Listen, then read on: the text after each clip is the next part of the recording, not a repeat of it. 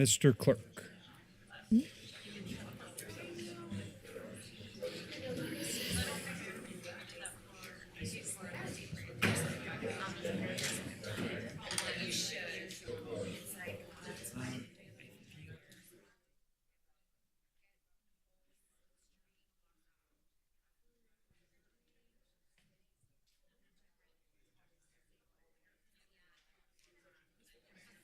Vice Mayor, if you're ready, we are over here.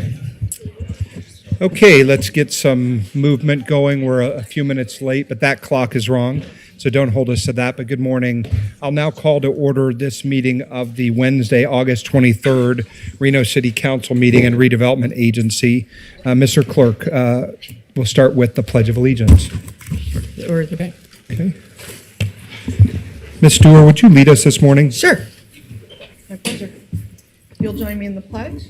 I pledge allegiance to the flag of the United States of America and to the republic for which it stands, one nation, under God, indivisible, with liberty and justice for all.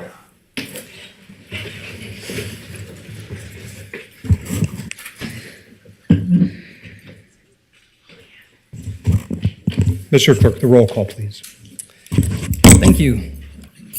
This is a roll call for the Wednesday, August 23rd, 2023 Reno City Council meeting, beginning with Councilmember Breckus. Here. Dewar. Here. Martinez. Here. Ebert. Present. Taylor. Here. And Vice Mayor Reese. Here. Thank you. Vice Mayor, you have a quorum of the Reno City Council. Thank you. And item A3, public comment. Thank you. And I believe, do we have a couple of introductory items from the KT Grace Foundation? Yeah, we'll just call them in public comment in the normal order. Thank you so much. Welcome to the dais and the City Council, Ms. Kimberly Weingartner from the Katie Grace Foundation.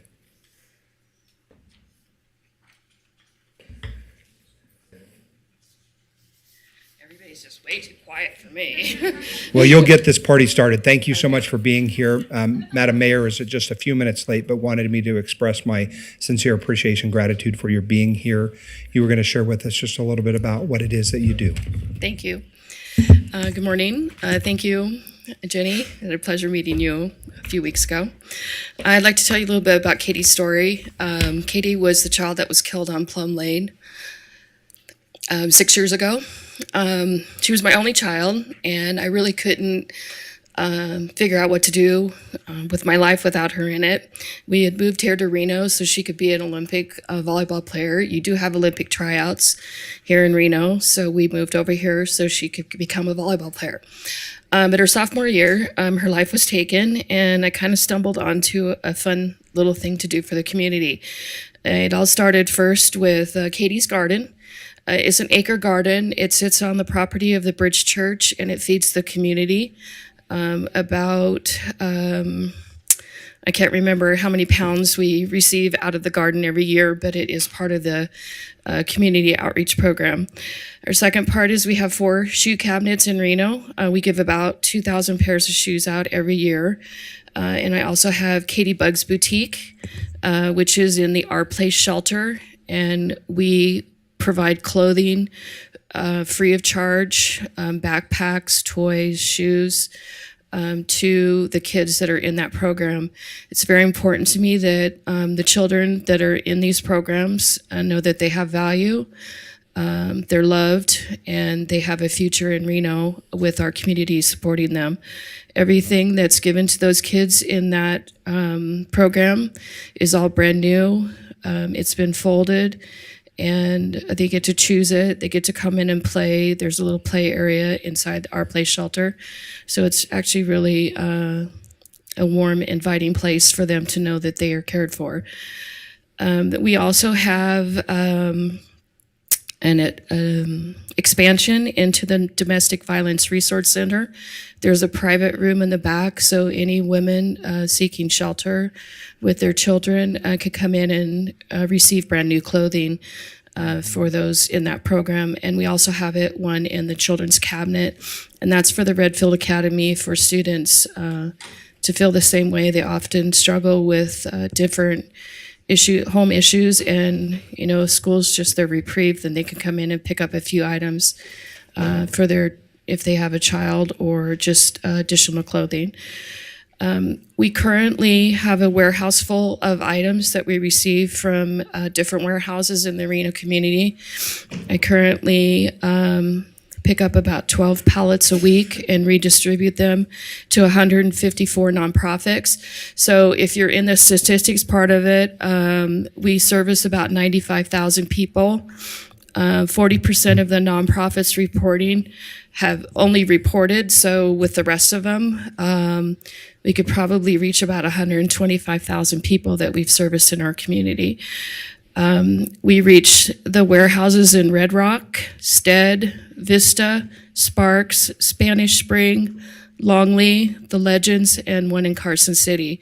So our reach is far and wide. So all of you council members, you probably haven't been to the warehouse, but we do invite you to participate in learning more about what our community, what Katie's Foundation is doing for the entire Reno community, and just not Ward 1. We also provide veterans baskets. So if you're taking a veterans from the street, a treatment program, and in temporary housing, and then they move into an apartment with nothing, we're not setting them up for success. We need to set the people up for success that we're pulling from the street. Because if we don't, it just puts them right back onto the street, because it's too hard to find those essentials that you need for your to live on a daily basis.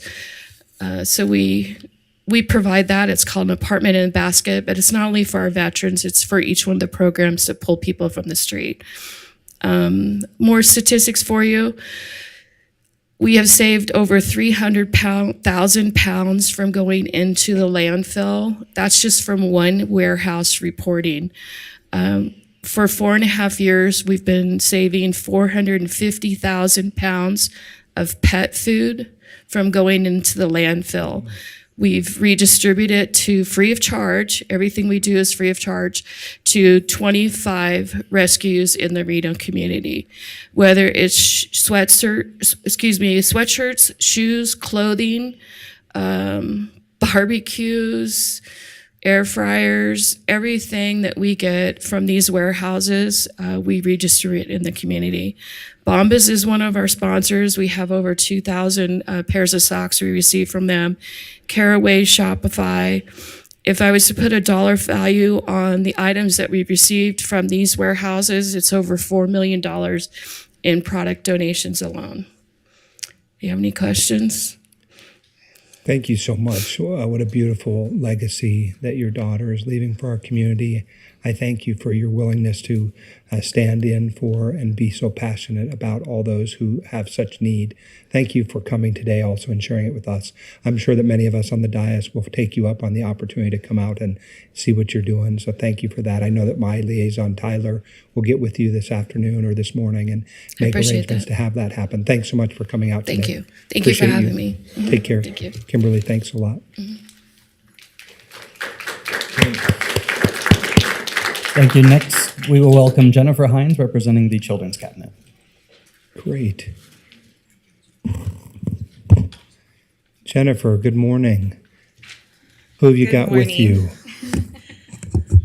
This is Alyssa. She is one of our coordinators in our program. Great, fabulous. Welcome. I think most of us know about the good work that Children's Cabinet has been doing for so very many years in this community, but we're always happy to hear from you. Yes, thank you so much. We're here today to share out about our new program. It's a statewide program through the Children's Cabinet. It's our Early Childhood Community Health Worker program. I'm the program manager, so it's statewide.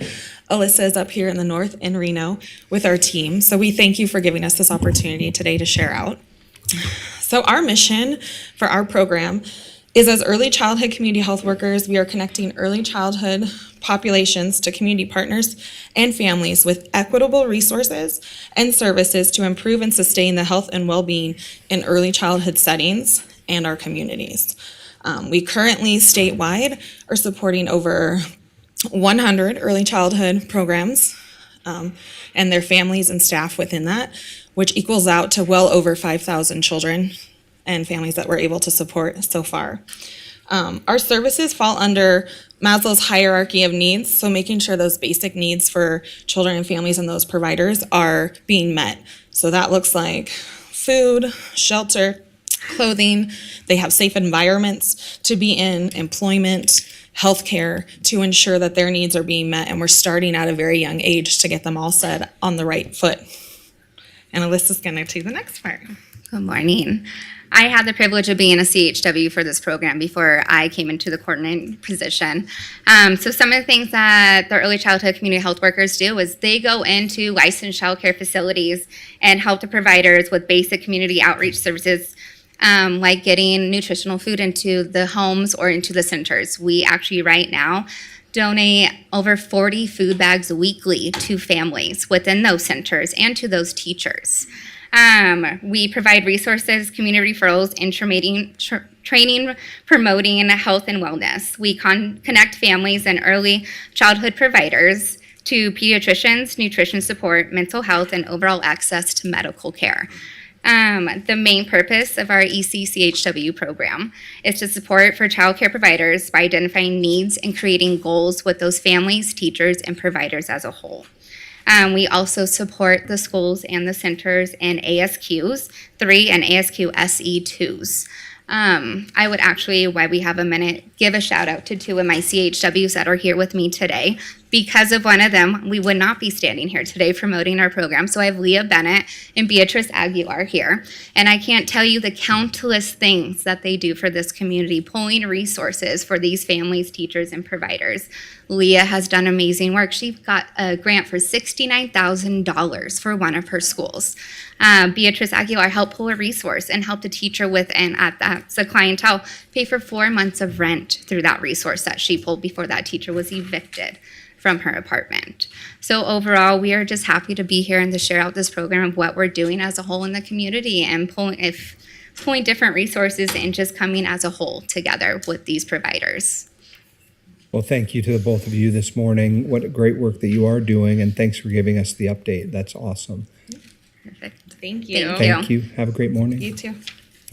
Thank you very much. And moving forward with our public comment, members of the public may hear and observe and provide public comment virtually by registering through the following link, which can be found on reno.gov meetings. And that link is as follows: us06web.zoom.us/webinar/register/W, capital N as in Nancy, _5, I, R as in Robert, capital J, 2, capital J, I, B like boy, Q, Y, lowercase m like Mary, H, X, B9, capital G, lowercase n like Nancy, U, 1, capital J, W, W.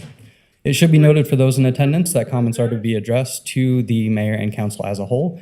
Comments heard under this item will be limited to 3 minutes per person and may pertain to items both on and off the council's agenda. Council may not take action upon any matter not agendized on today's agenda. When you are called on for public comment, please state your name for the record and begin speaking. The timer will begin when you say your name, and you will be afforded 3 minutes. For those participating in chambers, in accordance with Council Rules 6.3.11, while in this room, please be respectful. Unauthorized remarks from audience members like clapping, yelling, whistling, etc. will impede the meeting and may result in a warning issued by the presiding officer.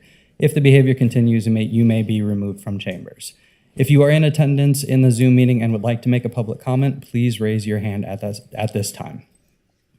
And our next public commenter will be Mark Markell, followed by Rhonda Thiessen. Mark, welcome. Mr. Clerk, while we're getting Mark up here, can you repeat that URL for me? Absolutely. No, I'm just kidding. I don't know what we're doing there, but maybe we'll figure out a way that we can put that out online rather than read it. That should be simplified going forward. I think so. Well, Thank you it's so a much. it's a new state requirement. It is. It's a new requirement in the open That you meeting read We'll it law. figure out out a loud. different way than we have this way. We have a different way. We're going to use a short link on the go forward. But Great. for today, we've got this But one. for now, I was just giving Mark a chance to get to the thing and give us a moment to laugh. Important to do that. Mark, welcome as always. Good to have you. I'm sorry. Thank you, Mr. Vice Mayor. Good morning, Mr. Vice Mayor and City Council. and city manager.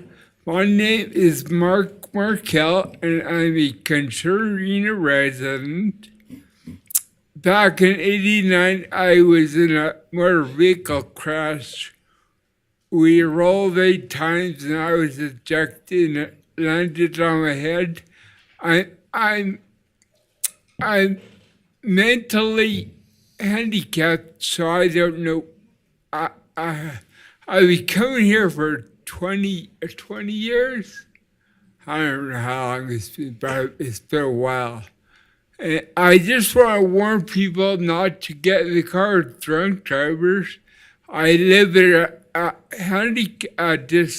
don't know what, I live ASI.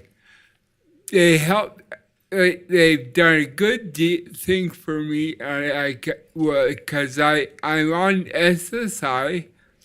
I come here to warn people and show people what can happen if you get in the car with a drunk driver.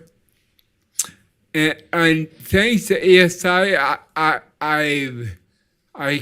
can afford to live. I have shelter. And anyways, it's been since '89, and just recently I fell on my face, and I can't walk now. I used to be in a walker, but I just don't want people to ride with drunk drivers. That's my main purpose in life, is to warn people and show people what can happen. It's stupid. I don't know. I like I said, I had a car land on my head, so I'm mentally handicapped. So, but please don't let this happen to you. I don't know what else to say, but thank you. Thanks, Mark. Thank you. Next, we have Rhonda Tyson, followed by Terry Brooks.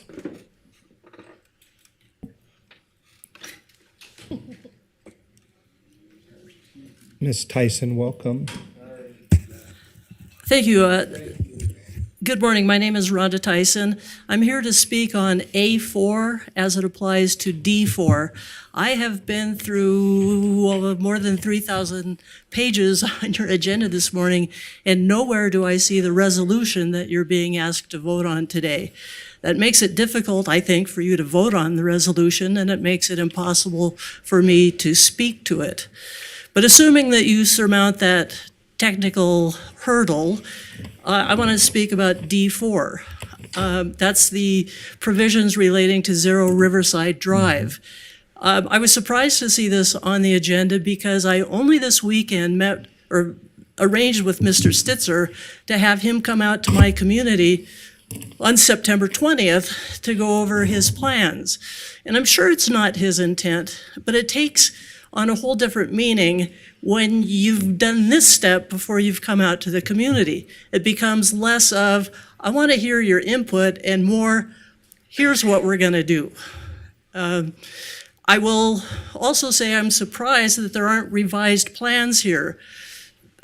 I'll leave it to the council members to decide how you want to respond to his failure or inability to address the concerns you all raised back in June. One of my concerns was emergency vehicle access. And I do appreciate that he approached the police department, and there is a proposal to turn that alley into emergency vehicle access only. I was looking forward to hearing how that was going to work at our September 20th meeting. It's on today, but I don't see any revised site plans. It's got to be more than that, because emergency vehicles need to be able to turn around on a property. In terms of that alley itself, it's one of the main sources of egress from Jones Street. It is the way people in the apartments access their own garages and parking spaces. Waste management uses it to pick up garbage there. So I'm not really clear how it can be taken out of circulation as a thoroughfare. Not to mention, it also requires the removal of the very limited parking, which this proposal says we're already going to seek a variance so that there's not enough room to park, but we're also now going to take out existing parking spaces. So there are some issues. In terms of emergency vehicle access, everybody who's heard me speak here over nearly a year about the fire at 1200 Riverside Drive will appreciate my concern there.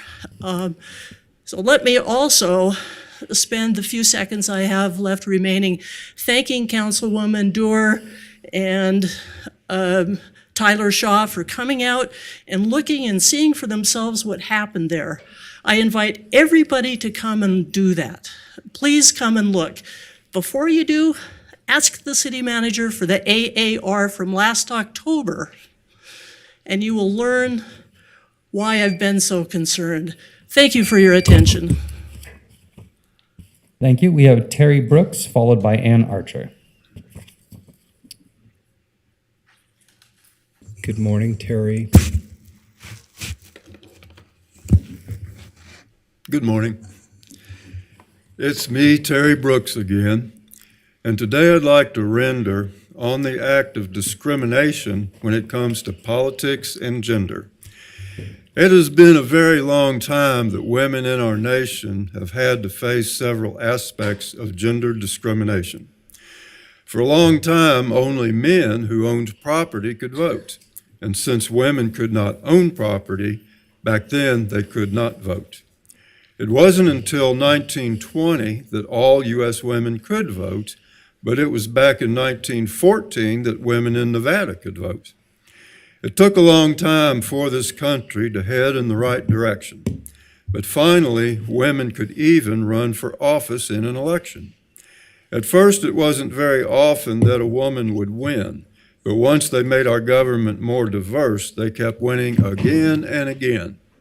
The more women there were who would vote in an election, then the more women who ran for office would wind up winning that election. And the more women there were who would run for office in an election, then the more women would want to vote in the next coming election.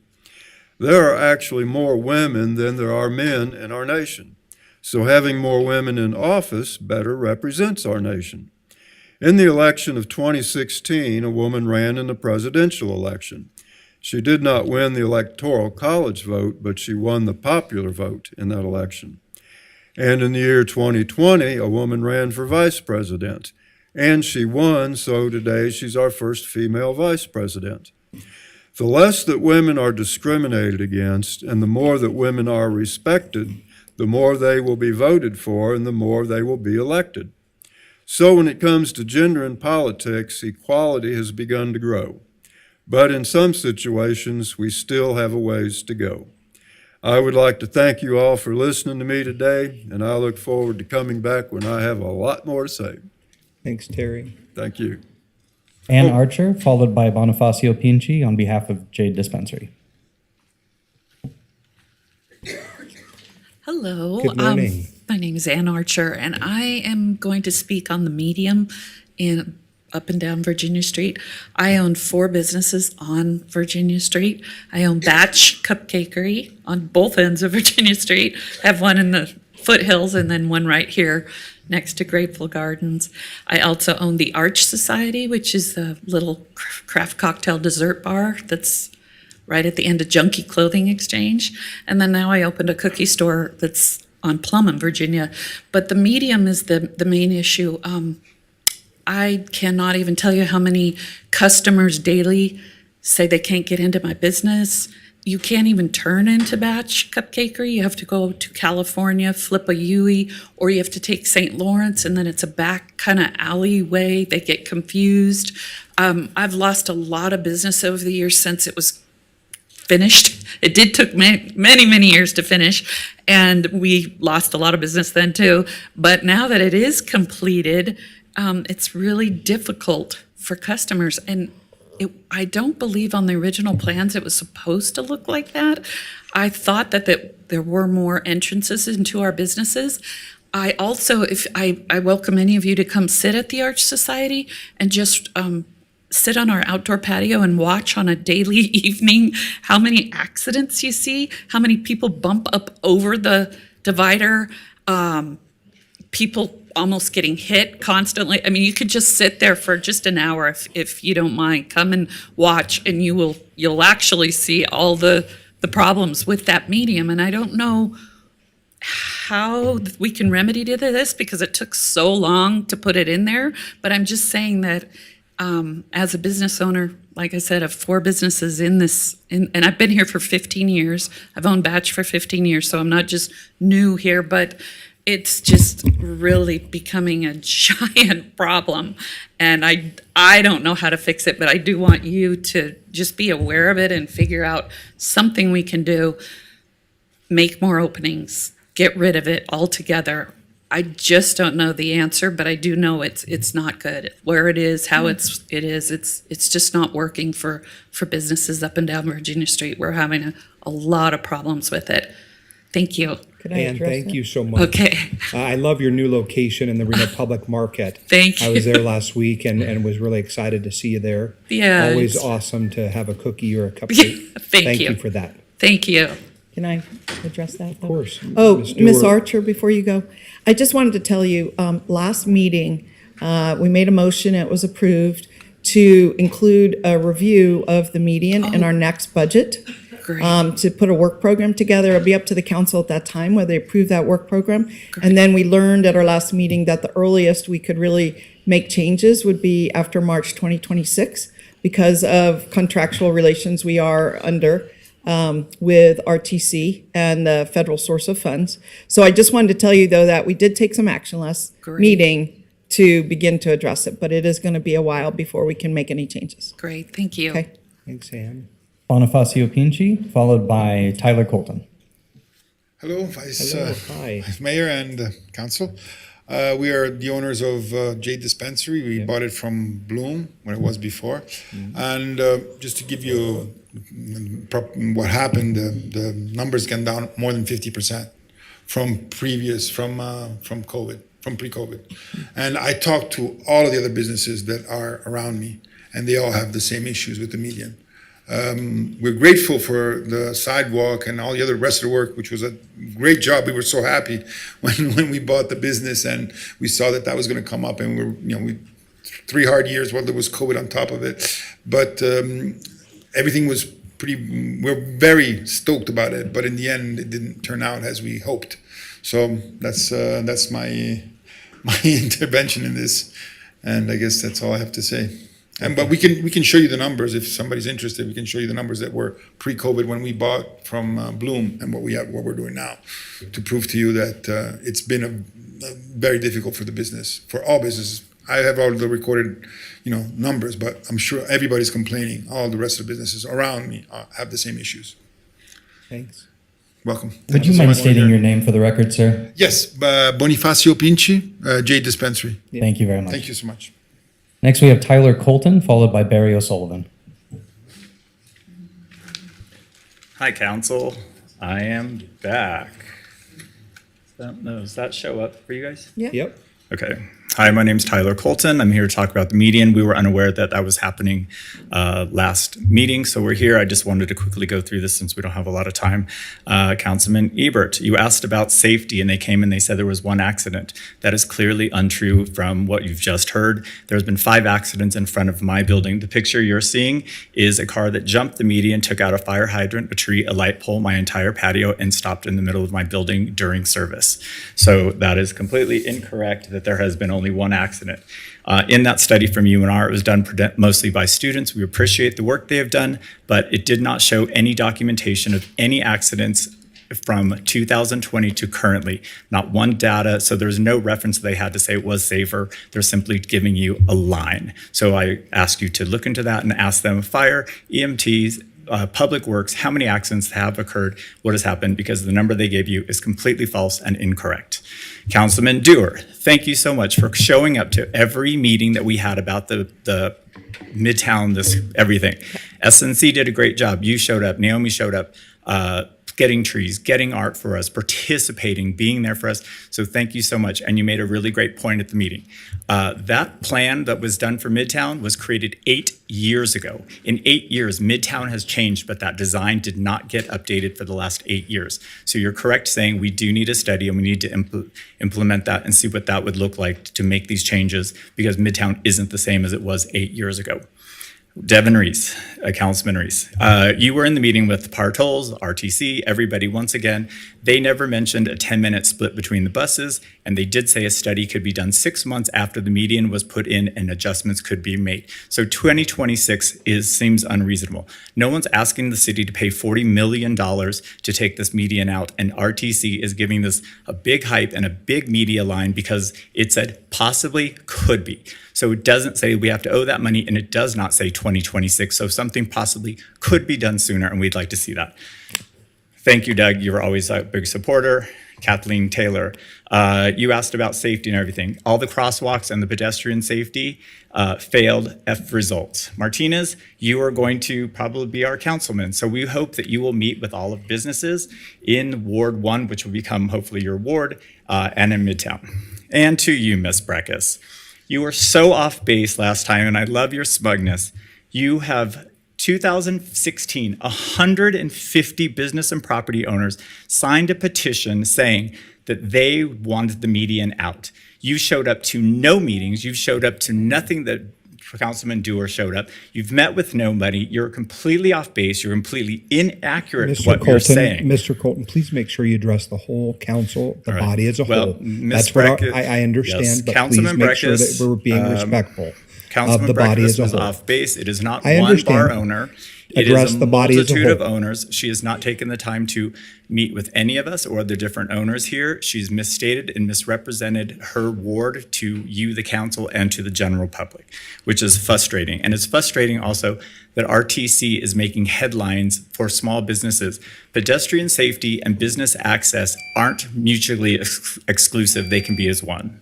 Thank you. You can have some additional time because I didn't want to Yeah, interrupt you. no, guys. that's it. It's frustrating that we have to come back again over and over, and then you're hearing different untruths from different council people who don't take the time and don't show up in their own ward to address the issues of the business and the residents. And it was also mentioned that the traffic goes into the neighborhoods. Currently, the only way to get to businesses, and RTC told us this, the traffic must go into the neighborhoods, Haskell, St. Lawrence, up and Plumas, and that's the way they want the traffic to navigate. So it does sit in all the walking neighborhoods. So if we got added turns, then we actually would reduce what you would like, no traffic in those neighborhoods. But currently there is traffic in the neighborhoods. Thank you so much. Thank you. Barry O'Sullivan, followed by Linda Miller. Barry, always a joy to see you, my friend. Welcome.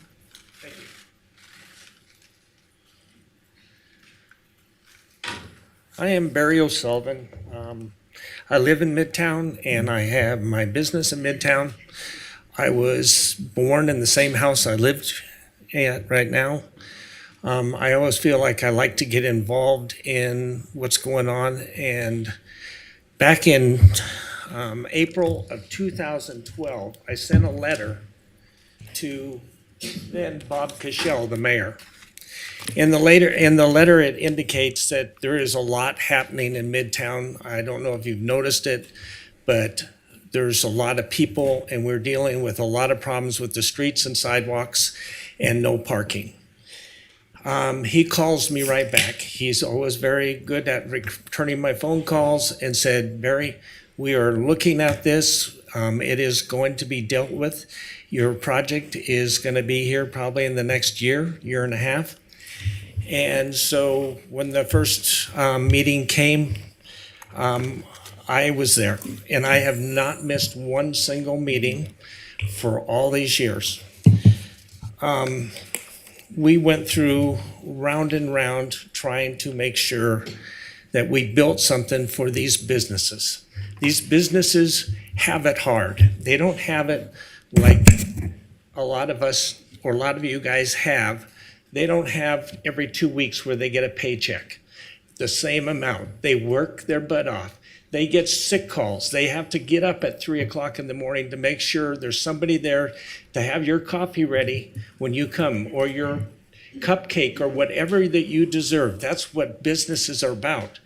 We work our butt off. And this plan is not working. I see it fail daily. Last night, I eat in Midtown every single night I'm in Reno. I support all the businesses. Last night, there's cars going out of where Grateful Gardens is, going over the median, tearing out the bottom of their car. They're constantly dealing with the median. The median needs to go, but the median needs to stay if you don't change it to one way. If you took out that median right now, it would be the biggest mess unless you changed it to one way. There is no way right now that fire trucks can get to any fire on Virginia Street in the 5, 6, 7, 800 block. If there's a fire, they can't get onto it. Why? There is nowhere for people to get out of the way. They're constantly stuck behind another. You can't pull off to the right because there is nowhere to pull off to the right. It is very, very frustrating that this was brought up numerous times. I went around and I did legwork for all the parcels in Midtown. And every single one of them really wanted to make sure that we looked at doing it one way. That's all these people signed. Please, let's look at it for one way. It didn't happen. We were told regarding our property and on the minutes from RTC that they would return and look at the parking problem as soon as the project is done. It's in their notes that they will. Nothing ever happened. Barry, let's make sure that we get a meeting scheduled. You and I and Ms. Dewar will make ourselves available so we can meet. I know that you have the binder, and it's a very impressive thing that you've collected all these years, and we'll look forward to doing that. Mr. Shaw will get a meeting arranged. He's back here. He'll meet with you outside. Okay. And the one last thing, if I could add. Last thing. If Mr. Martinez, I know you're going to be new to this. These businesses need somebody to come and listen to them. Please, I ask you as the council person for that area, my council person for where I live, please come and get involved. We need you. Thank you very much for your Barry, time. thank you. Linda Miller, followed by Dr. Bill Miller. Ms. Miller, welcome. That microphone moves all the way around. It can move anywhere you can, so it'll help you out. Thank you. Good morning, council members. My name is Linda Miller. I will provide a cue with the slides. I am representing Reusable Reno as a consortium partner of Green Dining Nevada. Suzanne Groneman, the City of Reno's sustainability manager, is also a consortium partner. Thank you, Suzanne. Our partnership is advocating for Reno restaurants to help stop waste before it starts. Reusable Reno's primary concern is single-use disposable plastics, but in the context of Green Dining Nevada, the focus is on all single-use disposable waste in takeout and delivery food service. Next slide. Skip the Stuff offers restaurants a sustainability action plan that can easily and immediately be implemented at no extra cost. This initiative places sustainability commitment at front of house, which offers a broad and friendly education to customers and our community at large. Restaurants should provide food service accessories for takeout or delivery only if the customer requests them. It's a simple solution that has already proven to save restaurants money and reduce waste. Next slide. A report published on today's one-way throwaway food service, Economy, is highlighting the numbers you see on this page. This waste creates significant climate pollution, energy use, water consumption, resource extraction, waste and litter generation, plastic pollution, and uses a whole lot of other resources. Next slide. This nationwide report was last updated in 2022. Food waste is number 1 on the chart, and plastics are the second largest landfill material, which continues to grow at a rapid pace. Next slide. NDEP recently published a 2023 Recycling and Waste Reduction Report, which shows a statewide average of 2% recycling of plastics. In Nevada, the vast majority of single-use disposable items are not recyclable.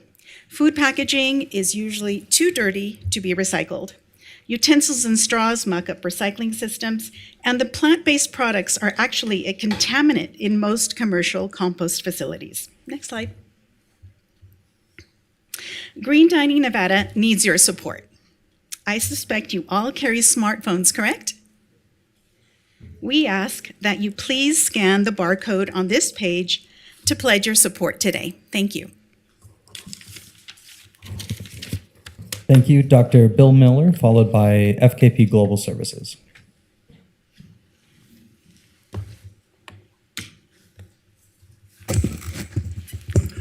Good morning, Mr. Vice Mayor and council members. I'm Dr. Bill Miller, Doctor of Ministry, so don't ask me for any medical advice in the hallways. I'm a retired hospice and hospital chaplain, and I'm not here to talk about dying, but instead living, specifically regarding our children and families, specifically in the newly created 4th Ward in which I reside. It has come to my attention that our ward, the largest in landmass by far, now has only 4 parks and no recreation center. Now you might think, so what? Redistricting didn't add or subtract any parks or recreation centers. True.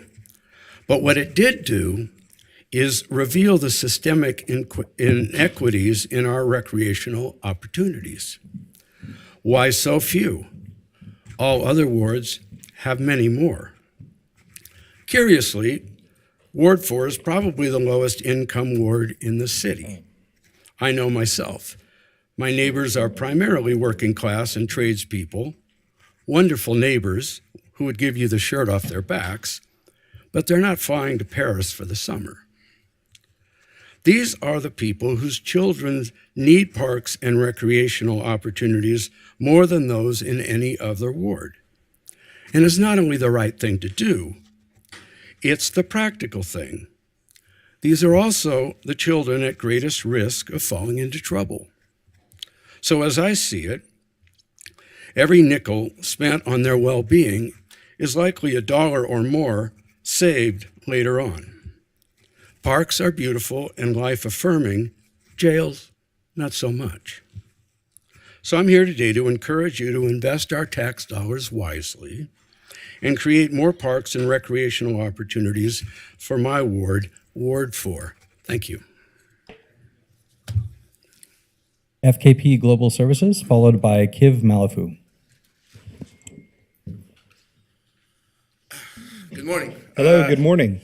I'm not going to lie, I'd be lying if I told you I wasn't nervous. The last time I was in front of a panel of people, I was inside of my girlfriend's living room talking to her dad and his brothers trying to court her. So forgive me if I'm a little antsy. Well, we don't bite, and I think we'll be my name is much Nestor easier. Finau, and I am one of the board members of FKP Global Services Incorporated. And I want to thank you guys for the opportunity for us to come here and just shed a little bit of light of what we got going on. And my goal and the hopes is for the next couple of minutes is that we all are on the same page and understand 3 concepts of exactly what we're trying to do. It's what we are, how we started, and where we're going. What we are as FKP Global Services Incorporated is committed to leveraging our Polynesian heritage, collective strength, and expertise to empower communities, not only in Washoe County, but in hopes of worldwide. We promote cultural preservation, cross-cultural understanding, and community development. And our passion for serving others drives us to provide exceptional services, fostering social, economic, and cultural prosperity globally. Moreover, we aim to inspire and educate through cultural and heritage programs, bridging gaps and cultivating a more inclusive society. How we started, in order for me to get to how we're at right now, I want to take you guys through a journey. Back home in the islands, in our villages, the men in those villages used to get together to plan events and to raise money for these villages. And these things could go from like rebuilding churches, building schools, making sure our kids have school supplies, and making sure that they have uniforms, even all the way up to the roads. And this is all money raised within the village. Here in America, what started off as a few group of guys trying to help the younger generation stay on a positive track, it turned into dozens of young men come together in our Polynesian community for one purpose, and that's to give back to a community that raised about 98% of us right now. Where we're going, we have such extensive goals, including supporting our children in school and transitioning into a real world of adulthood, supporting parents and families mentally, physically, emotionally, and spiritually as they continue to raise their children in a comforting and a stable environment, preserving and teaching our cultural and traditions that have been passed down in hopes that our future generations will hold firm to the various Polynesian cultures they stem from. From our recent held backpack drive, which raised over $10,000 in both monetary and non-monetary donations in support to students and their families, to future events on the horizon, including supporting the families that are displaced in the disastrous Maui fires, to feeding the homeless, toy drives, tutoring, we will continue to provide supports to benefit the needs of this community. In closing, FKP Global Services Incorporated wants to teach, foster community, and to be positive examples to both Polynesian and non-Polynesian members of our community, and to show that we are present and have a voice. I want to thank you guys so much for the opportunity, and we hope, and we're looking forward to you guys' partnership. Thank you. I just want to say thank you on behalf of my club, FKP, and giving us the moment, because I just want to say thank you. I'm from Maui, and this is why our next drive is for Maui. We have a lot of family there, and my first memories is from Lahaina, and I ain't got nothing on paper. I'm just speaking from the heart, and thank you guys for giving us the time, and I just want to say thank you, and that's it. Thank you, gentlemen. If you would please meet with my attaché, my liaison, Tyler Shaw, so we can find a time. I think Councilmember Ebert did a recent event at the fire station with the backpack giveaway, so that's really awesome.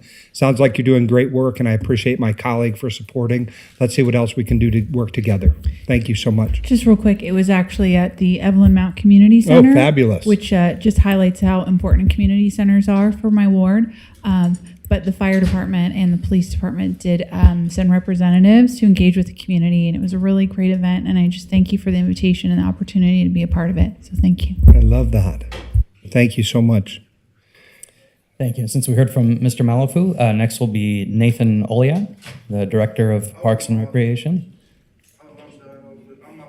Yes, we got that. Thank you so much. And Mr. Oliat will be followed by William Stewart. Good morning, Vice Mayor, Council, friends and neighbors. Just Nathan Oliat, for the record, taxpayer, citizen. But I'm here today talking as the Parks and Recreation Director to just share that we have a few things going on and we want the public to know about it. Our PROS plan is ideally nearing completion, and we have a public feedback effort that we'd like everybody to know about. A nice website that was set up to gain public feedback and help prioritize direction for the PROS plan and our implementation process. So want the public to know, go to the Reno.gov webpage, so reno.gov/engage, and look for the PROS plan on the site there. And please give us your input. We want to make sure we're listening to the public as we do this. So second thing, our Youth City Council is getting going, and we're looking for able and motivated young people in our community that can represent the community geographically and culturally and at all levels. So if you're interested in doing that, the easiest way to find it, I can give you a long link, but we don't like those, right? We want to keep it simple. Just go on reno.gov and search Youth City Council. It'll be the first link that pops up if you want more information. So we're looking for those kids who are, again, motivated, but also have the time to serve and be a part of it. So it's a great opportunity for college resumes and then just to serve the community. So thank you. That's it. Thank you, Mr. Uliot. Always a privilege to have you in chambers. Next, we'll hear from William T. Stewart, followed by Denise Bolanos-Harita.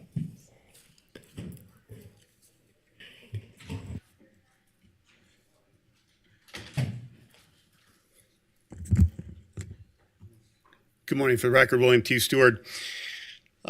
Just over 2 weeks ago, Maui experienced the worst fire in its history. They're still combing through the wreckage to find lost ones. I've talked to the dais a couple of times over the past few years about wildfire, having a Firewise community, talking about local officials getting involved with making sure communities are aware of what's going on, emergency alert systems, everything else that went wrong in Lahaina that we can hopefully learn from.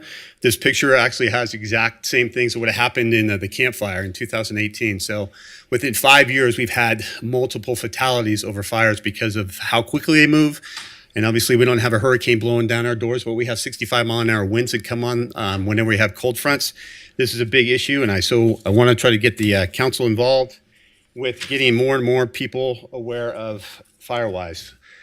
This is through Nevada Extension, Living with Fire. It's the embers that basically take these fires out. These homes that are built in the wildland-urban interface don't have a whole lot of protection around them. And if you're up in a Collin Ranch area that's had multiple fires over the past 10, 15 years, there's vegetation throughout the community. If you just drive around here, you can see that.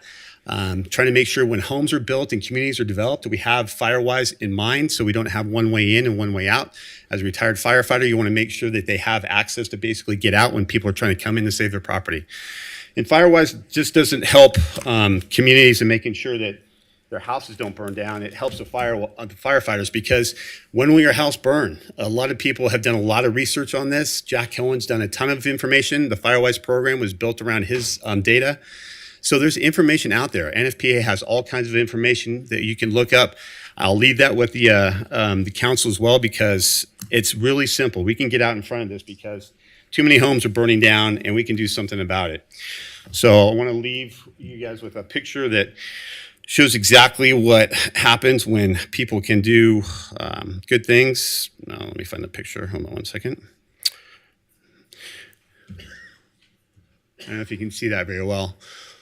But that house is in Lahaina. That house was bought in 2021. The people that bought it retrofitted the roof. They put on a steel roof. They did the defensible space around it. That house is living proof of everything that we're talking about. Making sure homes can survive, making sure firefighters can get in around properties and defend homes. These are all things that we can be done proactively instead of react when the fire takes place and people are evacuating. And then you have the old backside of stuff. Insurance claims. People don't want to live there. Home values go down. Their soil is contaminated. The people in Camp Fire are still digging out from that. So these are things that we can do on a local level and also talking to the feds. Catherine Cortez Master was here not too long ago. Somerset has a grant to do defensible fuels work. I'm asking the council to get involved and get more money for local communities to become Firewise and hire fire inspections to go out and take care of communities. Thanks so much for your time. God bless. Thank you so much. Madam Mayor. Yes, I do want to make sure we get your information. I want to know how we can help you. This is incredibly important. I was a resident of Lahaina for 5 years. And so just the stories are heartbreaking speaking to some of my friends. But to your point, this is such an issue now more than ever. So this is really important. Also, we do have you worked with any of our fire department? Yeah, I've talked to Chief Cochran and Trey Palmer. They are actually, I think, implementing a new defensible space inspection program, which is great. I worked up in Truckee Fire for a number of years, and that's what I did. So I know firsthand on the front end and the back end of fires and how to prevent them and hopefully give people the education to be more aware. Yeah. Thank you so much. Thanks, Madam Mayor. Yeah, before you leave, Mr. Stewart, Yes. and for you, Mr. Manager and Madam Mayor, I'm so glad you're here today because at the end of our meeting, we have council requests. And I was going to make a request in light of the fire and in light of the fact that I got an urgent message last night about a line arcing at the south end of town, up against on the Mount Rose side. Right. Arcing and has started 2 fires in the last few weeks. And they're really struggling with MV Energy. And the fact that MV Energy is supposed to be doing a line hardening program to address the issues at Collin Ranch, the Pine Haven fire, et cetera, that they believe would reduce the fire. I was going to ask Mr. Manager if we could have a presentation from both our fire department and from MV Energy on what steps they're taking and how are we, a refresh with the fall coming up, fire season, a refresh on where we stand with Envy Energy and with our fire department programs they're implementing and how we can help. So Great. very timely that you Love happen to be here. Yes, well, you guys all realize that the winds are coming in the fall. Yeah. And that's when we've had our biggest fires. Pine Haven, Yeah. Exactly. Cullen Ranch, Little Valley, you name it. Right. And hopefully we'll continue to get more rain, but it's something we can do something about. So I thank you for your Yeah. urgent expedience. Well, I was going to also. request that today, so it's Well, ironic good, that perfect you came timing. here. Yeah, well, thank you very much for your Thank time. you so Appreciate much. it. Good job, Councilwoman. Good Oh, job. yeah, sure. Thank you. That concludes our comments from people registered in the room. We do have a couple commenters registered via Zoom. First, we'll hear from Denise Bolanos-Harita, followed by Bill Shrimp. And Ms. Bolanos-Harita, when you are ready, please unmute and begin speaking.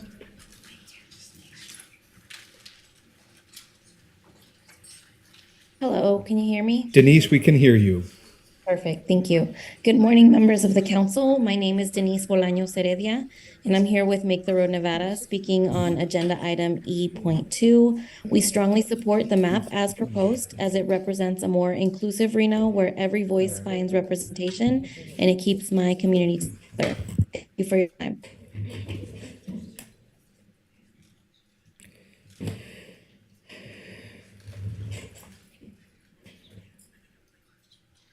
Thank you. And next, we'll hear from Bill Shrimp. And Mr. Shrimp, when you're ready, please unmute and begin speaking.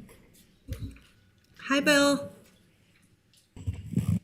Hello, good almost afternoon, everybody. Thank you. So, thank you for everybody for being here, as always. I'm going to talk about the item D1, the payroll financial report. Most importantly, thank you to the HR team that raised the flag and said, hey, we need an audit of this, because I read that audit and my goodness, there's definitely some work to do. I'm going to echo the comments of the Financial Advisory Board input. Yeah, you guys need some new software. They need some new tools over there to make sure our hardworking staff are paid correctly and the city is complying with the applicable state and federal laws, because we are not. Item D3, abandoning that lot right there by the train trench. I'm glad to see the city doing something with that over there. That's really a great thing. So I'm happy that somebody's doing that, and I hope the city's supportive of it. But it's really interesting when you read it right next to item D4 and you look at the numbers. Item D3, we're going to abandon it for $870,000, and it's like some dilapidated building and an empty lot that abuts the train trench. And item D4, we're essentially abandoning that as well. It is riverfront property for $20,000 less. So that's, I don't know, interesting. Do what you want with it. But Bless you. That's it. Thank you very much, everybody. Appreciate your time, and have a good day. All right, thanks, Bill. Thank you. And we did have one last public commenter in the room register, Tony Ramirez.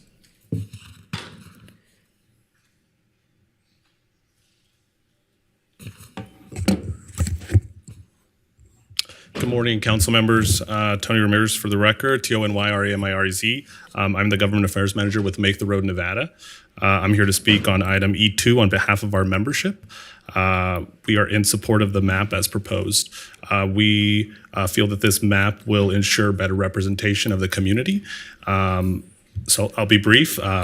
We thank the council for the due diligence on this item or on this issue, and the staff as well. We look forward to speaking to members of the community in each of these wards to ensure their participation in each of them. Thank you.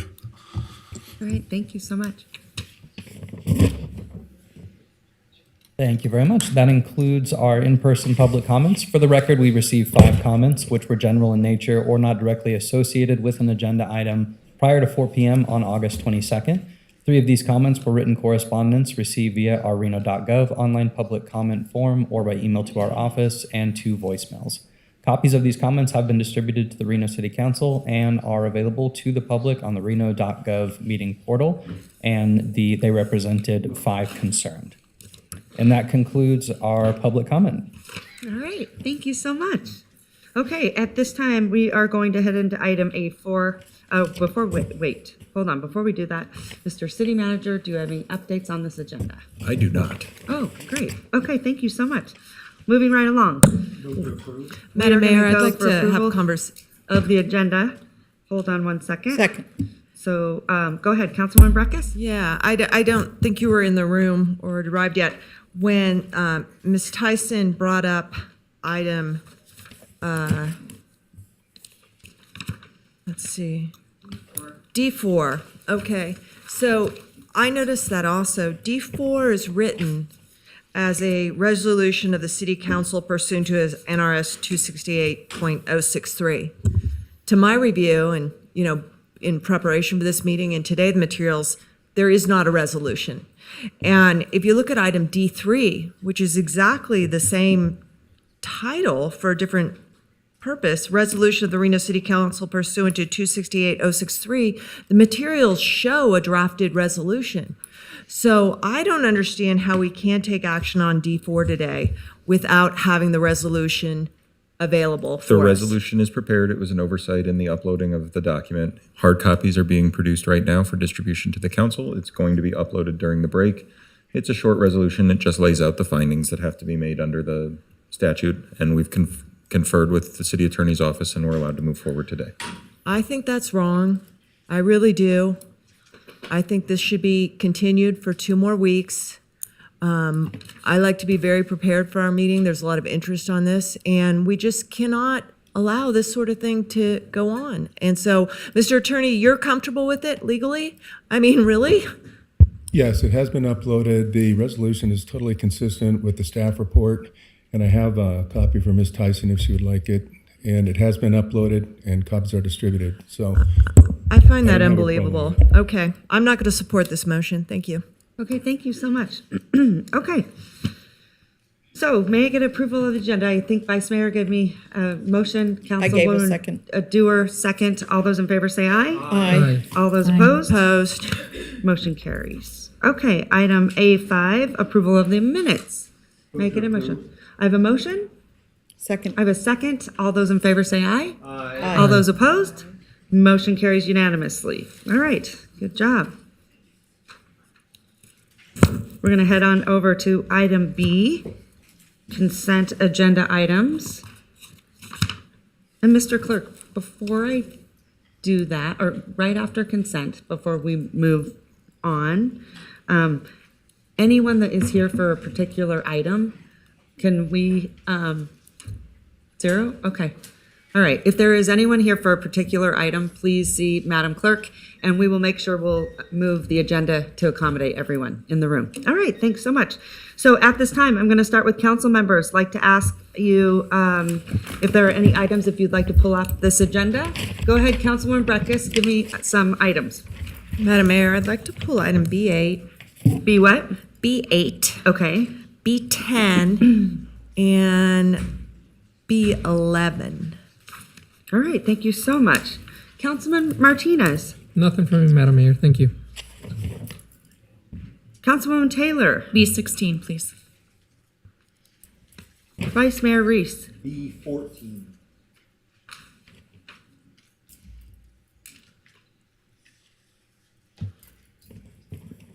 Councilwoman Dewar. I think my items were all pulled. Okay, thank you so much. Councilwoman Ebert.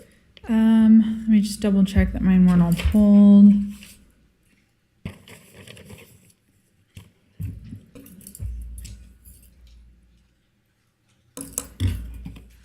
Okay, I'd like to pull B13, B15, and B17, please.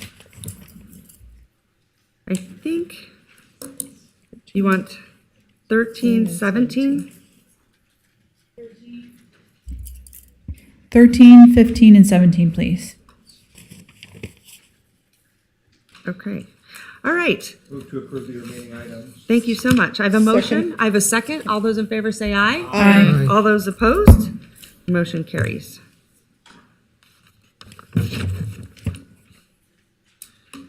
All right. At this time, we will start with Vice Mayor Reese, item B4, I believe. I believe it was No? B8, pulled by Councilmember Breckus. Oh. What did you pull? B14. Oh, 14. I had B4. Okay, gotcha. All right, go ahead. Councilwoman Breckus. Yeah, I'm 3 looking- minutes. Okay, well, I don't know that I need to talk for 3 minutes because I am asking for a staff report on this important item that impacts, our entire workforce and a lot of our retirees related to their health care benefits. Do we have staff? Are you staff? Yes, hi.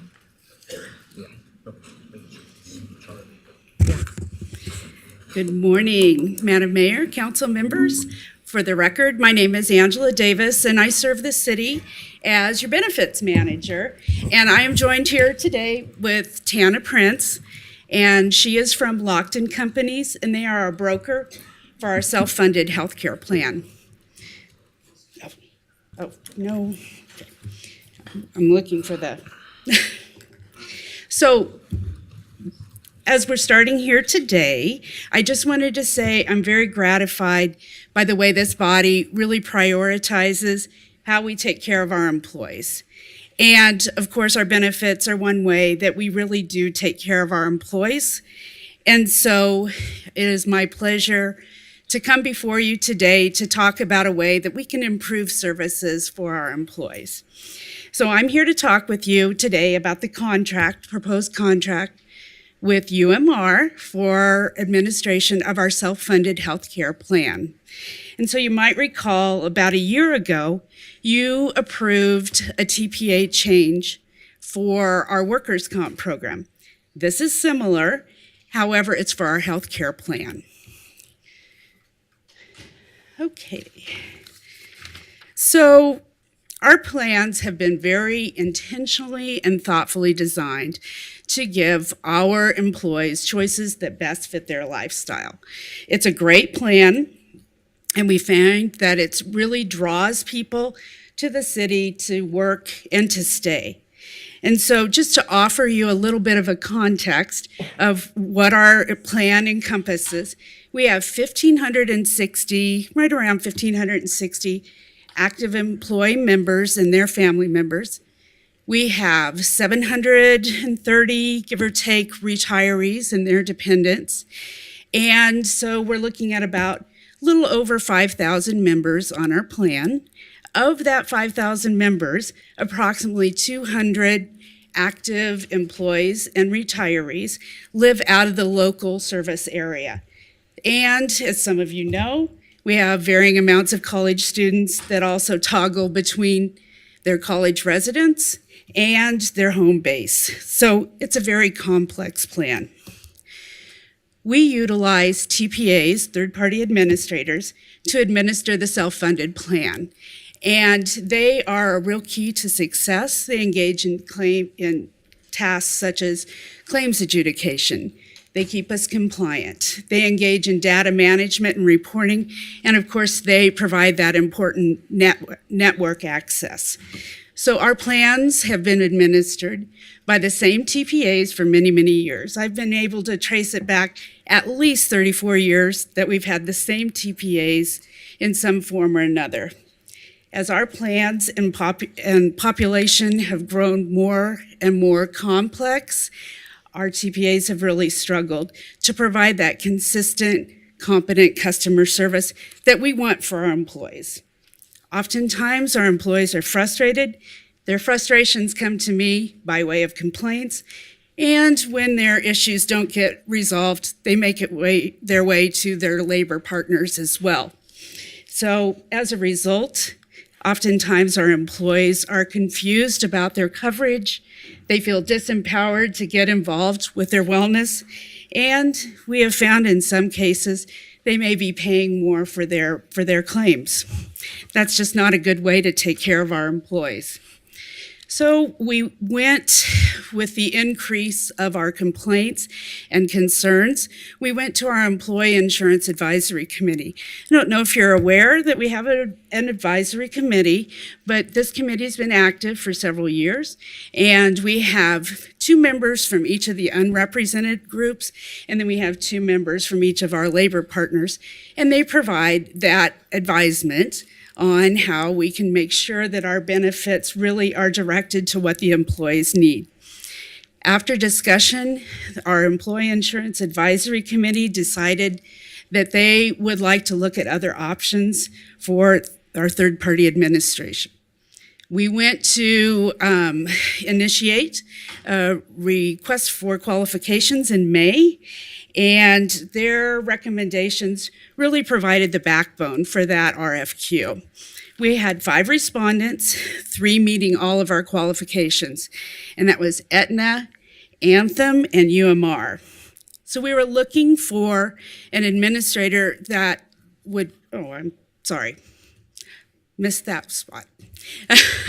We were looking for an administrator that would administer the plan as written. We have a great plan. We don't want changes to coverage. We wanted that competence in care management, claims adjudication, and data management. We were really seeking a comprehensive national network for our employees, and our must-have was that all local hospitals be in network. We sought proven high-quality service and Nevada presence. And of course, we were looking for a potential for integrated services under one umbrella. That means we're looking for a system that would accommodate our flexible spending programs, our health savings account, and other programs which are now under different vendors. We vetted our respondents through all of our key stakeholders. Lockton created a side-by-side comparison, which is included in the staff report.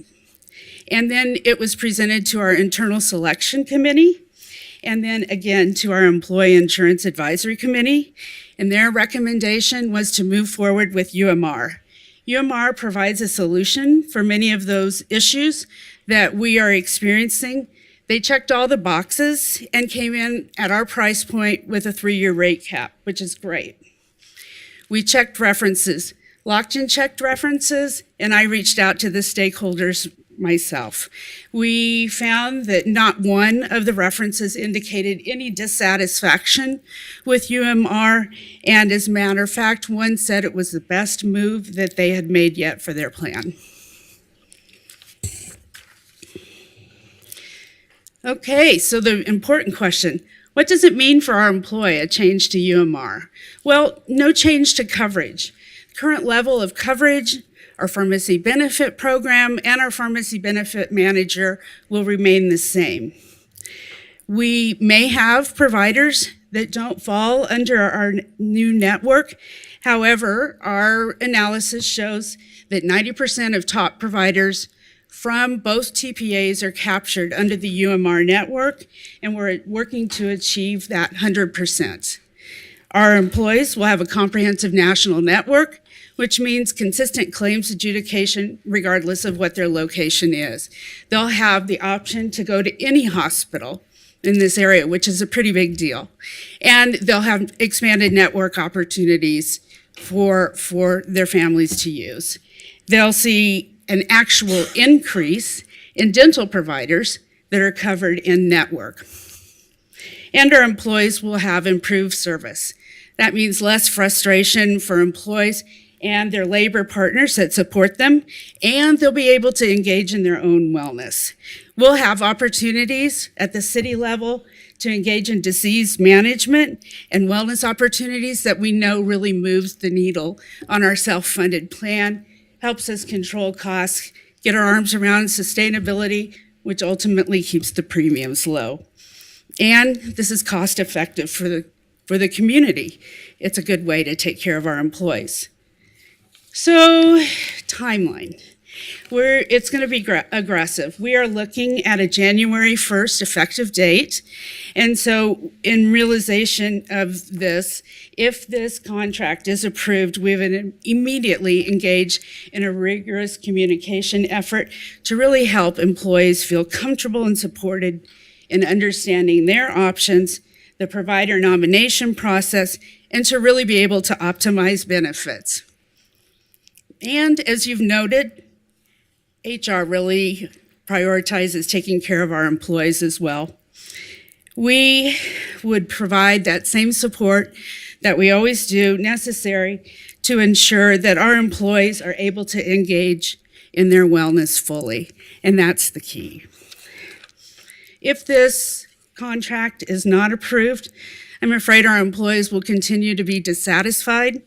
I think our labor partners will continue to be involved in the administration of our healthcare plan, and we will expend valuable time and money holding together a process that just isn't taking care of our employees. So I have one last slide with our recommended motion. I'm happy to entertain any questions you might have. All right, thank you so much. I'm so impressed with all the work that's happening in HR. It's really, really, it's really nice because otherwise everyone comes to my office. Thank you. And you are much more skilled at that than I am. So thank you so much. Really appreciate it. Great presentation, by the way. Thank you. Go ahead, Councilman Breckes. Yeah, thank you for the presentation, Ms. Davis. I do appreciate it. Now, I'm going to just make some disclosures. One is I, many decades ago, was a member of one of our bargaining group's employee advisory committees. So I kind of know the ins and outs and the history. And this is a big deal. 34 years of changing, I think is what you mentioned. It is a big deal. Secondly, I have not had the advantage over the last year because the mayor's excluded me from policy briefings and access to staff. So this is the first I've heard about this on a consent item. So maybe other colleagues know more and knew this was coming. I did not. And so I could be a little behind the curve on knowledge of this. But I wanted to know one thing. So Prominence, which used to be CDS, and what is it, My Chart or what is that? Hometown Health. HHP, those are going away. Those are the two current TPAs. We would be switching to UMR for Okay, so administration. anyone who has the My Chart, the HHP is going away, and anyone who's worked with CDS or Prominence, they'll have a whole new like login and network and everything. Correct. Okay, gotcha. So as I recall, and my information could be very dated, HHP My Chart was an HMO, correct? It is a PPO plan. Oh, it is a PPO plan. Okay. And I might not even know the differences, but I always understood CDS Prominence was the PPO and Hometown Health was the HMO, but now they're both PPOs? That is correct. Okay. So they're both, and the difference between an HMO and a PPO is that an HMO or a oh gosh, help me, lets you go out of network with a pay ability, right? The HMO is a managed care organization, so you have to utilize a primary care physician, you have to remain in network, whereas a PPO gives you those options to go in the and flexibility. And so both give that flexibility. Okay, now I'm understanding. Now this UMR who's coming in, I mean, what was the thinking? Because you said that you wanted to integrate the two. Why, I've always heard of healthcare competition is good, and I would think that competition is good just for our little book of business here at the city. Why did we want to integrate it into one, and what are we losing through that? Will we just then have one plan at the city of Reno? we would have one PPO plan and one high deductible health plan. Okay. Under that. And they're both through,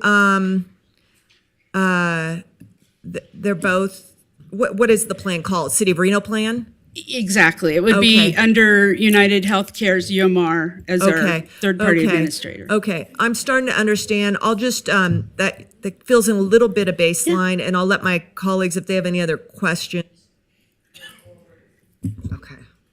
All right, any further questions? Go ahead, Councilwoman Dewar. Yeah, Madam Mayor, thanks. I do have a couple questions. And I'm going to have Madam Mayor reflect back to when we made the decision to do what we called choice plan, which is that we allowed both using of St. Mary's Hospital and the Renowned System Hospital, I think were our two main providers. Mm-hmm. People were really stressed about having to abandon one. We were being asked, we had all the CEOs from all the healthcare companies come here and talk to us. And we decided, and it was a little bit more costly, but it made our employees incredibly happy to have what we called choice. Mm-hmm. Where I'm confused is then we have the third-party administrator, right. And I thought that was both Hometown Health and Prominence. They were doing the administrating for their respective. They are our current third-party administrators. Okay, so the challenges have come with both or one? Is it Prominence? Is it Hometown Health?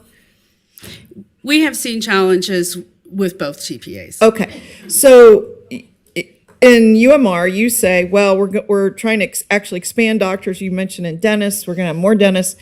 But I guess I'm looking to understand the percent of doctors that we have under contract, I guess, now. Is that going to be the same doctors, or are we losing some? I mean, where do we stand with all that? The third-party administrator provides the network access, and so our initial analysis of the top providers on both TPAs show that 90% are currently covered under UMR's network.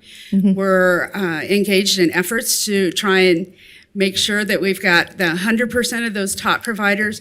We know some doctors will not be in network. They will be out-of-network doctors, but there is a provider nomination process in place whereby we can nominate providers that can be contacted for inclusion in the network. We can also allow our employees to have a provider nominated for contact as well. Okay. So there is a process. Because my time's short, let me just understand. So before we called it choice, and you could go to either one. Under this new umbrella, let me give you an example. I remember one of the conversations we had at the time.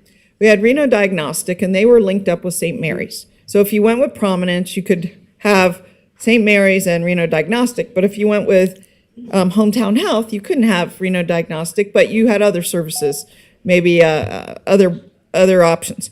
And I know the mayor and I selected one based on our own personal needs. Sure. Other people selected for other needs. Maybe they wanted to go to Reno Diagnostic. They had maybe a cancer and they felt comfortable in that setting. Under this UMR, can we go to both Reno Diagnostics? We could go to either hospital, St. Mary's or Renown. I mean, I'm unclear. That was one of our top asks, is that all of the local hospitals, including Renown, St. Mary's, and the two Northern Nevada hospitals, would be included in the network. And that felt very important to us. Our employees now currently have to choose between the two. Right. Now they have a comprehensive network. They can choose doctors. If I could just have one more minute. So under UMR, me as an employee, I could go to St. Mary's because they have contracted with certain doctors, and I maybe like that doctor, so I'm going to go there.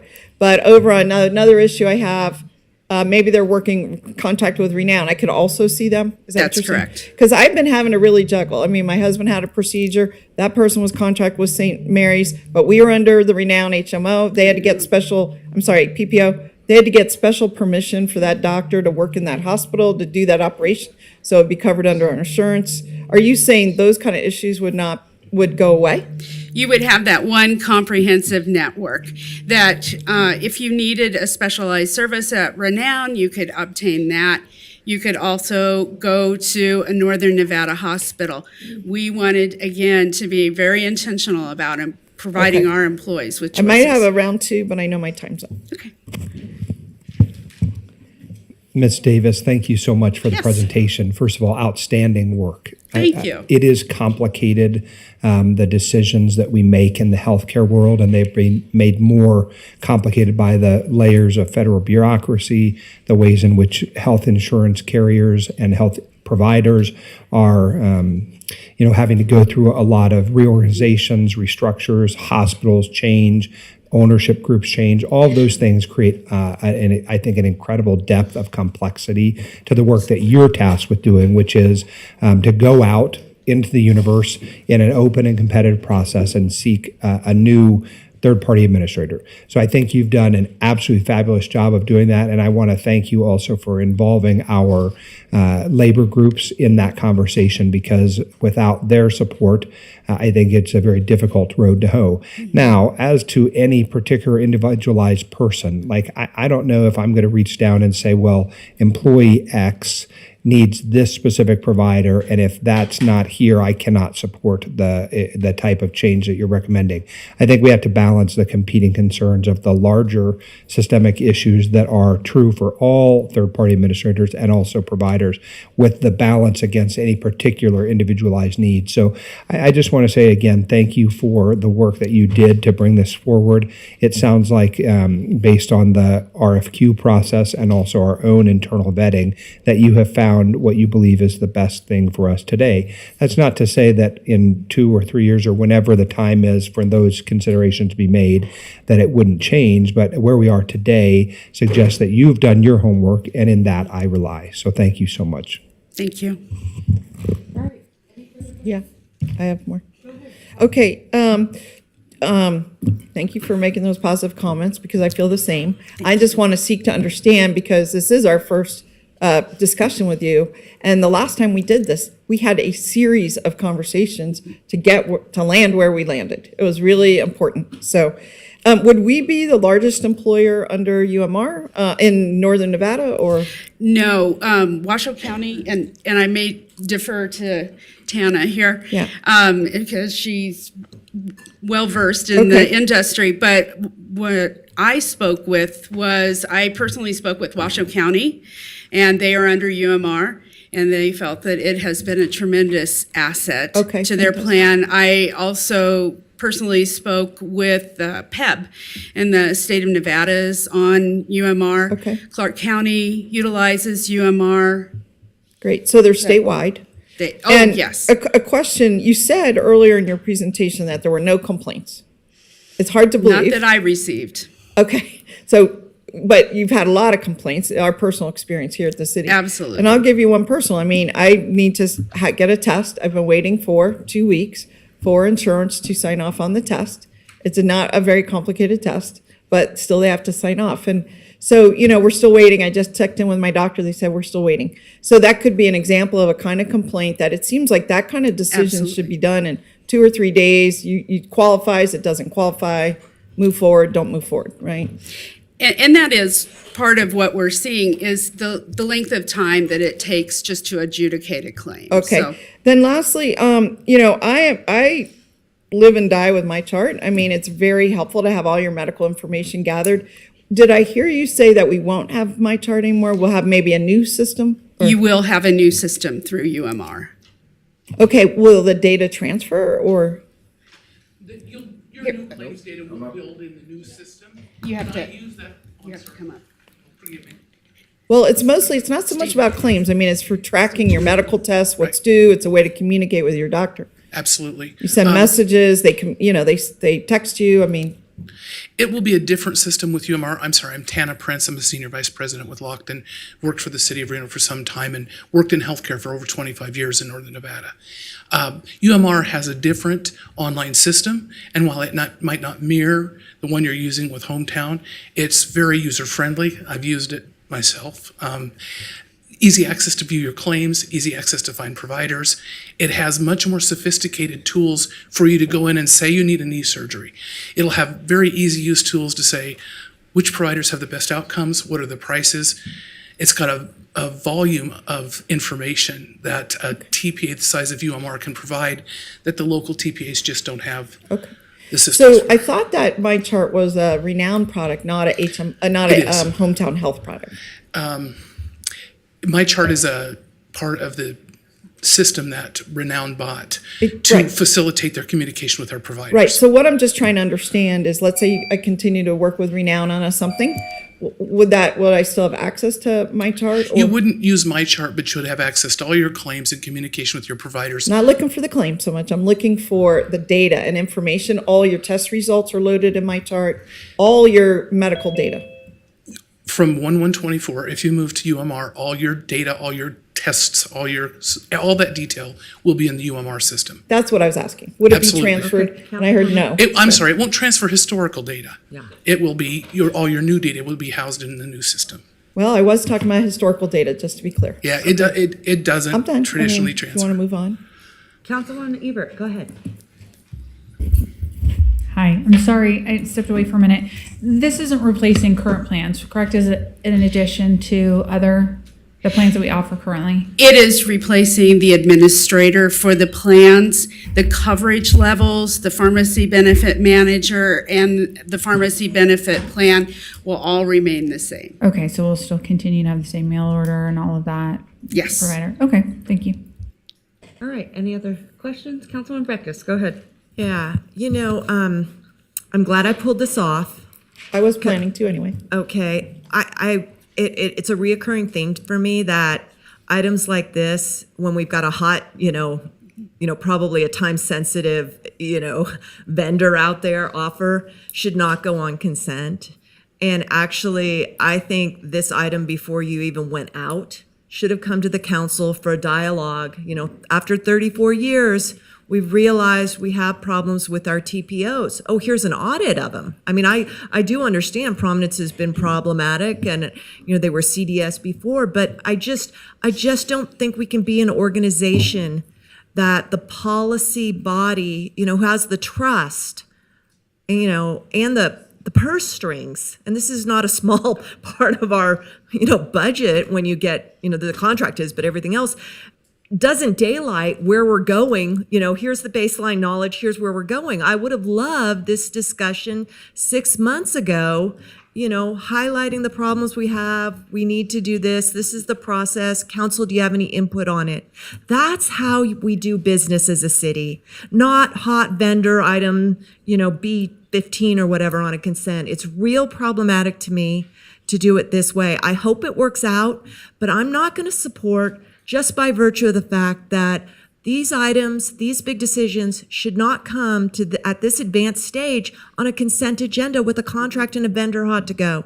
It just should not operate that way. We don't need to micromanage and say, I want this doctor, that doctor, or whatever. But in terms of process of, doing the job up here, when I see how much health benefits are of our overall budget, it's a big number. It's probably 2 digits.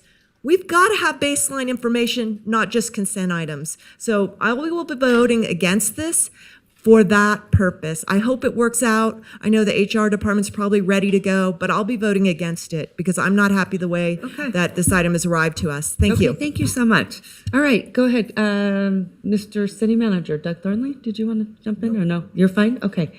Anyone else? I do All have right, a go final. ahead. Councilwoman Councilwoman Dewar, go ahead. Is it possible, people have been very like, oh, it's just fine that we lose our historical data, but it really is not fine to me. That historical data comes in from many doctors and it's summarized in one place. So what I want to know is in the transition, just like we do computer transitions, we have to upload data. Is it possible to get that data? This is not me, this is everybody, transferred as part of this process. Councilmember Dewar, Yeah. we'll look into that and we'll work with our existing providers and we'll do the very best we can to make sure the historical data migrates in a way that is easy for people to use. Okay, our clerk transferred 12 years of historical data when we changed computer provider systems because it's very important to have that history. I understand. To go back on. Is that something you can work on together? All right, thank you. Well, with that, I'm comfortable, but that caused great consternation for me. Right. And thank you so much. Healthcare is something that I care greatly about, and it's super important that we provide the best for our organization. So I want to say thank you for your hard work because I dug through a lot of this because I've had so many issues in the past. That's great. And I just don't think it should be that challenging. And so I think you've done a really, really good job because I know the good and the bad and the ugly. And with all those other, the pharmacy benefit managers, it's a whole racket. So thank you so much. Really appreciate it. And I think you guys have done a phenomenal job. My so thank pleasure. you. All right. May I make a clarification? Yes, please. For benefit. Our assistant city manager just informed me that data from my chart will be there and we will Yes. still communicate with our renowned doctors. But you were saying it was going away. And so I had to get clarity and he provided clarity. He explained that it will be there. So this is for all of our employees to know that there is, it will be there and that's really good. Right. So thank you. And I did reach out to a few of our employees and they have the same concerns I had with our last plan or administrator. Yes. So I am glad to see this moving forward. and getting here quickly. So I think you've done a great job. All right, may I get a motion, please? Or Councilwoman Ebert, go ahead. I did have another question. Again, I apologize because I stepped away for a minute. What will happen for people that are maybe potentially in the course of care currently? Will that continuation of care transfer over to the new provider? Yes, there's a very comprehensive process called transition of care, and data will be sought both direct from members as well as through the claim system to reach out to people that are mid-treatment and facilitate transferring them to the new system. Okay. So if they've got surgery scheduled or their ongoing services or they're pregnant, and maybe their provider is or is not in network, there will be outreach to those individuals to transition to care. That's a significant part of the implementation, is moving those people, verifying those people have the providers in the new network, and if they don't, working with them to make sure they're not more out of pocket and take care of them. Okay, that was my next question. You know, if people are prepared for a certain deductible for procedures, will we honor that same deductible? Yes. If they're already scheduled? Yes, Okay. and there are even rules and federal regulations about transitioning people's care when their provider is no longer in the network. That's followed anyway, even without those federal regulations, but that's a key component. There will be outreach. There will be actually a specific form employees will be provided during open enrollment saying if you have ongoing care or any questions, as Alangela alluded to, there's a provider nomination form. There'll be a lot of communication. Okay. But several other large employers and public entities have made this kind of transition, and there's a process, and it works successfully. So will there be any assistance to employees that are going through this transition from city staff or through the new third-party administrator? Or what will that process look like for the person? And from Lockton. We'll all be very involved in that. There'll be, we'll have bi-weekly meetings to go over steps to reach out to people. Lots of communication you're going to see if this is approved to take care of people in that transition. Okay. A lot of people involved. And one point about UMR and their network, United Healthcare, because they have many large employers, including the state and up here in Reno, they have providers in the hospitals. They have nurses that walk the hospital floor. So we've got this local connection that's so important to Reno residents. Okay. Thank you. All right. Move to approve staff recommendations. All right, thank you. I have a motion from Vice Mayor. I have a second from Councilwoman Taylor. All those in favor say aye. Aye. Aye. All those opposed? Opposed. Motion carries. All right. Thank you so much. Okay. Thank you. Mr. Clerk. Our next item is B10, pulled by Councilmember Breckus. Okay, before we move on, just to let you know, Madam Clerk gave me some items of people that are here, so I want to make sure that, because sometimes our consent items can go long, so I want to just make sure that if people are in the room, I want to hear those. And I would assume, Hillary, what item? B17, okay. So if we could skip around, I'm going to assume. Let's see, hold on. Item B10, is there anyone here for B10? Megan? Okay, I'm going to let you do this, and then after that, Mr. Clerk, we're gonna go to everyone that's in the room so that they can get on with their day. Absolutely, and feel free to check with me if you're in the room for a specific item. Right, just to reiterate, if you're here for a certain item, please let Madam Clerk know because we can hear it sooner than later. Okay, thanks. Go ahead. All right, good morning, Madam Mayor, City Council. Megan Berner, Arts and Culture Manager for the record. I'm here today to present to you the Reno Arts and Culture Commission's recommended work plan for fiscal year 23-24 for approval. Arts and Culture receives a portion of the room tax budget each year to fund arts and culture in the city of Reno. This is something that council has done since 1990 with the understanding of the importance of arts and culture to placemaking and creating a vibrant city, as well as making a significant economic impact in our community. We've heard council say that they would like to be more informed about upcoming public art projects and what we are working on prior to them coming to council for final approval. We'd also like to highlight some of the work that is being done in arts and culture.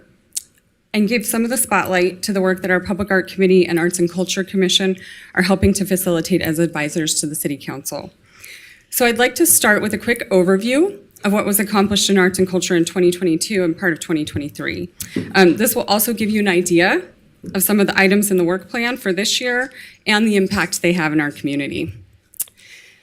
Under the umbrella of public art, we paid 41 artists, had 20 exhibitions in our galleries at City Hall and at McKinley. We supported the City Artist and Poet Laureate programs and painted 13 new signal boxes, highlighting the talent in our city.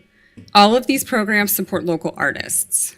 For major projects, we installed artwork in Somerset West Park by local artist Mike Burke, painted the Wells Avenue underpass along the Truckee River, pedestrian pathway, and added in colored lighting to help with safety at night.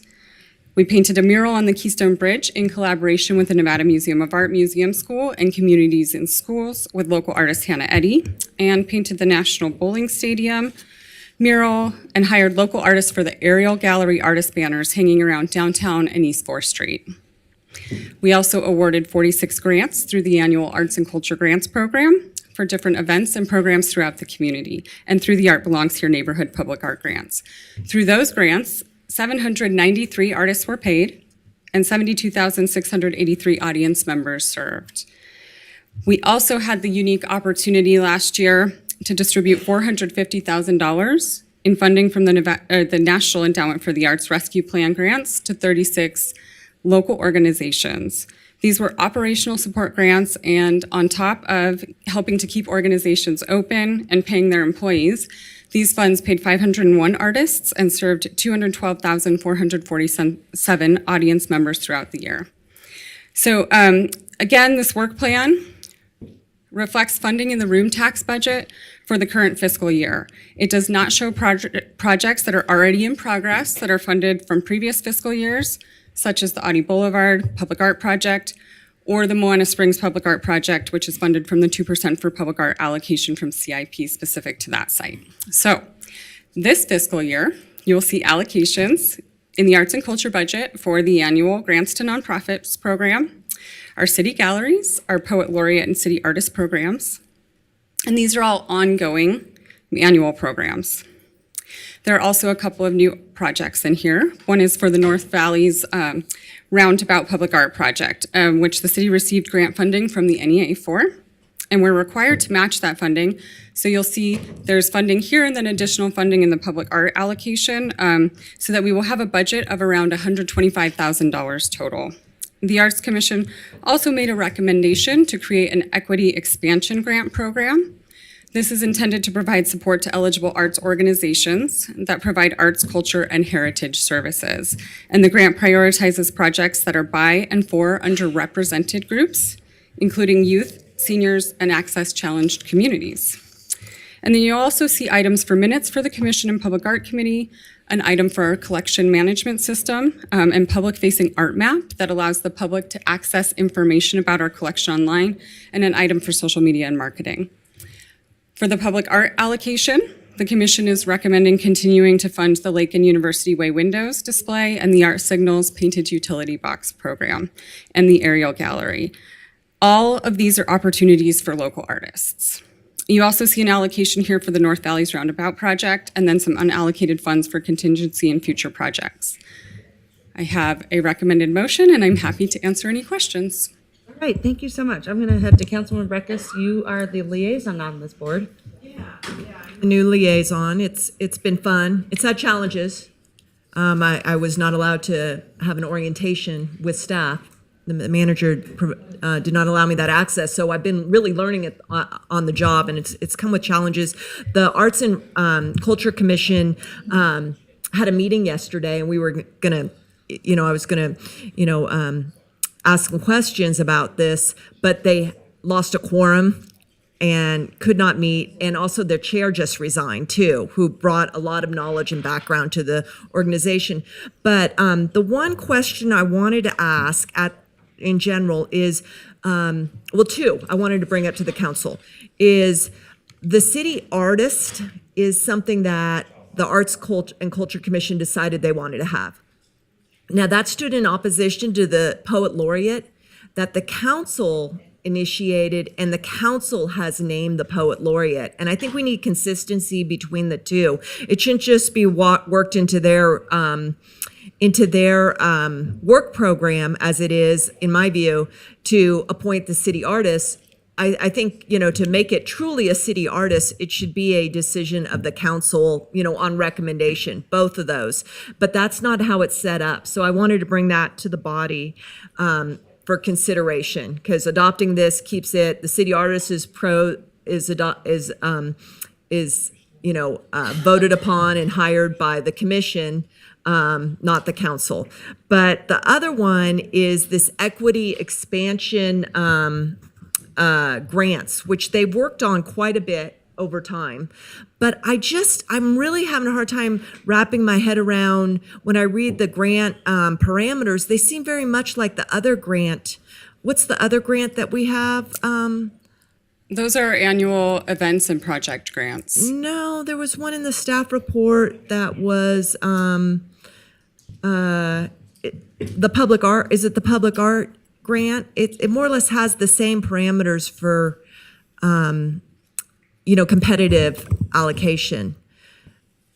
What are the solicitations for awards that we have? So we do grants, an annual grants program for events and projects to arts and culture nonprofits. Okay. And then we do our Art Belongs Here public art grant program. That's not annual. Okay. And then we also we're proposing the equity expansion grants. The expansion grant. Okay. And so the ones that have the parameters for youth and underrepresented communities, that language is in both the public arts. I mean, it's in the same. Yeah, those are our event and project grants. Yeah. Yeah. And where'd the money come out for the equity expansion? Where was that? It's part of the arts and culture funding from room tax. But if that 50,000 wasn't for the equity, where would it have gone to? So in the past, there have been other programs, things like Art Belongs Here. Art Belongs Here. Okay. Yeah. Okay. So I just wanted to bring out that new provision, which puts they're a hardworking group because they have a subcommittee that has its challenges too in getting people to go through the grants. But they've added even another one.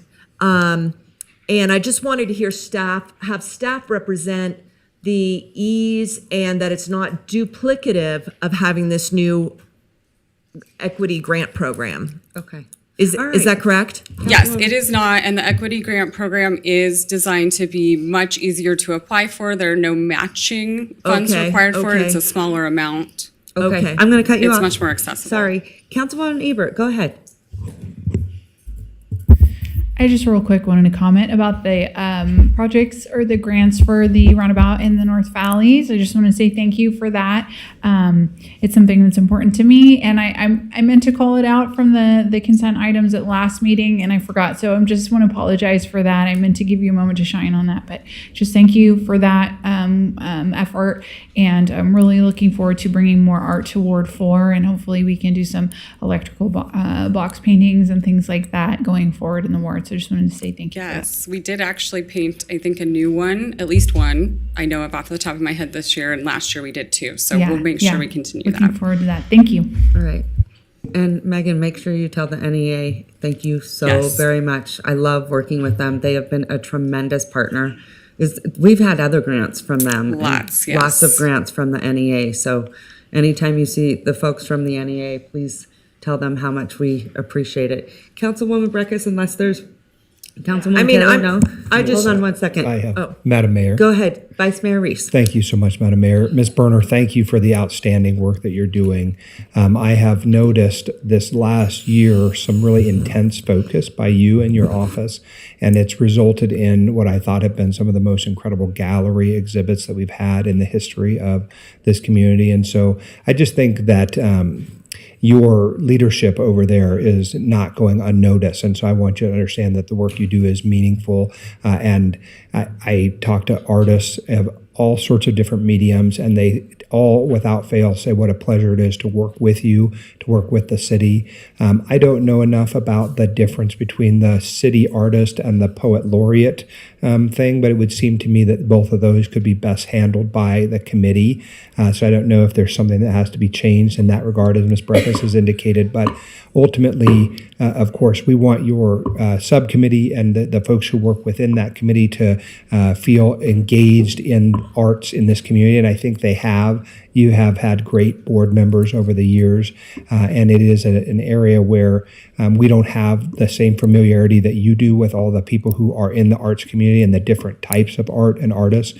So I would just say continue the path you've chosen, which is obviously one of really excellence. And I also think as you continue to grow the opportunities for artists in this community, that will provide more opportunities for us to engage in art in all of its various formats. But really, you're to be commended. Is there anything that we need to do as a body to be helping you out in this area? I mean, it's hard because sometimes we see you, 3 times a year. We see you at events, but it doesn't often happen that we get to ask, like, what can we do better as a body to support the efforts that you are undertaking? Thank you. Thank you for that.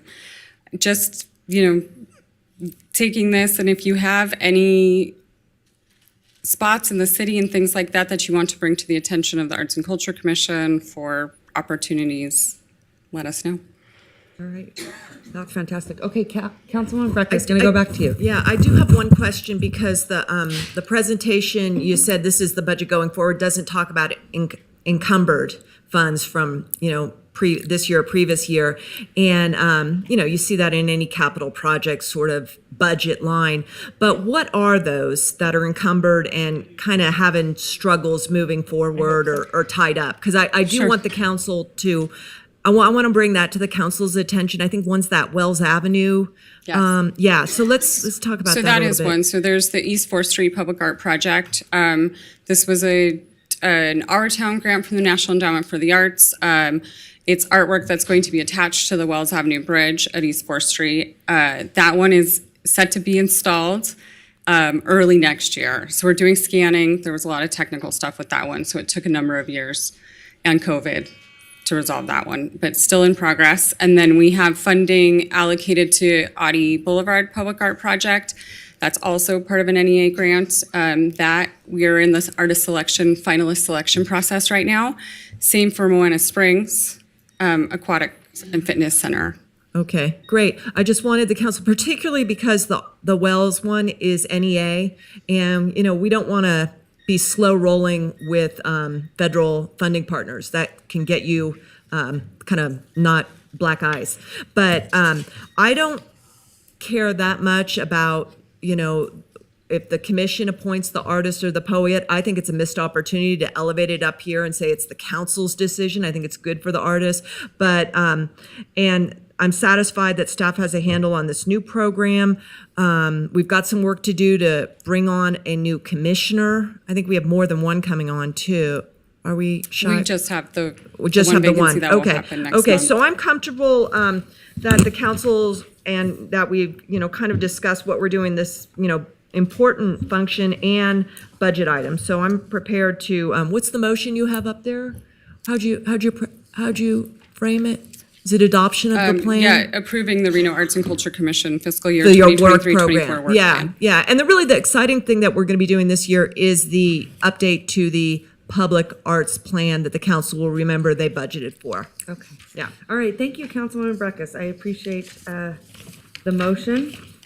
Second. I have a second. All those in favor say aye. Aye. All those opposed? Motion carries unanimously. I just want to say, just for people that don't know, that is the National Endowment for the Arts. Yes. So we use a lot of acronyms up here, but it loses people. So I want to clarify and again, thank them very much. And then Ms. Berner, I just want to throw something at you. Just very unique opportunities for art, such as warehouses and different scales of buildings and things of that nature. So just throwing it out there because I know eventually you'll come back with something fantastic. So appreciate you. Good job. Thank you so much. Okay, I'm going to let everyone know, Mr. Clerk, here is where we are going. here are where we are going. All right, B17, C1, C3, D4, and then we will come back to B11, 16, I think, or 11, 14, am I right? 16, 17? Yeah, it should be after that if we come back to consent, 11, 13, 14, 15, 16, and 17. Could you repeat those again? I'm sorry. Okay, go ahead. Mr. Clerk. Sure, yeah. So after we'll do B17 now, and then C1, C3, and D4. And then we'll come back and finish the consent agenda with items B11 and 13 through 17. Okay, so right now we're doing B or E? B. B17. Okay. Gotcha. All right, hi. Hello. Nice to see you, Elaine. Thank you. Go ahead, take it away. Hold on, let me just ask Mr. Clerk, any public comment on this item?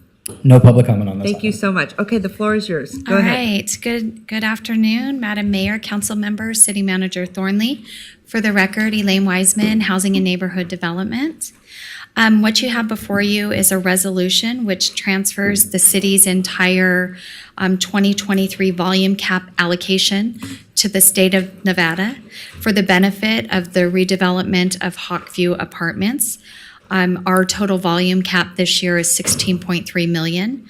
And again, we are requesting that we transfer all of that to the state of Nevada. So with that, I know Councilman Ebert, if you have any specific questions, I'd be more than happy to answer them surrounding the volume cap. And then we do have Dr. Lopez here from the Housing Authority to answer any project-specific questions. Okay, council members, anyone? Who pulled this item? Ebert. Councilwoman Ebert, go ahead.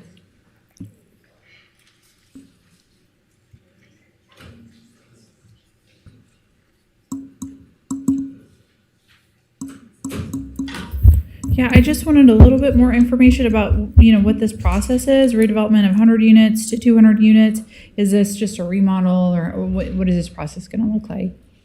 So it's a full redevelopment. So from what I understand, and Dr. Lopez can jump in, they're demolishing the existing structure of 100 units, and they are rebuilding from the ground up, and they are increasing the density and the number of units. So it will go from 100 units to 200 plus units of affordable housing. 100 of them will have project-based vouchers attached to them, and the rest will be available, I believe, to 60% and below AMI with some additional vouchers, possibly. Dr. Lopez, you want to come up?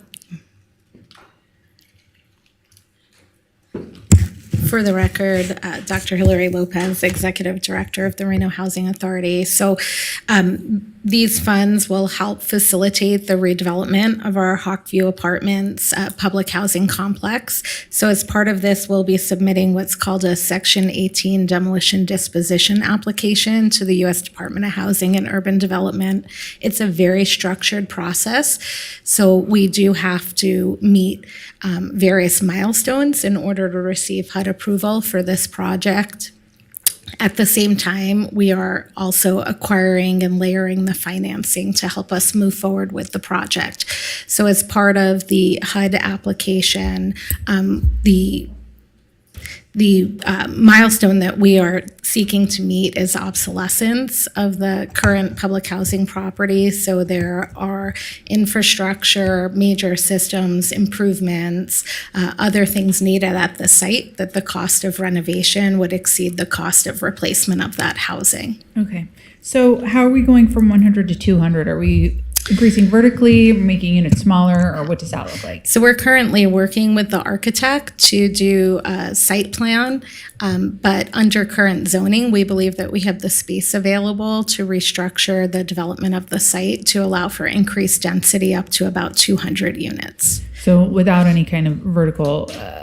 So the development is currently 2 stories, and we're looking at going to 3 and possibly even a 4th story. Okay. And what's the timeline on this? If everything goes smoothly, when do you want to start and when do you hope to be finished? Yeah, so the HUD process is several months long. So we are looking to receive HUD approval hopefully by end of this year or early in the first quarter of 2024. Then we would work to relocate the residents that are currently at the site and hopefully start construction by mid-2024. Then we're anticipating up to an 18-month construction schedule. And all of that would also allow us to remain within the timeframes needed for the state's Home Means Nevada initiative funds, which are the state ARPA funds, and commit them on time and then expend them on time as well. Okay, and the relocation process, what does that look like?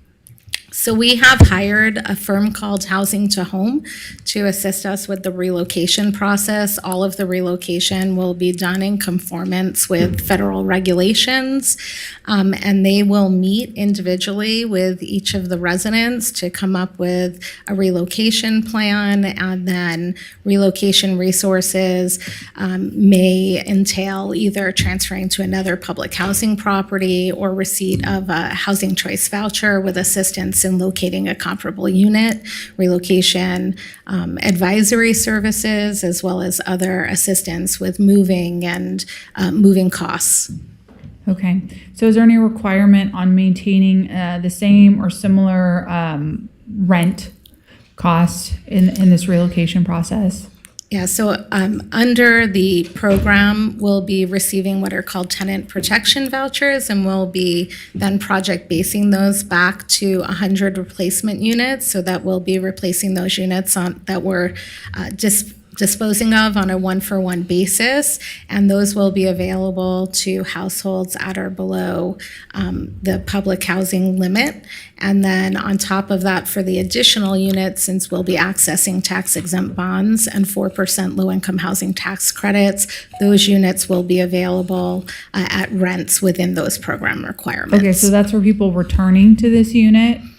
So under the federal regulations, this is considered permanent relocation because the residents would be off the site for more than 12 months, but the residents who are being relocated from the site will have the ability, if they would like, to reapply to live at the new property. Okay, so people that are being relocated, their rent should remain the same in the process of relocation? Correct. Okay, thank you. All right, Vice Mayor Reese, go ahead. Dr. Lopez, thank you for the work that you're doing at Reno Housing Authority. I think this site is one that we have spent some time at, and I understand that it's outlived its useful life, that the original units that were built there were constructed, I think it's 40 years ago now, and really we have certainly learned, I think, both how to build these types of developments a bit differently and then therefore make them more to scale with the current needs. And so I appreciate that your willingness to explore the difficulty of the HUD demolition process, because it does add an incredible layer of complexity to it, including the relocations. But when we get 4 or 5 years removed from it, you're going to have an incredible, beautiful facility with all of the amenities that people would like to have, and its location, I think, is ideal given its proximity both to the bus routes and also the new CTE Academy that will ultimately be built on the backside of it. And so it's going to be awesome. And so just thank you for the work that you're doing. Obviously, our decision today is about allocating the volume cap, which is something we do with some routine paucity. But I think it is for these type of programs that we would have the ability to do it and take the allocation in a way that helps you to layer all of those elements to it. So absolutely supportive, and thank you for the work that you continue to do. Thank you. As you mentioned, that's really our goal, is to modernize the facility and then have housing development and affordable housing development that serves our community for many years to come. Yeah. First of all, thank you so much. And I really appreciate this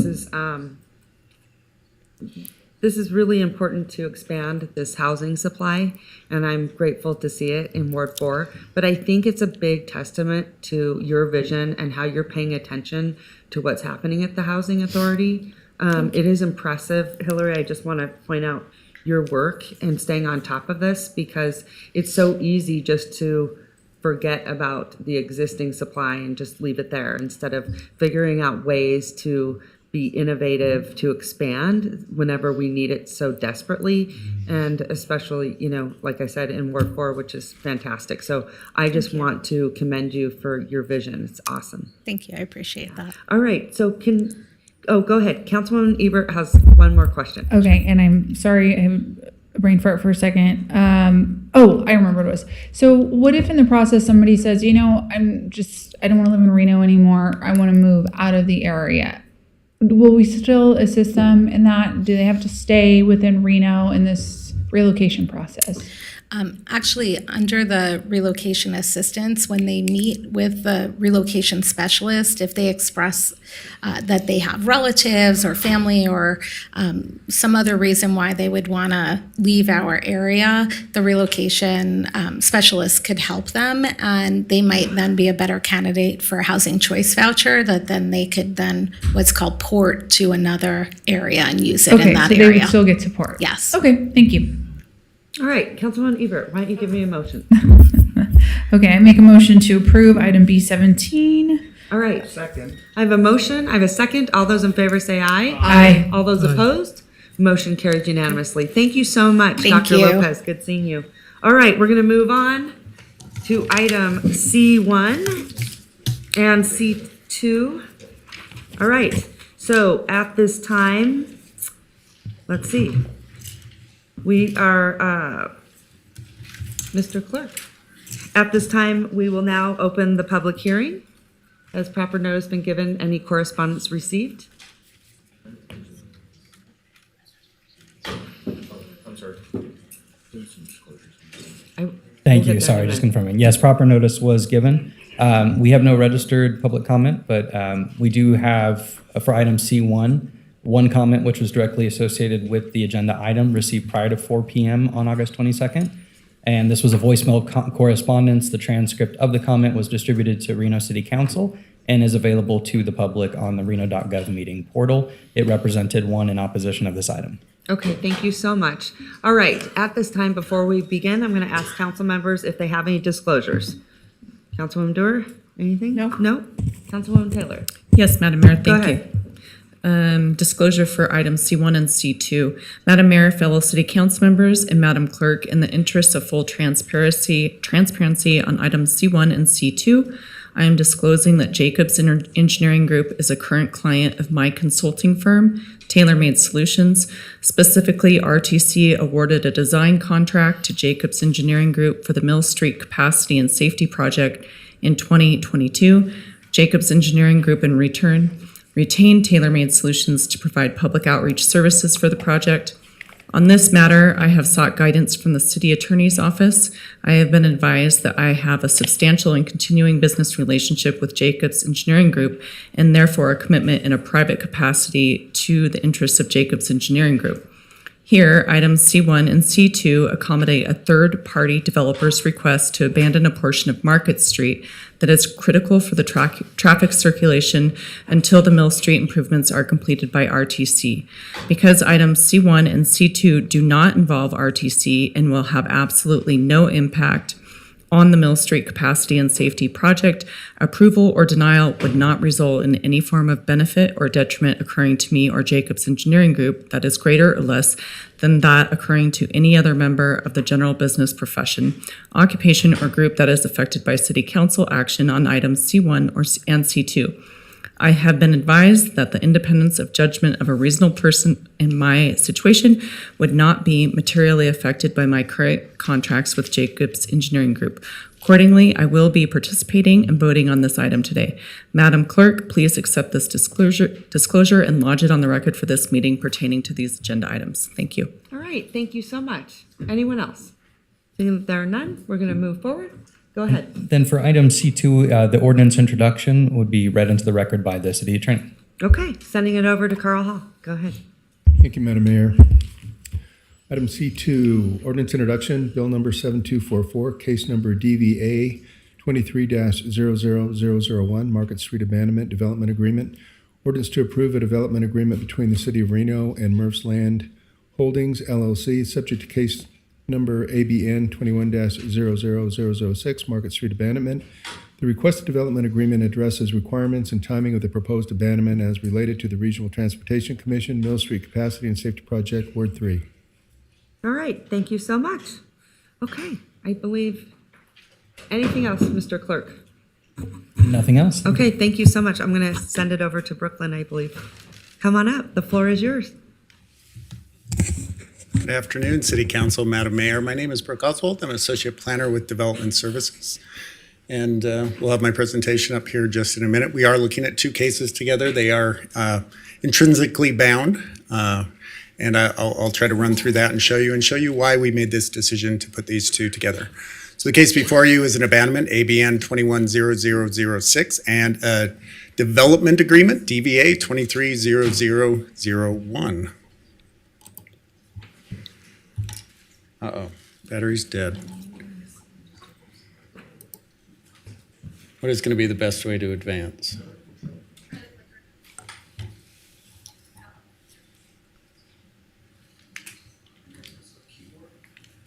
Okay, we'll do that one. I apologize. All right, I think for our location and context, quickly go over this so everyone has an idea and the public understands where we are. The arrow up at the top there that just showed up is the intersection of Kitsky and Mill Street. And the arrow down there is that 395. As you can see, the photo aerial there is our spaghetti bowl improvements that we're anticipating and looking forward to finishing. The big white building that you see is Dodge Dolan and is the applicant on this particular request. This final arrow, I just want to point this out just so everyone has an understanding of what we're looking at. As you can see, Redwood and Golden do not align. They are offset. And that will be important as we go forward and look at some of the improvements that we have. To come in a little bit quicker, that abandonment is a developed right-of-way. It is currently a road. It's that western terminus of Market Street. We are looking at about 20,000 square feet. That's roughly about a half acre. This was acquired through dedication. And just to quickly go over dedication, that means those original property owners that own that gave that property to the city for them to build the street for a public improvement and the public's benefit. When that is determined no longer to be necessary, they have the right to ask for that, and in turn, that is dedicated or given back to them because the city didn't pay anything for it, therefore, we give it back in the same lieu that in good faith that was given. Quickly look at the subject parcels. As you can see, there are about 4 parcels that directly adjoin, 5 parcels that directly adjoin this subject abandonment site. These are different. Additionally, there are 2 additional ones up across Mill. Those are owned by the applicant. We have one on the corner that is the Fireside Tavern. That is a separate home, but they are in agreement with the request for abandonment and moving forward with this. And as was mentioned, there's an associated development agreement that I think will be clear as I go through some of the RTC improvements. To quickly look at, just looking at some pictures of the current conditions, that arrow is pointing to the east there, and we have a photo here. As you can see, we have that large building is very close up to our roadway. As you can see, the sidewalk is discontinued. We have a number of drive accesses, bay doors backing out not only to the street, but that pedestrian area. We don't have ample landscape and a number of other things at that position, creating some safety hazards or concerns. Additionally, this is looking back west, looking out towards Kitsky. As you can see, it is a ride out only, but we hope that everyone follows traffic signals and signs, but that does, because there is no median, this does not restrict someone from making a left turn out onto Kitsky, going across a number of parking drive aisles and potentially creating safety hazards there. And the big one we're going to talk about is this Mill Street Improvement Project. Going across the top there, Mill Street Improvement. To quickly go into that is with our Regional Transportation Commission. They have a project they're putting forward. That's the Mill Street Capacity. That's the amount of traffic, improving the overall traffic and safety project. Quickly give everyone an idea. The map at the bottom there lays out the entire project. You can see the darker gray. Those are the improvement areas. Give everyone an idea. This is Kitsky and Mill. This is 395, and then finally the final arrow is Terminal Way. There are a number of improvements proposed with this. Those traffic operations, that improvement of overall traffic flow and capacity. We're looking at pedestrian and access and safety improvements along there, accessibility and making sure that everyone has a safe environment to move through. Drainage, our stormwater and how that impacts us is huge, and we'll be seeing drainage improvements on that.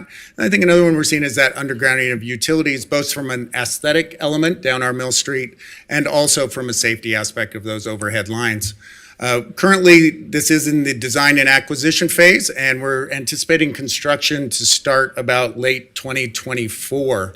Now, specific to our area, this is our general abandonment area, and the blue area is where I'm going to zoom into that will give us a little better idea what's happening and why we are relating this development agreement to this abandonment. As we come in, this is our abandonment area. The arrow or the circle up and to the left there is that Kitsky and Mill intersection that I brought up a number of times. One of the big improvements there, we're seeing the additional lanes, traffic lanes, bike lanes coming in through there and those improvements. One of the big improvements we're seeing here is down in the bottom right of that circle, you see that right-hand turn. That is really accentuated right now and makes it very difficult for both vehicles and especially trucks to make that turn safely. So they will be basically improving that radius so that we can get trucks across there safely. And this is the big one. I brought it up in the first slide of that misalignment of the streets. This is Golden Street will come above. There'll be that extension of Golden. We'll see those pedestrian improvements, striping, traffic lanes, sidewalks. But the big one here is we're going to see a signalized intersection. So that will create a safe environment for traffic and making motions all four ways along that area. The brown there is that Redwood Road that's anticipated to be abandoned in the future. To the far end, we have Louise Street, and it currently goes through. Louise Street will be blocked from Mill, so we're going to shut down one of those accesses and really direct traffic up to that safe signalized intersection to come back around into Market. But as you notice that the Louise Street still will be maintained off of Market Street, allowing that access to those associated properties. And finally, you can see a number of little lines that kind of run across the top there. Those are indicating that those are drive approaches or access points. As you can see, we've got, because of the property and how those are really split up, we have like 5 going across there with one landowner coming in, and that we would anticipate that those would be removed and we would provide a safe and proper access across there, increasing both pedestrian safety and vehicle safety. So the development agreement, to go why it's there, it's allowed and regulated by Nevada revised statute. And then approximately 2-3 years ago, we did a text amendment that really enabled that tool to be used in this situation. And we were very restricted how we could use it, and has opened it up to be used in this. That is a voluntary agreement. That means that both parties have to come to the table in agreement. No one is bound by this agreement until signed. Everyone has come through. I think what we see from a city point of view is that we have increased surety, timing, and execution of how that's going to be done. From the developer's point of view, this gives them an assurance that they can move forward with plans for redevelopment and development plans in the future. This gives them kind of that time lag, so they're not waiting out another 2 years to have an understanding if this would be approved or not. And finally, we have a deadline in that. This is we have a drop dead deadline at the end of December that this agreement and abandonment are null and void if the conditions are not met. So the main portions of those conditions really have to come with that the RTC improvements that we're seeing, and I ran through those quickly. Those are the widening of Mill, the right land turn onto Mill Street and I-580, four-way signalization, the realignment of Mill Street at Redwood Place, the closure of Louise Street, Reservation Road and Matley Lane intersection improvements, and then that increased turn radius on Kitsky and Mill. So that agreement really just sets out those terms of what needs to be accomplished before we are willing to move forward with abandonment. So you'll approve the abandonment, but the development agreement says, here's all the things that need to be in place so that we can ensure that we have proper access, circulation, then we are comfortable with the abandonment. Up until that time, staff has determined that end of market is necessary to provide proper access until we see those anticipated improvements.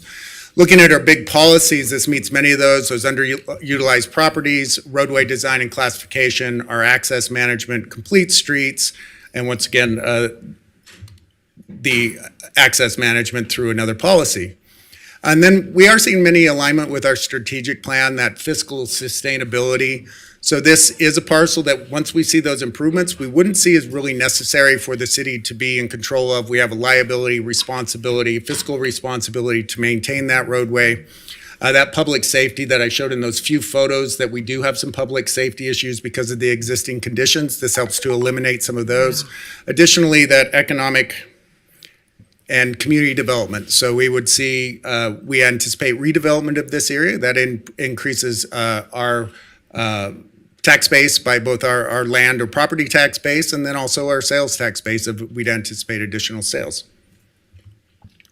Staff did review this. There are a number of findings. We went through each of these with fine-tooth comb. We were able to make all the findings, and staff does recommend approval of the abandonment subject to the associated development agreement.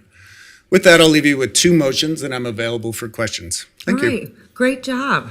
I'm impressed. Good job. You always do a great job, but very nice. All right, does the applicant want to come up? And then we'll ask you questions. Perfect. You guys can sit down if you want. You can stay. I'll save you the trouble of standing up. May I proceed? Perfect. Go right ahead. Madam Mayor, Vice Mayor, Council, good to see all of you. Today, for the record, representing the Dolan family and Dolan Auto Group. Not very often do I get to stand up here and represent a local family that has been here for over 40 years. Today, it's my pleasure to introduce Mr. Tom Dolan and his son Brady Dolan, who are here to move forward with another fabulous Dolan Dodge redevelopment project. The Dolan family is certainly over 40 years of business here, has fabulous customer service, honesty, but more important before this body is reinvestment in their properties.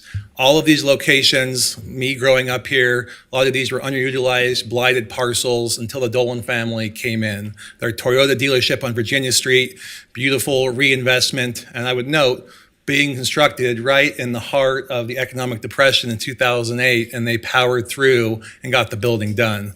The Lexus building, of course, is beautiful there in Virginia, fully landscaped, as well as Kia. I just learned yesterday that the reason why the Lexus is designed the way it is it's directed right at Mount Rose. So a lot of the customers and the employees have the benefit of looking out at Mount Rose on a day-to-day basis.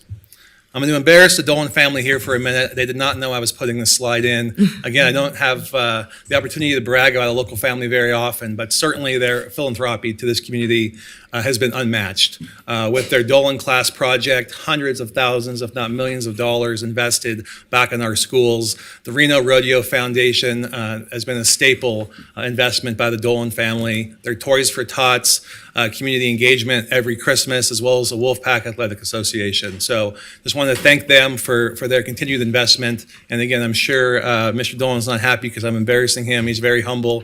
But again, what a great opportunity to represent this family and move forward with a new project. A couple years ago, the Dolans purchased Dodge, which was owned by Don Weir for decades. As Tom told me, that was his first job in Reno, selling cars for Don Weir at Dolan Dodge. And decades later, he's come back, purchased the property, and now he's going to put the Dolan touch on it. So on the top left-hand corner is the current building. Going to remodel and facelift that building. And then, as you saw Brooklyn explain, a larger redevelopment project. Here's some pictures of the area, certainly undesirable uses and underutilized parcels. That massage parlor will go away. The parcel you can see to the south, certainly overgrown weeds, underutilized, will also be redeveloped into a new service center, fully landscape compliant with code, and really redevelop this whole area. As Brooklyn indicated, we're talking today about that yellow area in regards to what would in fact be abandoned. Here's the project. You can see certainly the investment in not only Dodge, but purchasing 5 to 6 parcels on the north side of the market bisects this project area. So certainly for pedestrian safety and to have a large cohesive project, we're requesting that Market Street is abandoned under certain conditions. The plan is, and these are preliminary, but across Market would be a brand new service center, new bays, fully landscaped, fully parked, getting rid of that massage parlor building, and really reinvesting and redeveloping in these underutilized parcels. On the right, again, fully landscaped, and have a nice pedestrian walkway from Market, where there are some apartment units, up to Mill, to the bus station, fully lit. It could be used 24 hours per day in order to really invest in this area. This has been quite a process. We applied back in 2001. So the Dolan family has been very patient in order to do this correct. We first just applied for the Market Street abandonment. Didn't really understand how this piece fit in the entire puzzle. So we went to the NAB and to the Ward 3 NAB twice, gave them an initial presentation in 01, and then staff asked to go back and give them an update because it took a little longer than we expected, because certainly it's 2023. And here's, as was presented to the NAB, and I believe they're receptive to it, certainly the existing conditions of Market are very dangerous. You can see there's a blind turn there on Market Street, given the building location. Folks speed there, not only speed, but they use it to cut from Kitski up to Mill to get on 580 quicker and cut around that intersection. Routinely in the mornings, you'll see flares from the evening before from accidents right along Kitski. As Brooklyn mentioned, there's some illegal driveways there that would go away, and certainly that pedestrian connectivity and that pedestrian use back and forth from the parking lot to the Dolan Dodge. It's a dangerous place. If you stand out there for 15, 20 minutes, you'll see certainly speeding, illegal left-hand turns, and again, using these driveways that are no longer necessary. So why did this take longer than we thought we'd be before you in 2021? Because as we moved through this process, city staff said, you know what, RTC is in the middle of their widening project. And we want to make sure that Dolan and this proposal fits into that project. And really specifically for timing, that we don't get ahead of our project before RTC can move forward with theirs. We also submitted our traffic study to RTC, who incorporated it into their plan. So what you see here is their plan, as Brooklyn mentioned, to connect Golden over Mill and into Market through a streetlight. Our traffic study to abandon Market not only is compatible with that proposal, but actually complements it, in that you don't want another access point, a blind access point on Market, but you want one controlled access from Market up to Mill. No more worrisome and dangerous left-hand turns from Redwood onto Mill or Luis off to Mill. A lot of time and effort and public outreach has been done by RTC to get to this plan. We've also worked with RTC, as Brooklyn mentioned, on the driveways going from Dolan's property on to Mill. There's 6 or 8 of them, way too many, don't need them, dangerous. So I've been working with RTC for when they come in there and do their improvements, that in fact, there's 1 or 2 curb cuts, so we don't have to do it more than once. And finally, staging. One of the big compromises or win-wins we found was RTC needs land to stage their equipment, to stage their materials in order to build this out. And the Dolans have offered up their land for free in order to do that, to make sure that this project can move forward in a timely fashion. So the development agreement. So after we realized, wow, there's a lot of moving parts with this corridor and with RTC, staff said, let's do a development agreement where we put triggers in where you can't move forward unless and until RTC moves forward. Again, if we get ahead of RTC, it doesn't make a lot of sense because they have this huge corridor project. So we drafted the development agreement. I'll show you some of the triggers, but I wanted to mention certainly to Councilman Martinez, when this development agreement came out, I went back to your NAB for a 3rd time in order to let them know this project had changed a little bit, and here's some triggers from the development agreement, and they were fully briefed on this proposal.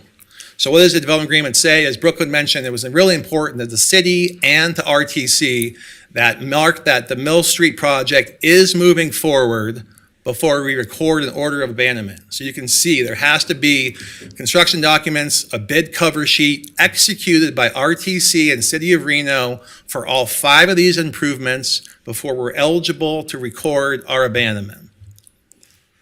Also, it was very important to city staff that across the street where Golden is located, that property is owned by the Tribal Council, Reno Sparks Indian Colony, making sure that they were at the table and in agreement with what was going on. That's a condition in our development agreement, and I can say in your staff report, it confirms that already happened last month. The city and RTC went to the colony, and they do have no objections to this proposal. And finally, another condition is that all acquisitions for the right-of-way also have to be finalized in order to move forward. If there's a holdout property, we have to wait patiently to move forward with our application until that takes place. Once those conditions are finalized, we can record the abandonment and the construction of Mill Street will move forward. We, in the meantime, will grant a public access easement along Market so RTC can stage, can park their trucks, and make sure we're being a good community partner. And finally, I know it's important to this council that there's clawbacks if certain conditions aren't met. If this project doesn't move forward in the next 4 years, the development agreement is in fact canceled. And with that, Madam Mayor, Council, I'm happy to answer any questions. We've worked very hard on this. I want to thank everyone in community development, everyone in your public works department, the folks at RTC to really come up with a win-win to invest in this area, but also to make sure we're being a good community partner with RTC. So thank you. All right. Nice job, Mr. Gordon. Thank you. Okay. Madam Mayor? I'm going to start with Councilwoman Dewar. Go right ahead. Thank you. First, I want to compliment, I'm going to start with our staff. Because when a proposal comes in, been here for years, been extremely worried about what happens if the projects don't proceed the way that we expect. And you called it a clawback, Mr. Gordon, but to make sure that these things proceed apace and that we're not taking out a road that is used by people until there is a replacement or a better circulation. So, Mr. Thornley, I got to compliment you and the staff for coming up with this development agreement concept to deal with all these moving parts. And you identified them very well, Mr. Gordon. The second thing is just to speak to the practicality. So I was able to do a site visit here, and unbelievably, when I pulled out of my parking lot spot onto Market Street, I almost got creamed by a car coming down Market Street on the blind curve that you mentioned. There it was in living color. It is not safe the way it is laid out today. And clearly, the road, if it was kept, would make it very difficult to redevelop the site. I mean, the way I understand the layout of the site. So I'm in full support of this. I just want to let the council know that I did a site inspection. I looked all around. I looked at the plans. I got to visit with the Dolans and actually see it. And then we also talked about other ways that they could work with RTC potentially in the future to, Brooke, you mentioned the right turn off Kitski onto Mill. It's very sharp, greater than 90-degree turn, very hard for trucks. It's the way you get to I-580, so there's a lot of truck traffic there. And I had made that same comment to the Dolans that this seemed like it needed to be addressed by RTC. I have a couple of these in my ward as well, you know, very sharp turns that a lot of trucks use. So I just wanted to thank the Dolans for what they're doing here, you know, the redevelopment, the reinvestment in this part of town, you know, which has been very industrial, very kind of, you know, not a planned development, every individual site owner on their own. And I really think this will have an effect of beautifying this entire part of town, this Kitski Mill intersection, improve the transportation, working with RTC. So it makes a lot of sense to me. And I like the guardrails that we have put into this development agreement. You know, you can't move until this, and it does have a termination date. I mean, all of this is exactly what we've been looking for years on other projects that have come forward. So good job, and thank you for the proposal. Vice Mayor, go ahead. Thank you, Madam Mayor. Like Ms. Breckus, I want to say, excuse me, Ms. Dewar, I want to say that the site improvements will be fantastic ultimately when done. But of course, we're dealing with the abandonment first, so it's great to know what's coming. The abandonment asks us to make one finding, essentially, that it won't injure the public. And that I think is easy. That's a no-brainer. The site is definitely challenging as it is now. If you drive over there, and I have visited, there's all sorts of activity going on there that if you're not really dialed in and paying attention to the road, you are in a part of town that's very difficult. And so ultimately, I think the RTC improvements in that area are going to help, but also ultimately, I think that the combination of the parcels and the reduction of the ins and outs through market, even as you go down farther to Harvard, it will make it much easier to get into that area than the area that you're just showing here. So it goes beyond that. So again, the finding we have to make as a body is ultimately about the injury to the public. When we abandon something we own, we have to make sure that that's what's happened. And I think, again, very easy to do. I'll also say for my part, and it isn't often that we get to embarrass the Dolans, but it's a privilege to have you both here, Tom and Brady, in our chambers. My family, I think collectively maybe bought about 30 cars from Dolan Automotive over the years. I was wondering if we had to disclose. I know that's what I was. That's my version of it. You got me beat. We've worked with Beth Pollard for so many years, but what I will tell you is that when I go out into the community, it is always well known that the Dolan family is supporting not only the charities that are up there. There's probably a list that's pages long, and of course, Tom has been a champion for organ and tissue donation, which is both a personal issue, but something supported by the mayor and by me. It is that type of investment, though, when a family comes into the area and has a history here, that we know with certainty that when you say you're going to do something, you will.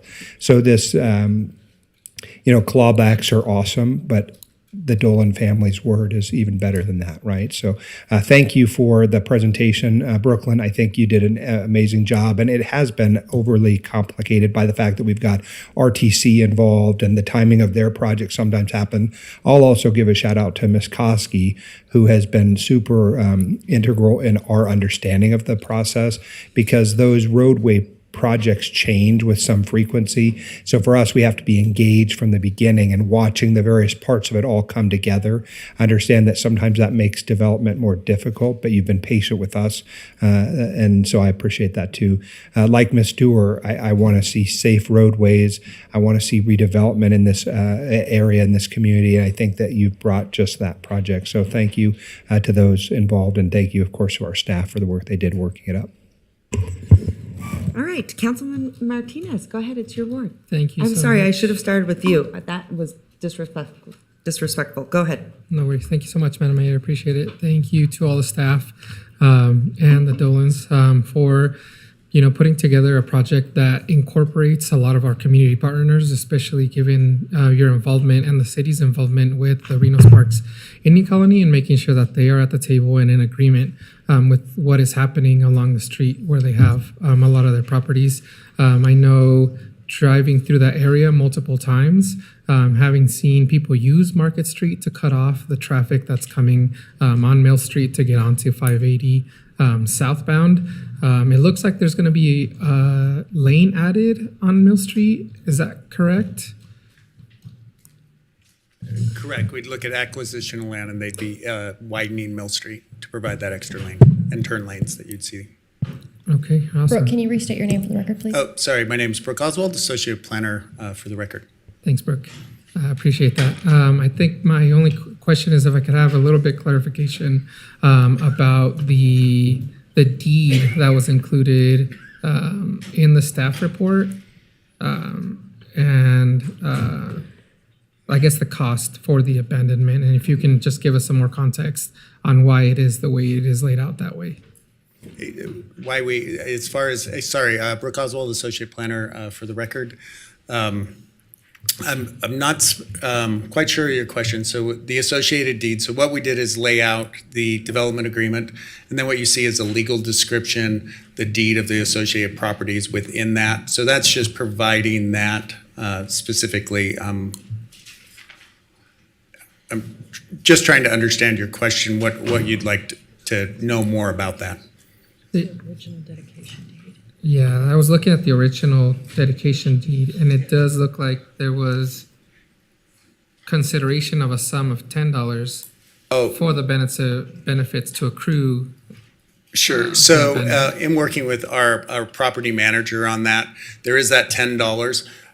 We were determined in looking at the surrounding properties, the history. This is something that came in through the county, originally came through there. We had assessed that $10 was really a fee associated with processing the actual form versus the $10 actually for the land. And so it didn't have, the land was dedicated, but there was a fee to basically process that that dedication. Okay, I appreciate you clarifying that, just in case there is any confusion about those. And again, I applaud the Dolan family for their involvement in the community, and looking forward to the improvements that they will do on these parcels. Thank you. All right, Councilman Breckus, go ahead. I'm really trying to get my hand around this one. I'll start with the use of auto sales, which are pretty intensive because, folks come out and they want to go on rides, and Freeway's a good place for it because they're close to it. And, cities want auto sales in their corporate boundaries. Sometimes they move right over and don't, then cities lose out on that sales tax. But as I've watched over the last couple of years, I know with the Dolans, that investment, which was, time with the recession and quite remarkable, down, the way on Kitsky, and then watched at the intersection of Harvard and Plum where the old shopping center went to. I think it's a Nissan dealer. I'm not sure. That brings in a use of a lot of car auto dealership right there where a young girl was killed on her way to Worcester school. And, auto sales, if they're allowed on that corner and they're allowed on this corner, so be it. But, if they're driving other factors like an abandonment or widening, I'm struggling with that too.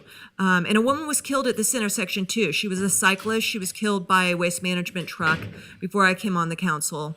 And my problem at this point is not understanding the RTC project.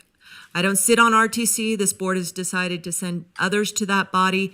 But when you're not on RTC on this body, you only get a list of projects every other year that we agree to on the interlocal. And I question, why are we widening? I question an intersection that close to a freeway NDOT managed off ramp. I really would like to understand the technical study of the Mill Street widening project in advance of having this request come to us. So, the widening, all the movements, and the intersection, are really things that I want to understand before I understand what they're doing, which is quite remarkable. I mean, they're aggregating lots. They haven't been able to get all the lots on that corner. And I did support that previously when we sold the city lot to Don Weir. So, I think he has that hasn't come up, but I know there's a parcel that the city sold recently in this holding, pretty sure.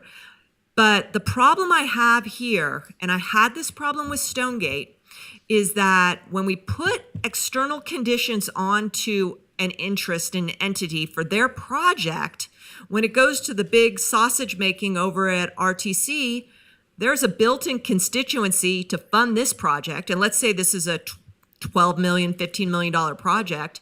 Well, what happens to the other projects that are in the queue? Who's arguing for those? I just read RTC's minutes and they're giving back federal money for the Arlington Avenue Bridge project last meeting. So there's holes there. There's other holes. I understand it's under design, but so was the Center Street track project. So maybe our traffic engineer could come up and explain to me on the whole, on the RTIP, where this project is. You staff, or whomever from staff staffs the, the RTC project schedule, because I see other projects that are further ahead in design on the RTC list. And if there's other projects further ahead on the list, are those ones going to get kicked down because we've got a built-in ticker on someone else who wants to see an RTC project move forward? Where are we at on Okay, thank you. Hold on. Compared to the whole bucket of money to Ms. Koski's going to address that. Great. Thank you, Madam Mayor. Good afternoon, Carrie Koski, your city engineer. So the question, Councilwoman Breckus, is where are we at in the RTIP with the Mill Street project? Is that the question? Really, we're putting out a 4-year period to get this for this development agreement. So what projects are scheduled for Reno in the next 4 years, consistent with how much money there is, and where does this one fall? Is something going to fall off if this one jumps ahead? So to my knowledge, this one is not jumping ahead. The Mill Street project is moving along in the RTIP as planned. And I believe the construction for this one is 2024 425. Yeah.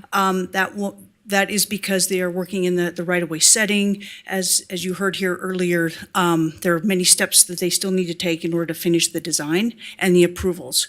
So there is not another project. This isn't being moved up. This is in the schedule. I'm gonna head on over to Councilwoman Ebert. No, nothing? Okay. I thought you were saying question. Okay. All right. Anyone else? All right, hold on. We're, just want to make sure. So your second 3 minutes. Yeah, I'd just like to know a little bit more about the design that has been shown, the RTC design, that I guess Jacobs did, or, it's been done. And in past, like NDOT engineers would sit with us and RTC engineers would sit with us and go over the project so we understood. What is the cost of the project estimated at? I'm not entirely sure the exact cost of that project, but I can look it up. I don't have it off did the the top of my head. project originally show that signalized intersection at this revised? It was contemplated at the very beginning, yes. So one of as Mr. Gordon pointed out, one of the concerns we had was the access control to Mill Street, and those were Redwood and Luis. We've had a lot of concerns about those two streets. One of the things that we looked at early on in contemplating the scope of the project was putting in one intersection versus two and making it signalized. The other part of that is it makes it safer in the corridor for pedestrians as well.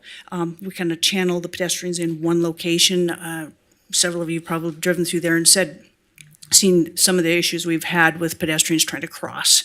So that was contemplated, yes. But, okay, so having NDOT, which manages the intersection, doesn't object to that new Market Street? No. It's not going to back up or anything over there? No, so this will be a coordinated coordinated corridor with our signals. So we have the ability to coordinate the signals so that we can get the traffic on and off of the freeway. And we've worked with the NDOT design engineers. We will continue to work with NDOT design engineers to make sure that we address all the concerns that they may have. Having that additional lane going eastbound is critical, as many of you know. Getting people onto the freeway, right now it backs up all the way to Reno practically, right? So having that lane in there is critical. So the widening is proposed, or the widening that is proposed right now is to facilitate the capacity. It is much needed in that area. Well, doesn't capacity and lane widening conflict with pedestrian safety? It does, but there are ways that we can put in controls to mitigate that, and signalized intersections are one way to do that. Okay, my next question is the person who wrote in. I did see I think the person on the corner, the convenience store. How were they noticed? That person? It's probably for Mr. Oswald. Because they run a convenience store and they're not here. And running a convenience store, you have to have it open. How were they noticed? So this property was properly noticed, which means that we did several things. We sent out hey, we received this, so sort of a fair warning, not required, but something the city is doing now. Secondly, we've noticed them prior to the 10 days. They were officially noticed. And then thirdly, the site is posted with the big yellow signs that determine or lay out the project and the meeting and so forth. So they received notice within 10 days that this meeting would happen Correct. Here. Okay. And then what about, there was an agency comment about removing a billboard. What was that Councilwoman about? Breckus, your 3 minutes is up. I'm going to send it to Councilwoman Taylor. Oh, sorry, Madam Mayor, I didn't have any questions. Okay. All right. Go ahead. Breckus, and then I'm going to send it to Councilman Martinez. That agency In comment. 1 minute. Yeah, that agency comment about removing a billboard. What agency provided that? I think it was RTC. Yeah, coming through that. And I think part of that will be because of that acquisition of that land along there on that wide laning. It's within that right away? Within that, yeah. Okay, I think it's probably land we sold to them. And then what, okay, so that's that. And then this development that they're proposing, what will the to the degree that you know it at this point, they could sell it like Mr. Weir did, what approvals will that require? So I did not look at a specific development. Our request was for the abandonment. Yeah. So what I can say is, though, within that zoning, what uses they're proposing and everything will be analyzed when they actually come forward with the project. So we would look if it meets all code requirements. Additionally, if any other discretionary review or uses that aren't allowed. Yeah. All right, Councilwoman Breckus, you're over your 1 I'm minute. over. Okay.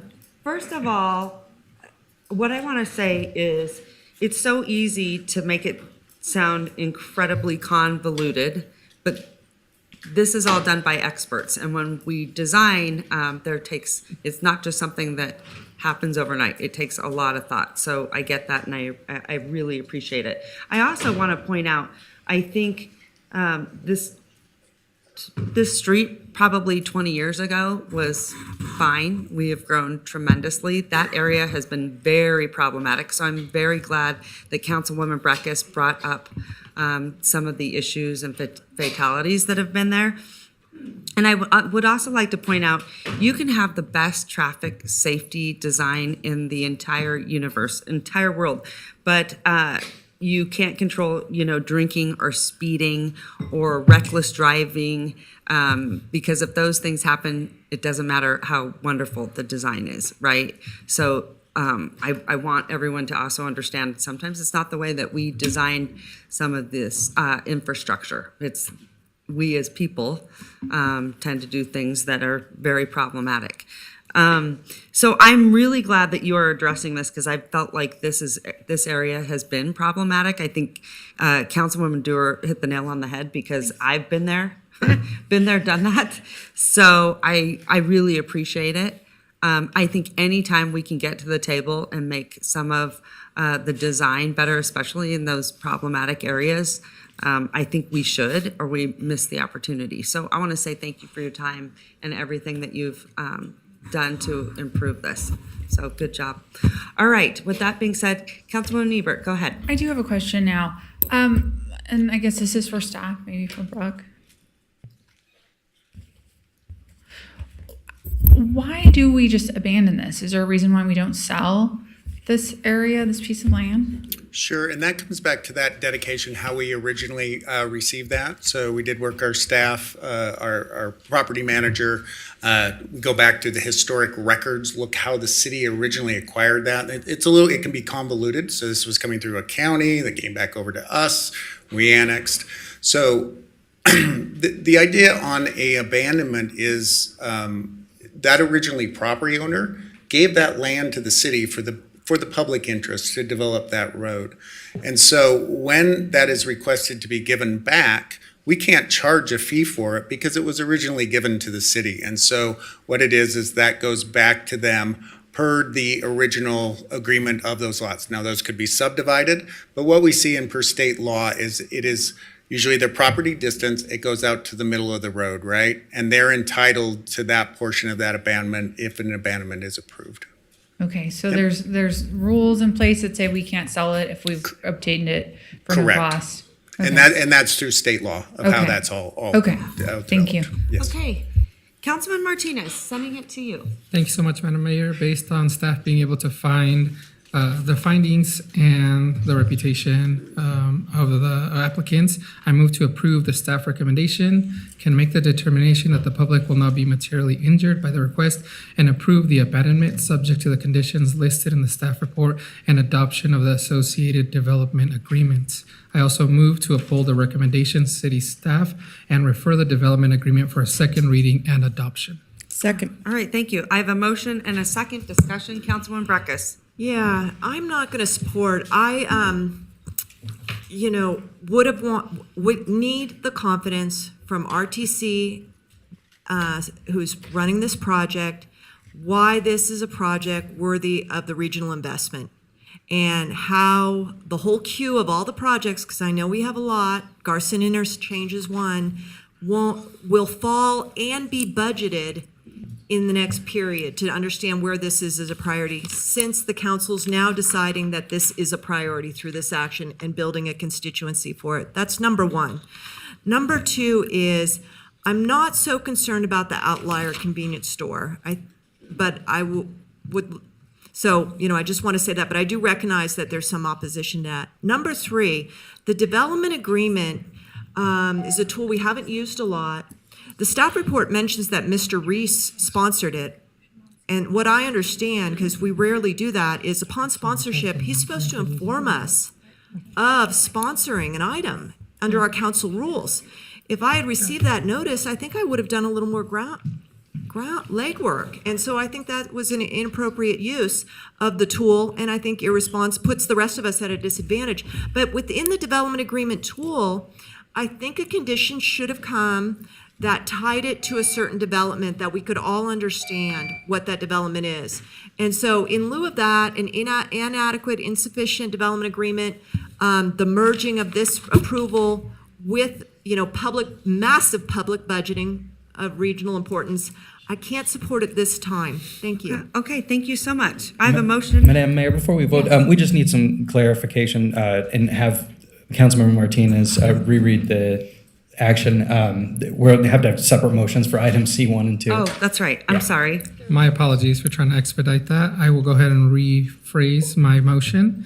I move to approve the staff recommendation, can make the determination that the public will not be materially injured by the request, and approve the abandonment subject to the conditions listed in the staff report and adoption of the Associated Development Agreement, LDC 23-0001. All right, so And I have a motion. second. I have a second. All those in favor say aye. Aye. All those opposed? Opposed. Motion carries. Okay, All right. and then do we have to take one more? Go ahead. I move to uphold the recommendation, city staff, and refer the development agreement for a second reading and adoption. All right, Second. I have a motion and a second. All those in favor say aye. Aye. All those opposed? I have a comment too. I do have concerns about prioritizing. Go ahead. Yeah, I have concerns about prioritizing this road through RTC. And we do have a lot of areas with additional traffic concerns. I know we've discussed areas in my ward that have had a lot of fatalities in the last, year. So if we're moving this up for traffic concerns, I think there's other areas that might have more pressing traffic concerns if we're going to use fatalities as a metric to determine what should be prioritized. So because of those concerns, I'm not going to be able to support it this time. All right, thank you so much. All right, I have a motion and a second. All those in favor say aye. Aye. All those opposed? Opposed. Motion carries. All right, thank you very much. Appreciate your time. Okay, We need to do a let's break? move on. I know that everyone's getting very, very restless. Yeah. But I know we have people still here in the audience, right, Mr. Clerk? I believe so for item D4 Okay, so and C3. I'm sorry, C3 first and D4. We have people in the Can we audience. take a 15-minute then? let's, you guys want to do that? I was hoping to push through this. No? What do you want to do? Like do a 15-minute, just. Let's just go and then we will, and here's why, because I believe, Carl, we have an attorney-client, am I right? Yes. Okay, so why don't we get through this next item and then we'll go for an hour? Okay. Is that going to be enough time? Okay. Okay. If you need more, Carl, let me know. So Okay. we're doing C3? C3. Yes. All right. Okay. Mr. Clerk, thank you So, so much. Sending it back to you. Item C3, for the record, we received one comment, which was directly associated with the agenda item prior to 4 p.m. on August 22nd. This comment was a voicemail correspondence, and the transcript of the comment has been distributed to Reno City Council and is available to the public on the reno.gov meeting portal, and it represented one in favor on this item. And so for item C3, this is an ordinance introduction to be introduced by the City Attorney's Office. All right, go ahead. Take it away, Carl. Thank you, Madam Mayor. Item C3, ordinance introduction, bill number 7245, case number LDC 23-00061, 550 Orcrest. Ordinance to amend Title 18, Chapter 18.02 of the Reno Municipal Code entitled Zoning, Rezoning a plus or minus 1 acre site from large lot residential, 1 acre, LLR1, to mixed employment, ME. The site is located on the south side of Orcrest Drive, plus or minus 440 feet east of its intersection with Carson Lane. Site has an Master Plan Land Use Designation of Mixed Employment, ME Ward 4. All right, thank you so much. So, Mr. Clerk, let the record reflect that the City Council is now opening the public hearing. Has proper notice been given? Any correspondence received? Proper notice has been given, and the aforementioned comment for correspondence was received. Okay, thank you so much. At this time, I'm going to ask council members, do you have any disclosures on this item? Seeing that there are none, I'm going to send it to you. Thank you, Madam Mayor, and members of the council. Merged everything there together. I know you're all getting hangry. I promise to keep this short. This is not. We're good. Not nearly as complicated as the one right before. So, Jeff Foster, Associate Planner for the record, bringing to you today LDC 2361, which is a zone change for the property at 550 Orcrest. The applicant and their representative are also here today, should you have any questions. So the project site is approximately 1 acre in size. It's an undeveloped parcel on Orcrest Avenue. As you can see on the aerial here, that is between the county jail and Highway 395 and Virginia Street on the west. The request is a zoning map amendment from large lot residential 1 acre to mixed employment, which would bring the zoning into conformance with the master plan, and no uses or buildings are proposed at this time. I also want to point out that the general development pattern surrounding the site to the south and east is industrial in nature, and that will become more important as we move forward. The key issue is zoning compatibility. Zooming in, you can see the site on Orcrest, Carson Lane off to the left. Surrounding the site to the south, we have RV storage. To the east is an outdoor storage use. To the west is a vacant single-family home. And to the north across Orcrest is a mobile home property. So, large lot residential, that's the current zoning as you can see on the left. This zoning does not conform to the master plan, which is also mixed employment. And that master plan designation supports light industrial development. The proposed zone change, as I mentioned earlier, would bring the zoning into conformance with the master plan designation. And the original request was for industrial, but that is not allowed under the master plan, as that is limited to existing properties with that zoning, despite the fact that there are several industrially zoned parcels around the site, as you can see. We can no longer allow new parcels to be zoned industrial, hence the request for the mixed employment designation. Here is the master plan. Again, mixed employment, a few policies and goals that the request is in conformance with. And I did also want to note that the previous master plan land use was industrial for this area. These are the development standards for the existing zoning and the proposed zoning. And it's important to note, as I've said on previous zone changes, that any future non-residential development would require a site plan review, and additional site-specific conditions for compatibility may be applied at that time. Here are the recommended findings. Staff can make the findings, and here's the recommended motion to uphold the unanimous recommendation of the Planning Commission. And I'm available for questions. Okay, thank you so much. Good job.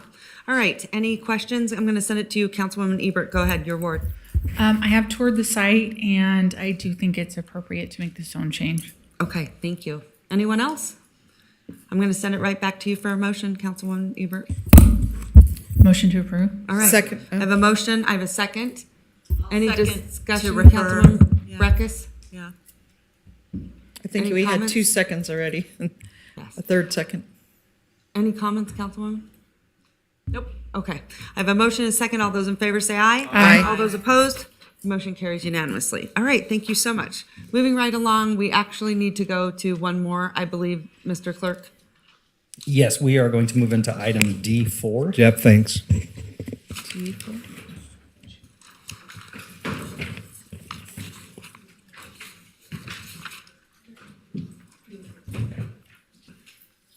Okay, Mr. Clerk, do we have any public comment on item D4?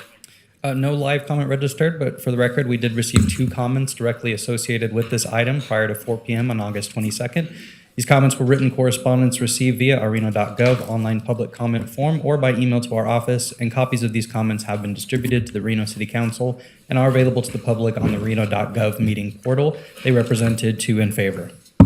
I'm just now getting this resolution that we discussed about 3 hours ago. And we did just have someone attending via Zoom requesting to speak, so we will let Mr. Shrimp, when you are ready, please unmute and begin speaking. Okay, thank you.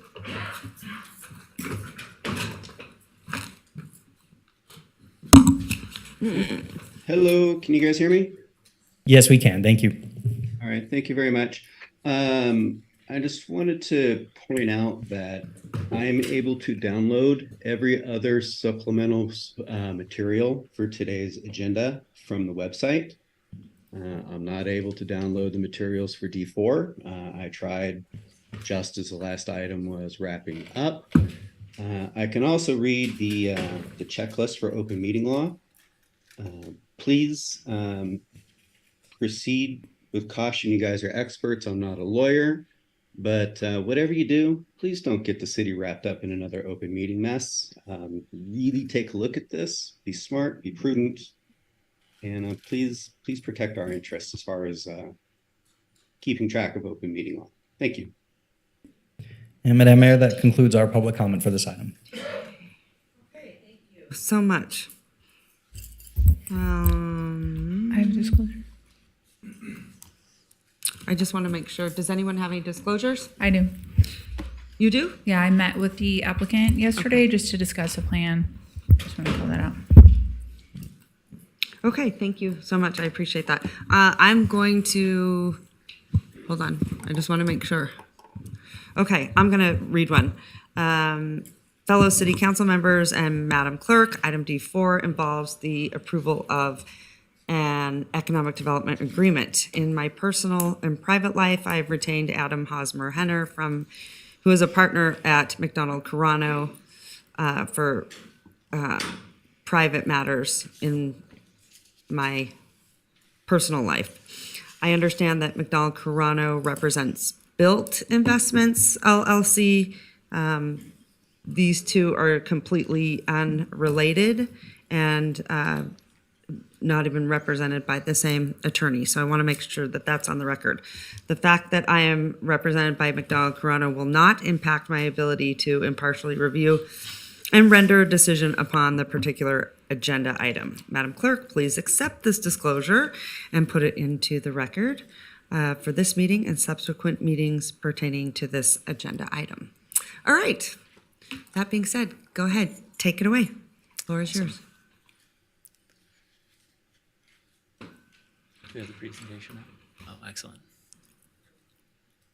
Just loading up the presentation. Gotcha. Well, good afternoon, Madam Mayor and council members. Brian McCardle, Revitalization Manager, and today we're discussing the sale and resolution for the sale for 0 Riverside Drive. So we are recommending that it is in the best interest of the public to sell 0 Riverside Drive to Built. They were selected through an RFP process that we led earlier this year. The proposal that we reviewed and was selected through that review was a proposal for high density attainable housing. And in the last council meeting, council directed staff to proceed with negotiations with Built. And we are here today to discuss that resolution that will allow us to sell this property at a specific price. That price being $850,000 with some attached specific terms. This is an ideal site for residential development, and with the selection process that we took, Built was the winning proposal due to their track record of successfully completing high-quality residential projects throughout the region. This is a high-density development project that is proposed that will provide necessary attainable housing that we all know we need in this community. So the first one is, how does the city go about selling a piece of property that it currently owns? The first process would be through a public auction. But the second process is through a Nevada Revised Statute, NRS 268063, that allows the city to sell or lease or dispose a piece of property if it is for a redevelopment or economic development purpose. Because this property is not inside the redevelopment agency areas, we're utilizing the economic development portion. And the city can do so by, without offering it to the public and for less than fair market value if it is for an economic development project. But before doing so, it must retain appraisals and must adopt a resolution that is in the best interest of the public to sell the property. That resolution is what we have before you today.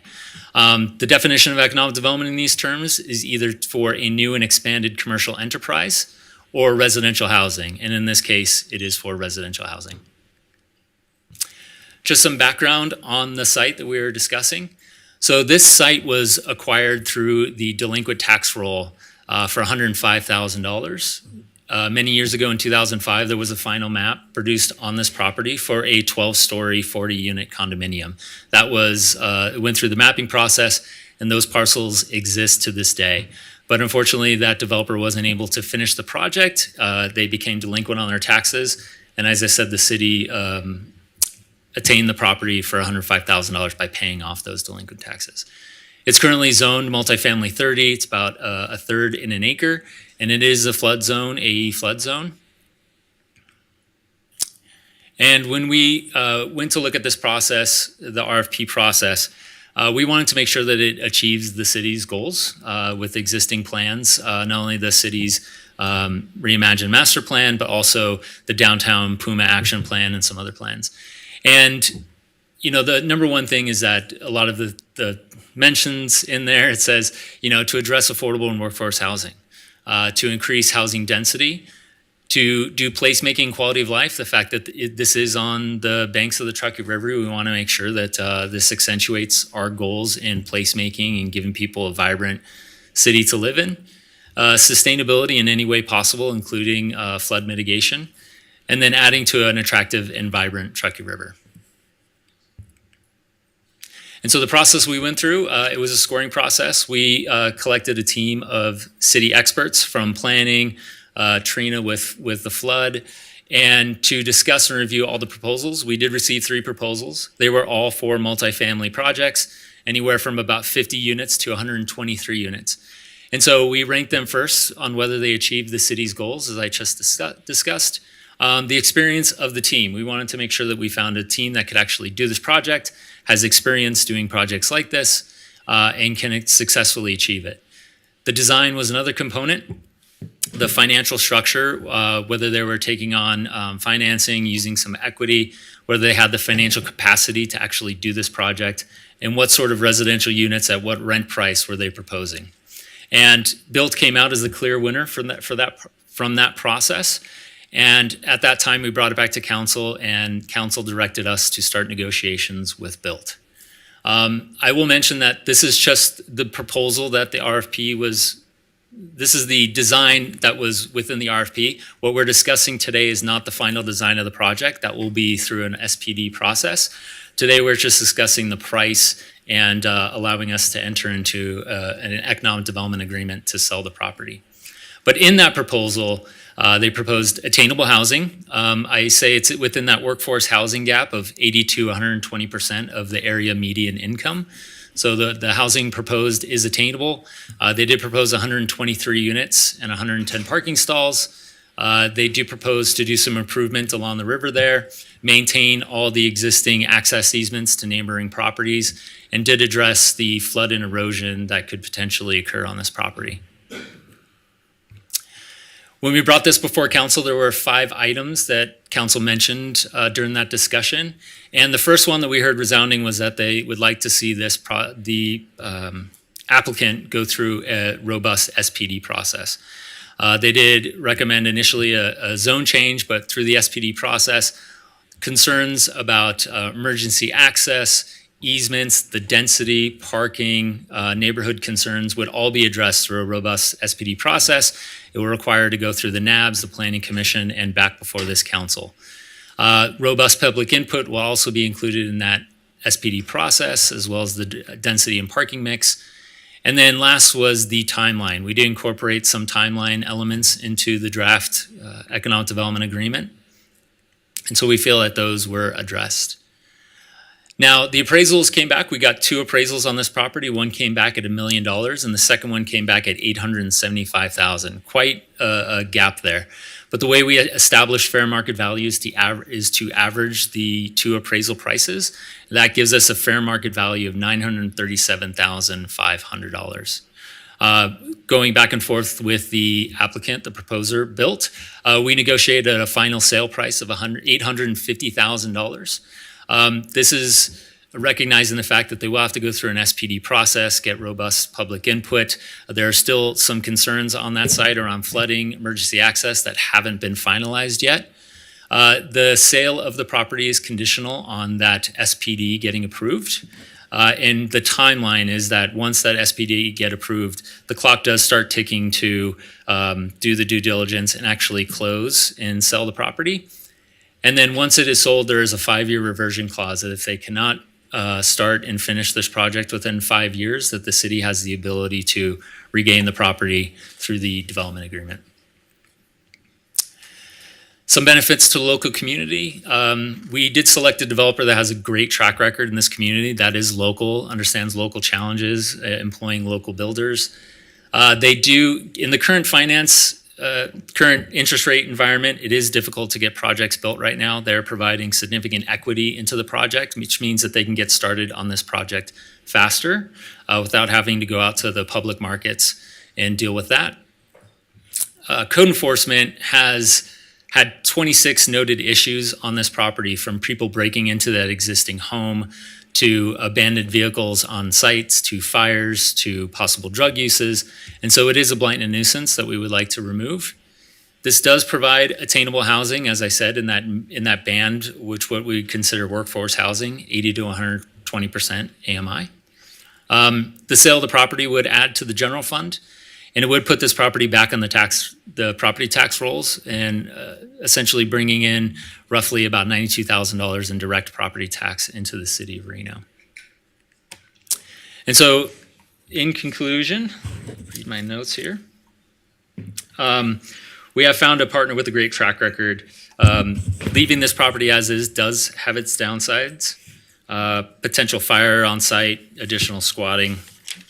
And we do believe that it is the time to get this property out of the hands into someone that can, our hands into someone that can do something with it and build on the site and provide the housing we all know we need locally in this community. And we do have Built here to answer any questions. They may have a short presentation if you'd like to see it. And the proposed motion is to approve the resolution allowing us through that NRS 268063 to sell the property in the interest of the public at the negotiated price, and allowing the city manager to finalize that agreement. Later, they will come back through an SPD process, so that isn't proposed. Any design elements, density aren't proposed in this item. Mr. McCardle, before you go forward, you made mention of it, but I want to make sure that it's clear. The close of this transaction is contingent on the SPD approval, is that correct? Yes. And so what does that mean for us today? If through the process, if they propose a specific density and a parking requirement, and they would have to go through the SPD process to get that approved. If it's not approved, this deal would not proceed. If there's any emergency access challenges where the site cannot be built upon and the SPD can't be approved, the process would stop there. So we're not approving the sale of the property today, is that correct? We are approving only the sale, but not the design and the potential project that is going to go on that site. Let me try again. We are not selling the property today. We are not selling the property today. That is correct. Okay. We are. What has to happen for us to sell the property? We need to pass a resolution stating that it is in the best interest of the public to sell this property, number one. And that too, because it's in the best interest of the public, and because it's an economic development project, we can sell the property for less than fair market value. That is the resolution today. And the last request is to allow the city manager's office to finalize the agreement. So I want to summarize, and you correct me where I get it wrong.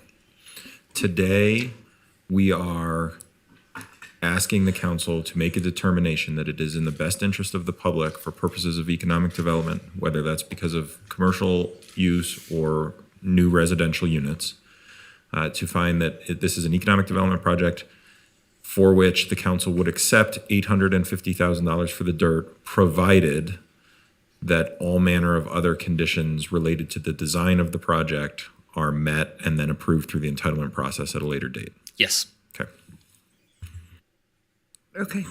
I think you're finished, correct? Yes, I am. All right, thank you so much. I would love to hear from the applicants and see if you have a presentation. I think Brian said you may have. Thank you, Madam Mayor and Council members. We will work to be quick in this process. I think the first thing that we'd like to start is just an introduction of who we are. I think Brian was very generous in calling us qualified developers with a great track record. And so I have a few bullet points to share about my brother Kurt and I. Number one, we're fifth generation Nevadans. And what that means is we're not going anywhere. We've been here for a long time. Who's younger? Who's older? He's my older brother. The hairline throws most people off here.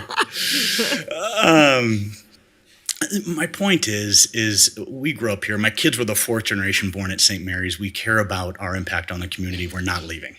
And so when we enter into an agreement to do a project, we mean it, and we intend to do it in a way that's lasting.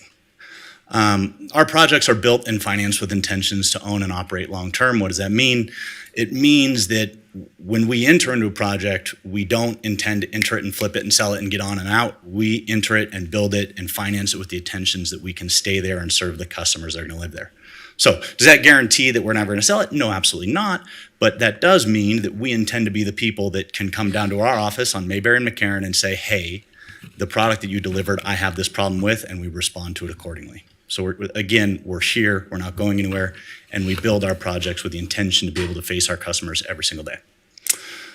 We do have an unlimited B contractor's license. What that means is that we've been qualified by the Nevada State Contractors Board to build unlimited height and unlimited amounts. Nearly all of our employees are longtime Nevadans with decades of industry experience. In a contractor and developer sense, my brother and I may be young for the industry, but we've hired the experience to help supplement all areas to make sure that we are doing a good job in all scopes. Industry and community involvement, I didn't put up there, but over the last 2 years, we've given multiple 5 figures to Sky Tavern. I'm a big fan of what they're doing up there and the continued development to get kids outside.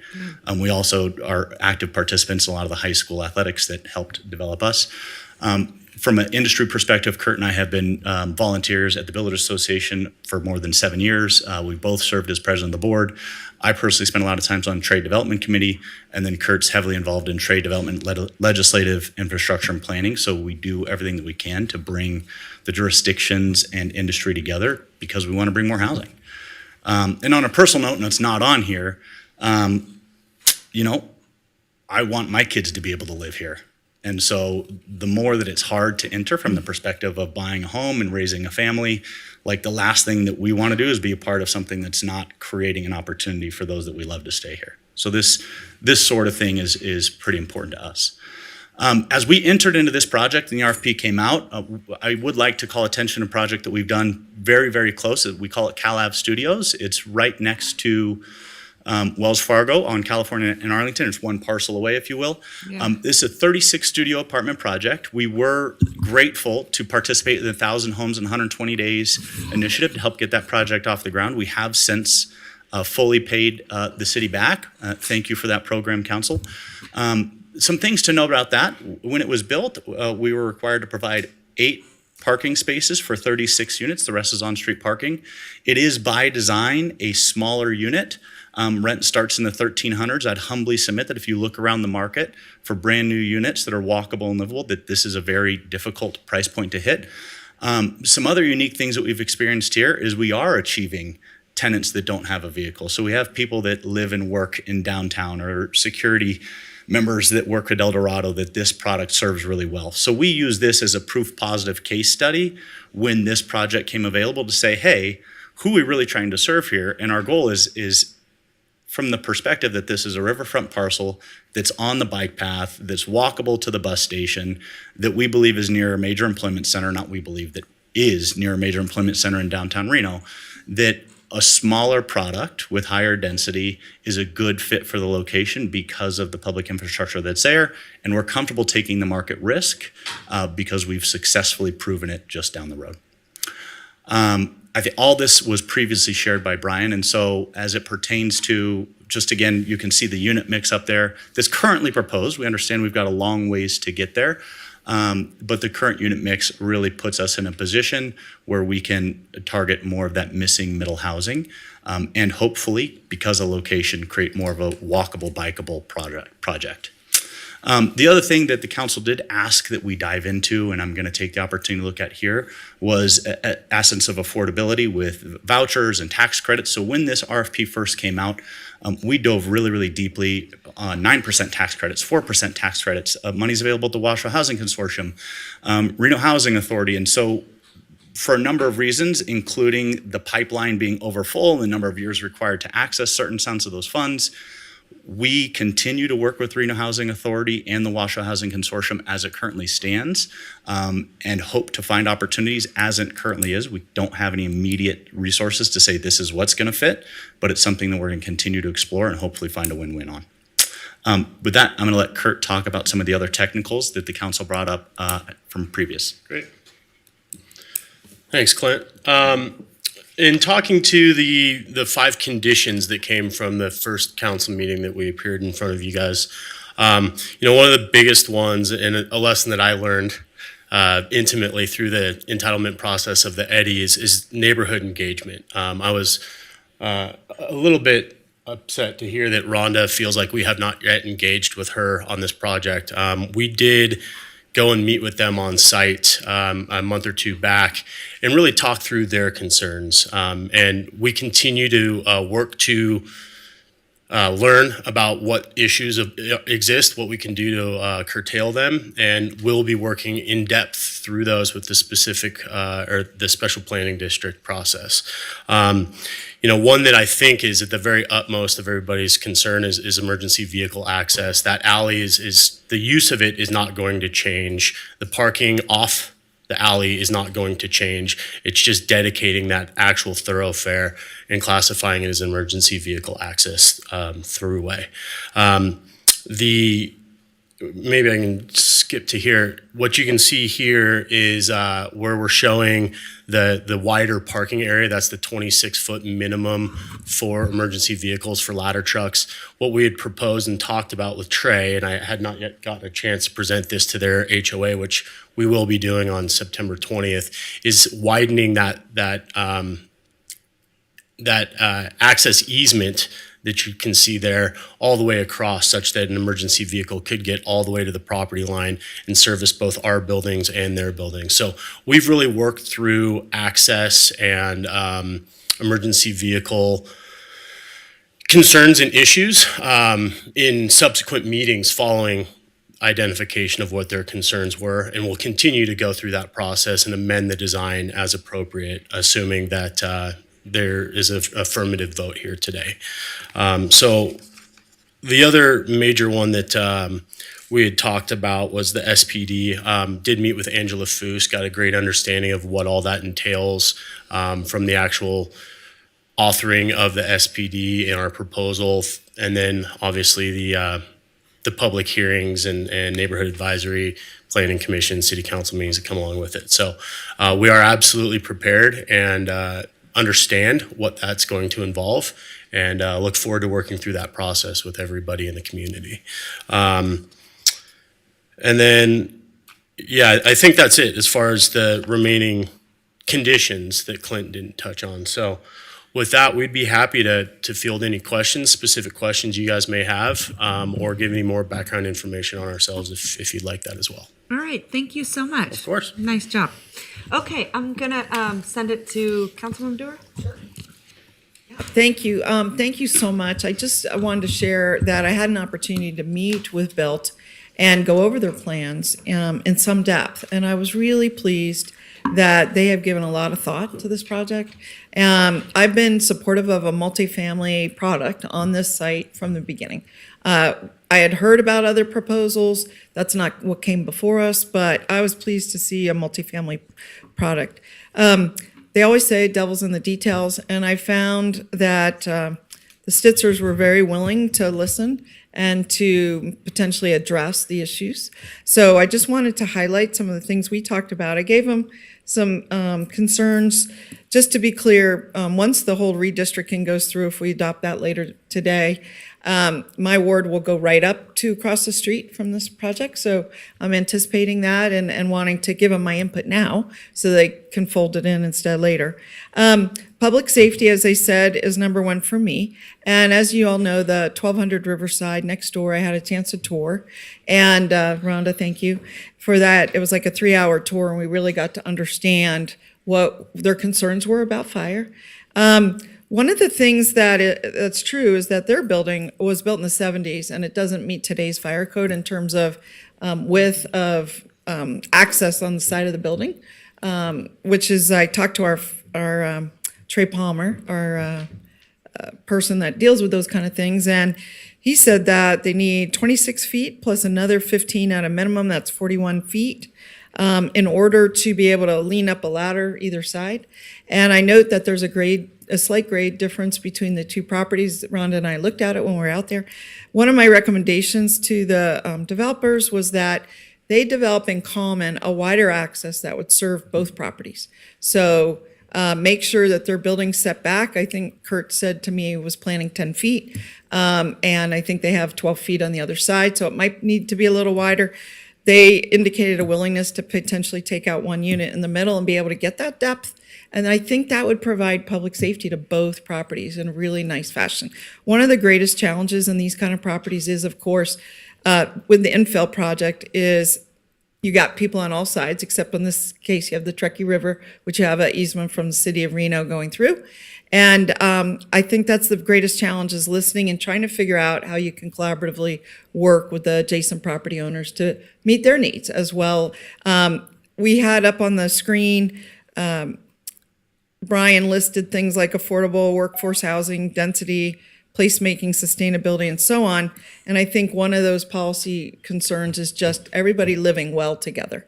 It may require dropping a few units to make that happen, but that should not undermine the viability of the project. I brought up at the last meeting about parking. I reiterated it to them. They're going to take a look at that. And then the affordable housing issues, I was so pleased to hear Clint talk about how much work he's done to try to research all the options. I shared with him that the 80-20 project, if I may have a few moments, 80-20 project we worked with on the Innova project is the only one in the state. And I just asked them, is it possible? I wrote a letter to the state, and we were able to get $1 million to help underwrite that project. Is there some potential? I mean, I'm willing to do that. This looks like it'll be in Ward 1. Maybe other members of the council, just like Mr. Reese sponsored a ordinance change. I think we could help you get to where you want to be. So I appreciate that it's attainable. I would love to see a percentage of affordable. And the reason is we sold a piece of land to Jacobs, and one of the requirements we put in was a 10% affordable. They didn't have to do a PUD. They're doing, I think, just a building permit. But those are just some things I'm thinking through. So I'm supportive at this time. Thank you so much. All right, go ahead, Vice Mayor. Thank you, Madam Mayor. I want to first start with our city attorney's office.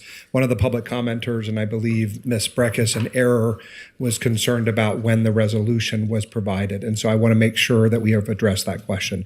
As I understand it, under NRS 241.0208, the issue is that when we receive the materials, it should be the same opportunity for the public. So that if a document was provided to us in the meeting, we provide it in the meeting. But if a document was not provided to us, except for collective bargaining agreements, we're okay. Am I correct? Yes, that's correct. Okay. In addition, we checked the website to see if the other materials had been uploaded, and we were able to access those materials online. Well, and I appreciate your response. I just want to make sure that people are understanding. We are, of course, very concerned with meeting the requirements of the open meeting law. That's why we rely on you to make sure that happens. But again, the general rule is that we get the material at the same time, right? And so we've done that, and I appreciate that. Obviously, it's best practice if documents that we need to approve are provided to us with as much notice. but things happen. There's a lot of documents. We have a lot of paperwork that we deal with. I don't think it's material because ultimately it's contained within the staff report, as you said earlier, but thank you for the clarification. Now, as to the issue in front of us, the question about selling a parcel of land we own and using it to propel a development strategy of the city, meaning a redevelopment strategy of the city, I think is what's before us today. And I'm really absolutely honored that the Sitzers would continue to work with the city of Reno. It is not often that we have folks who are here who are fifth generation folks that are doing the type of development work that you're doing, meaning bringing a product type to a previously blighted parcel that benefits the city. And so I want to thank you for your commitment to this community. Like you, I'm a fifth generation Nevadan, and I will say that sometimes that's both a double-edged sword, right? Because I think everybody who lives here, whether they've been here a week or they've been here 5 generations, absolutely has a say in the community where we live. And so I want to make sure people understand my position is that 5 generations is really a track record. It's really saying, like the applicants before you, the Dolans, who have made commitments here, who have their children in the schools here, that have supported the kind of things like Sky Tavern, like the Toys for Tots program. Those are really the measure of what we understand to be a character-driven issue. And so I thank you for that background, because I don't think I knew all of that background before. With regard to the project, like Ms. Dewar, I am supportive. I think your vision is the kind of vision that we had hoped for. I think we got off to a little bit of a rocky start because we are new to the redevelopment space, really, as a city. We have not been as intentional and purposeful as we are intending to be now. And so with Mr. McCardle's time here with the city and with Mr. Edelstein's time, we are going to go out and make decisions that are in the best interest of this community in a way that will move us forward. And so this is one of the first of those projects. And so maybe it got out the gates a little bit slower than was our hope. But I think we've had a nice reset, and we've been able to meet with you all and see the vision. And I'll say, too, that when we don't see the vision that we are hoping that our folks are interested in, that's where we get cautious, right? That's when we start to ask the type of questions that have now been answered. And so I just want to thank you all for engaging in the iterative process, for my colleagues who have, been cautious and made choices to get us to this point, because I do think it creates a better project in the end. Thank you so much. No, I'm good. All right, thank you so much. Okay, go ahead, Councilwoman Ebert. This question is for staff.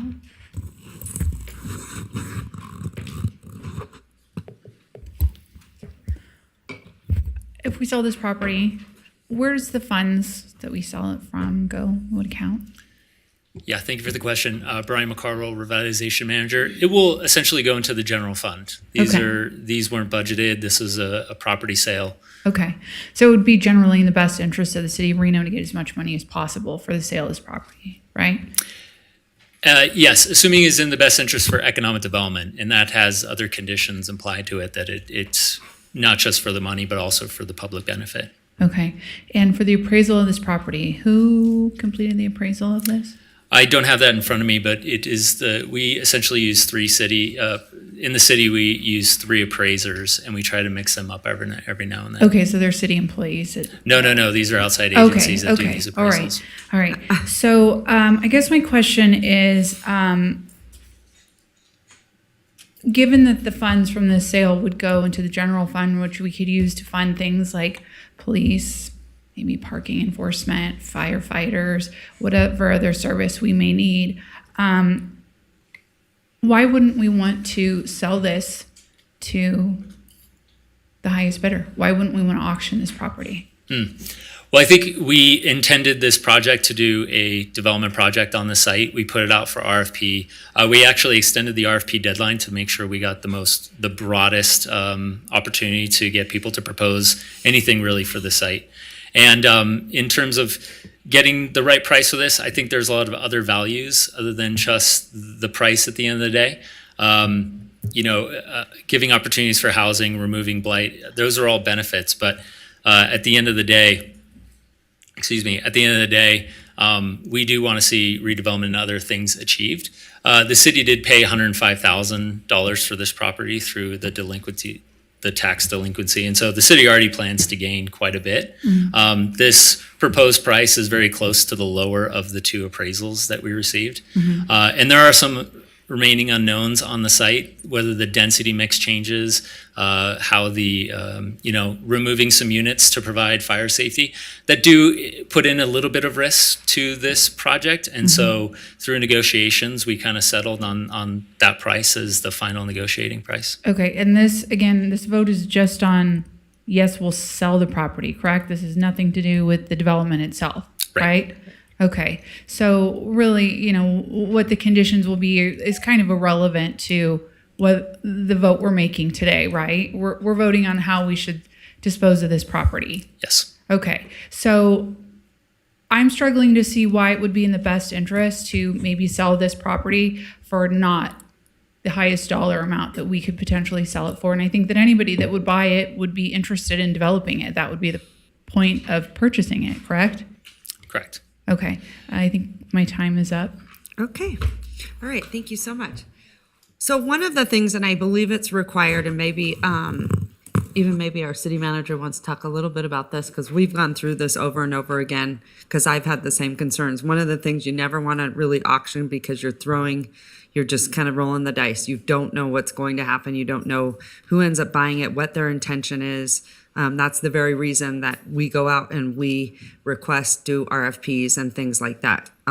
Also, you run the risk that, to Megan's point, that possibly you end up getting a lot less, right, when you go out to auction. So we've seen that too before. So that's why typically this is the best way to do it if you're truly wanting to plan an area that is a community benefit or something that the community desperately needs, like housing or those types of things.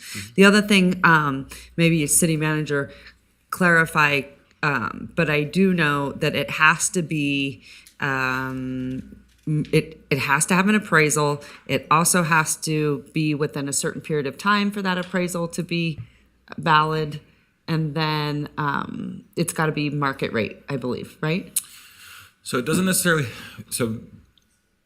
there are like 9 questions. Let me go I know, back. sorry. I just think Councilwoman Ebert brings up some good things, but I think there's some history here that everyone should know. So it's not just like, hey, we're just, throwing it to the wind. I think you correctly and appropriately describe the many ways in which we can dispose of property, which run the gamut from just an auction to, in some cases, the redevelopment tools that we have at our disposal are even more flexible than this.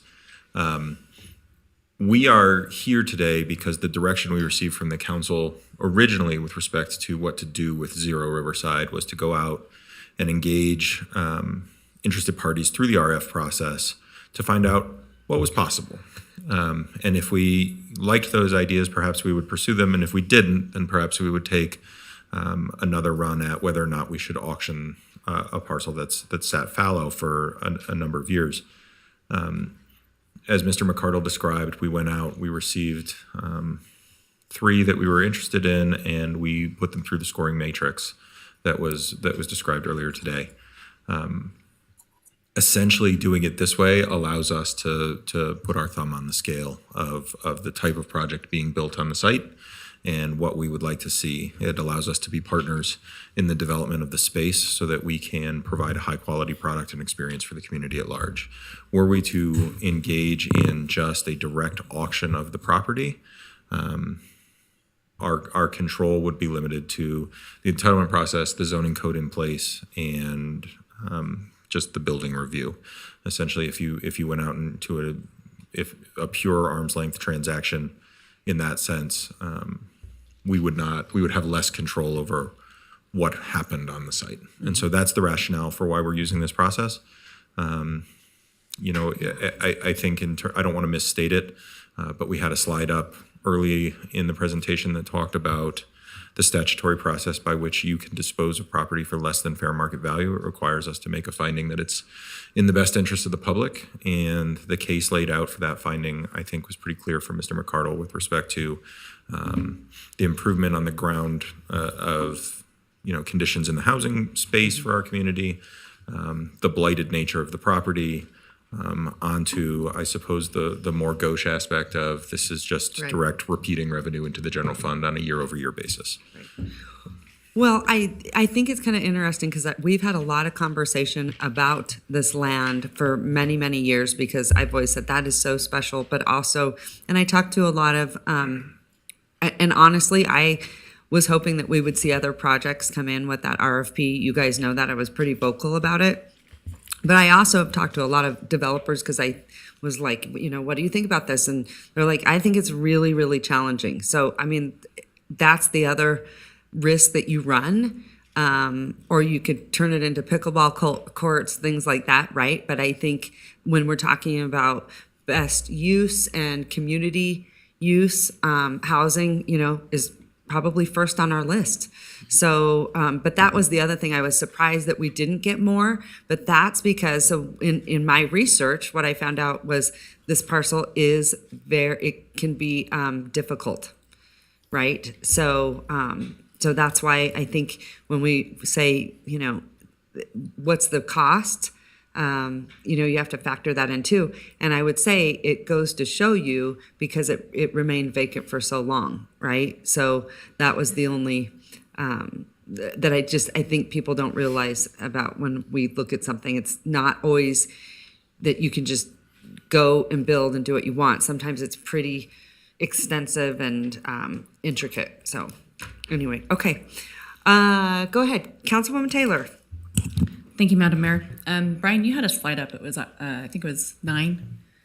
And this just helps me get to the numbers. Of course, we would want to sell this property for the maximum value we could, but it looks to me like we're at a difference of about maybe $20,000 based on what the SPD is going to cost, which is a benefit to the city and to the developer that we're asking them to go through. So if we look at the $850 and then the $65,000 price, we're pretty close to what that fair market value is. And then I was wondering if you could just answer a couple questions about when we have blight, when we have fires, when we have code enforcement. I mean, I would imagine there's a cost to the city when we have to send fire department out there, when we have to send police out there, when we have to have code enforcement go out there and take care of the squatters, right? And I think if we're looking at about 20 grand, we're way above that in what it's going to cost us in the city to maintain this as a blighted piece of property. And I'm just asking the question. That is absolutely true. I'll add that once the property is finished, the annual property tax does go back into the city. And so in the first year, the $92,000 that would be recouped in property tax from this development would easily cover the spread. Sure, so I'm not looking at it as a loss to the city. And just, for the record, I was supportive of this project at the very beginning, and I appreciate the work that you and your team and the Stitzlers have done with development services to get us to the SPD process where we can start working out some of the details. So thank you very much. Appreciate your help. Thank you. All right, Councilman Breckus. I'm going to be really specific on this. I recognize from the, iteration from the last meeting that Built went out and tried to figure out a way to bring a subsidized component to the project. They didn't get there. What did you originally recommend was the public purpose for housing? Was it commitment of some funds to the Housing Trust Fund? No, it was, I think the request was to meet with the RHA to see if they would take housing vouchers specifically. I thought that was something that came up from this table, and you came to us with a different proposal that we were going to put some fund per unit or something into our housing trust fund. I'm not aware of any of that. Okay, that's fine. They did due diligence, they didn't get there. Now, so the public benefit has been diminished a little bit from our last iteration. I think that can be replaced by resetting the price part. That's number one.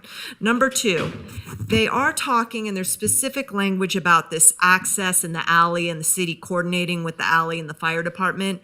I think that should get stripped out. I don't want the planning department to, have that language and be like, oh, we're going to redo this alley, particularly for people who have access off of that alley and aren't at this table here today and weren't noticed. Okay, I've represented that area, and there are other parties who use that alley. Let it come through the SPD process. Strip that out. Reset the property the price to reflect that there's not going to be a public housing component. We'll get more money in the general fund, do what we want with it, put it into our housing trust fund. 2, strip out that alley component. But 3, I want to talk about this resolution that I just got about a minute ago. There's some weird language in here that I think is mirrored in the agreement that says that they're going to cease to expand commercial activities, or it's C, the title page of your resolution, second sentence of paragraph C of your resolution. Additionally, this council determines that there's a need for the construction of residential housing and commercial facilities to support the establishment of new commercial enterprise or facilities for residents of the city. There's also mirrored language in the agreement. I'm seeing commercial. I'm not. It's the statutory language. It's the statutory language of the finding. Okay. That is correct. Okay. That's fine. I can live with that. Okay, so that clarifies that. So the provisions I'm looking forward to move forward are: 1, we reset the purchase price to $937. 2, we strip out that ALE language. And 3, the red line version of the development agreement comes back to this table prior to closing. I don't want 5 new paragraphs dropped in, by staff that we don't see.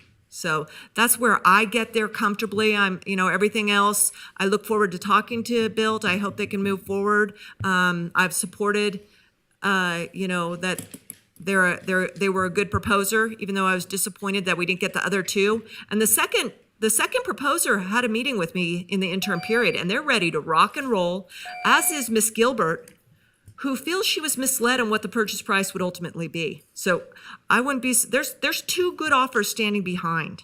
Whether or not Miss Gilbert's still around, I don't know, because the building she wanted to save got torn down. But there are people behind. But I do believe in Built, although, I'm willing to see what they, how they propose the SPD. I think that's a good approach. They may find, like I found, that the 8 parking spaces they created on California Avenue are causing problems for the neighborhood. The My Favorite Muffin person, who's on that building for a long time, says that their tenants are parking in the morning. And when they have their peak businesses, their folks are out there on the street, but that's not their problem. That's the city's problem for not managing our on-street parking when we reduce parking rates. So that's going to be a topic to have discussion with them, too. Okay, thank you, Councilwoman Thank you. Burkus. Okay, Councilman Martinez. Thank you so much, Madam Mayor. Bill, thank you all for being here and providing some of that context. Mr. Ricardo, thank you for all your work and your team's work on getting, this project to this phase and creating a rubric to be able to filter out some of the RFPs that we got and come to the best use of this property. I will say that providing more attainable housing, injecting our general fund with not just the sale, but the annual property taxes that are going to come in from this are a benefit to our community, and removing some of that blight in the nuisance calls and calls for service that we keep getting from this site. And I know this doesn't necessarily have to do with the sale, but just out of curiosity, in the front near the river, is that a trail that I see in slide 8? Is that kind of what you all are thinking of putting in? In the landscape design? Yeah, in the landscape design. I think that was just a proposed landscape design. Yeah, that one. But there is a city For the easement. south side. Yes, there is a city easement that I believe goes about 50 feet. You can actually see the line right there that we have to retain because it's on the banks of the Truckee River. Those easements will be retained. And so this is just a landscape design while maintaining the existing easement to the neighboring property, but then also that river easement on the frontage. Okay, sounds good. Thank you so much. All right, Councilman Hebert. So this goes back again to the sale of the property. Is auction the only option we have for sale of property? I believe so. That would be the only other option. So we couldn't list it at market value? So we don't generally list property. If we're going to sell it, we would auction it, and there's a requirement that we sell it for fair market value unless we make the findings that it's in the best interest of the public as an economic development project here. Okay, so we're currently selling it at a reduced rate, not fair market value, right? That we're below the estimate. That's the proposal, yes. So we could sell it at fair market value, right? You could try. Okay. Well, I'm looking at the Truckee Meadows Regional Planning Agency most recent data that we have, and it says that we are, our apartment vacancy rate is only at 2.95%, which is very low. So I'm fairly confident that there's a high demand for building apartments and for land, especially for infill within the city of Reno. I know that it's been stated that it was decided that all the development is supposed to happen in the North Valleys, but this is a great opportunity to everyone's point that this is a nice area for work, close proximity to jobs to have these apartments built. So I think this is a very desirable location. And what did you state we acquired this property for the delinquent taxes? $105,000. $105,000. So we're actually taking a little bit more of a loss, right? We've paid $105,000. We're going to sell it for a little bit less than market value, correct? We purchased it for $105,000. The proposal before it today is to sell it at $150,000. Okay. I mean, 850. 850,000. Sorry. Okay, so basically, what, like $700,000 then? Yes. So we're selling this property for $700,000. Okay, That's so our net. The net, yeah, yes. so I could sell my house and buy this property, basically. Like this isn't a large amount of money for this property downtown. This is a desirable piece of property. Like I could imagine that a lot of people would want to buy it and develop it, and anybody that comes in would have to go to planning commission, right? This isn't like you buy it and nobody would have to come before any commission or council. It could just put whatever they want in there, correct? That would be the assumption that there are buyers actively interested in purchasing this property, and that's why we do the RFP process to cast a very wide net to get those proposals. I'll add that of the three we received, none of them came anywhere near the fair market value price. This was, and we took in pricing into account in the scoring. This came as close to the full appraised value. Okay, was there any reason why they didn't give fair market value? Their first proposal was very close to fair market value. After the last council meeting with a lot of the conditions and the discussions through due diligence and negotiations, that is the number we settled at. So they didn't give a reason why, just other than we could get it for less? We can have them come up and discuss that. So they could. I would also say for context, part of what pushed us into the RF process was we had two competing unsolicited proposals for the property. And rather than choose winners and losers through that process, the council directed us to go through the RF process. And this proposal was far more competitive than any of the other proposals that came in. It was more competitive than the unsolicited proposals that pushed us into this process in the first instance. And so the assumption that there are fair market value buyers out there, I think, at least in our previous experience and what led us to use this process today, isn't exactly right. Okay, so my other concerns are this isn't a flood area. So what happens if this property floods? That will be addressed through the SPD process. Okay. All the existing improvements that they will need to not impact the floodplain whatsoever. Okay, so my other concern is, Councilwoman, I'm going to cut you off and go to Councilwoman Dewar, and I'll come back to you. I still have 30 No, seconds. you're okay, over. sorry. You're over 40. Okay, go ahead, Councilwoman Okay, Dewar. well, I'll just continue the line of my colleague. I was too going to bring up that the flooding on this property has put it in a bit of a quagmire. Most developers have a challenge with doing anything but just building on the ground with footings. This one's going to require building a parking garage essentially at the bottom so that area can flood. And there's very specific requirements about how you have to build that kind of facility to equalize flooding on both sides. You know, you have to have venting and pillars and, a variety of things so that if it does flood, it drains and that the people will be safe. So I commend the developer for anticipating it and solving the problem up front, because that's been my greatest challenge on this property. So thank you, Councilmember Ebert, for bringing that up. The other questions I had were at SPD, I believe it comes to council, but can you confirm that? It will. It is my understanding it will go before the NABS, the Planning Commission, and back to council. Okay. And you answered a critical question I had earlier, which is what if we don't achieve kumbaya and they don't come up with an SPD that is acceptable to the council at the time? It sounds like the sale would fall through. Yes. Okay. And then finally, there was a comment in the documents about the manager finalizing the agreement. And I was very unclear about what other terms need to be finalized? Like, what do you foresee, and why would that not come to us? I'm not clear.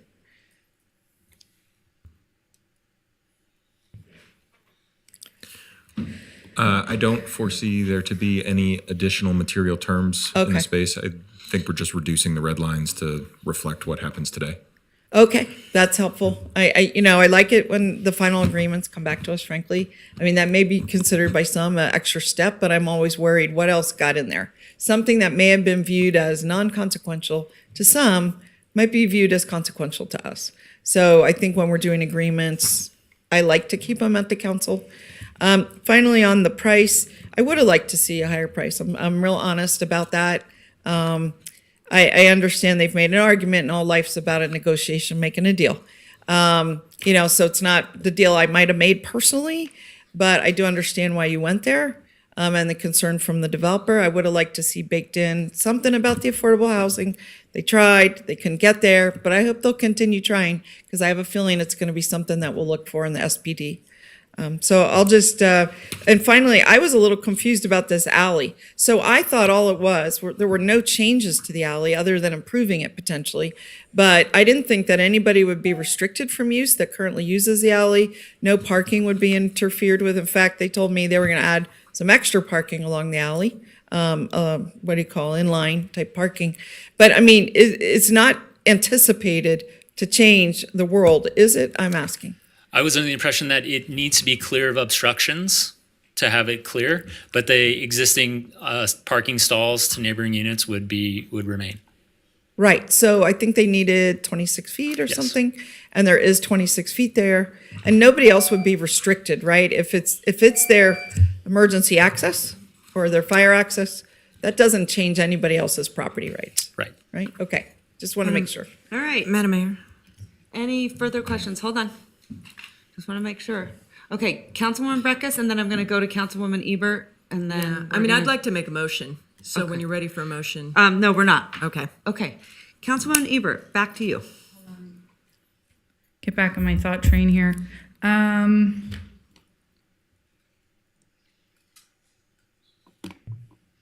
Sorry, bear with me here for a second. The other concern I have, with parking, and I've expressed this a lot, in the resolution we got shortly, or just a little while ago, there's something in here that says, NRS 268-063 provides that the city may sell real property for the purpose of economic development without first offering it to the general public and for less than the fair market value, as if the city council by resolution determines that it is in the best interest of the public to do so. The proposed project meets the definition of economic development under NRS 268.63. Can we get that NRS code? Like, it's not. Mr. Clerk, would you please pull up the slide deck? Oh, it's up. Would you just Sorry. go to the slide where the statute is, please? My bad.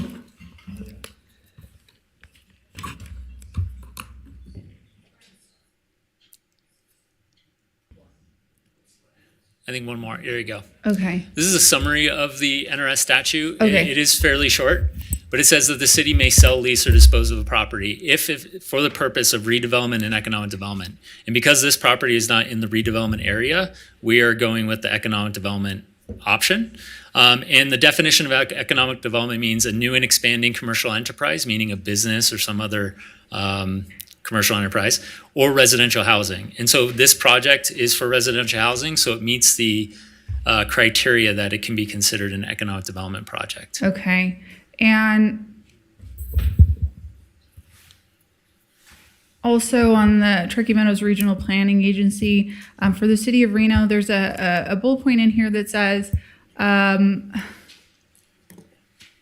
for public facilities and services, the city's concurrency management system ensured that the provision of adequate public facilities and infrastructure to support the existing and planned development.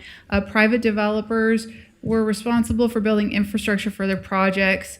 Does this include parking spaces for the number of apartments? Don't we have a provision that says that there need to be parking spaces, a certain number of parking spaces per units? That would be addressed through the SPD process. Okay. There's a specific zoning currently on the site. Under the original RFP, they were going to request the zone change. After direction from council, it was decided to go through that special planning district. What a special planning district does is essentially create its own special criteria for that lot. Okay. So all those concerns will be addressed through that process. Okay. Thank you. All right, Councilwoman, if there are no more questions, I'm going to send it. Councilwoman Breckus, go ahead. Yeah, I'm going to see how this goes. I'm going to move to, let's see, can you get the motion on the table? Recommend the adoption of a resolution with the condition modifications that the purchase price is $930,000. The language in the agreement about the city coordinating with the fire department is stripped out, and that the city manager is to finalize the agreement and bring the document back to the council upon for consideration after adoption of an SPD. Okay, can you, Councilwoman Breckus, explain the reason for the fire component again? Well, I think that that's the only design consideration that is really something in the SPD. And it doesn't even sound like it's necessary because, you know, Mr. McCardle said, well, they want to make sure it's clear of obstructions. Well, I can tell you right now, every alley should be clear of obstructions. If they aren't, there's a problem. That's an operational issue.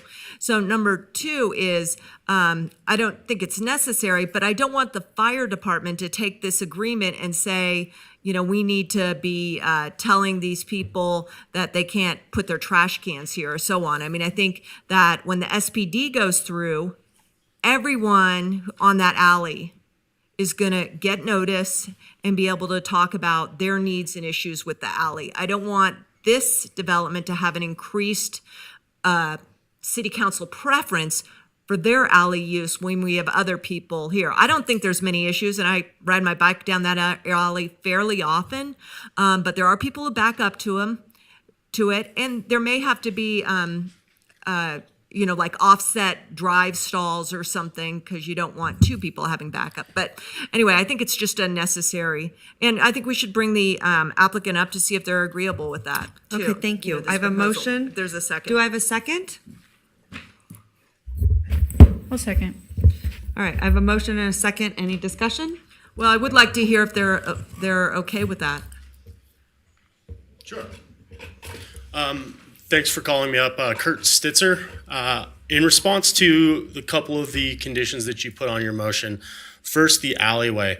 That whole thing came from a meeting with Trey Palmer, subsequent to my meeting with Trey Palmer, okay? And what he was saying is it's actually a 20-foot clear, not 26, for that emergency vehicle access. And without that emergency vehicle access thoroughfare along that side of the property, this site is not developable for the proposal. But that's a standard to all alleys. So Trey Palmer, you know, is not, I mean, he needs to be arguing that at the SPD case, not here embedding it in an agreement, is my view. I mean, well, I don't want to speak for him, so You're take just this saying we're at all the background. as Okay. yeah, our conversation. But with the current fire code, and because if you look at it different than, you know, or it's no different than a downtown alley in a downtown infill site, high density, high rise project, there's certain things that you need to be able to do. And that was something that needs to happen to meet the spirit of the code for development to happen on this property. And he'll and so that's where that came from. As far as the dollar value, so taking it from the 937.5 or whatever it is to 850, there's two components to that. So the first being the condition put on this project by council of the SPD. There's significant cost associated with an SPD. We did our best to assign a conservative value of what that would be to offset the cost of the land. Otherwise, if we were to buy it at auction or otherwise, an SPD would not be required.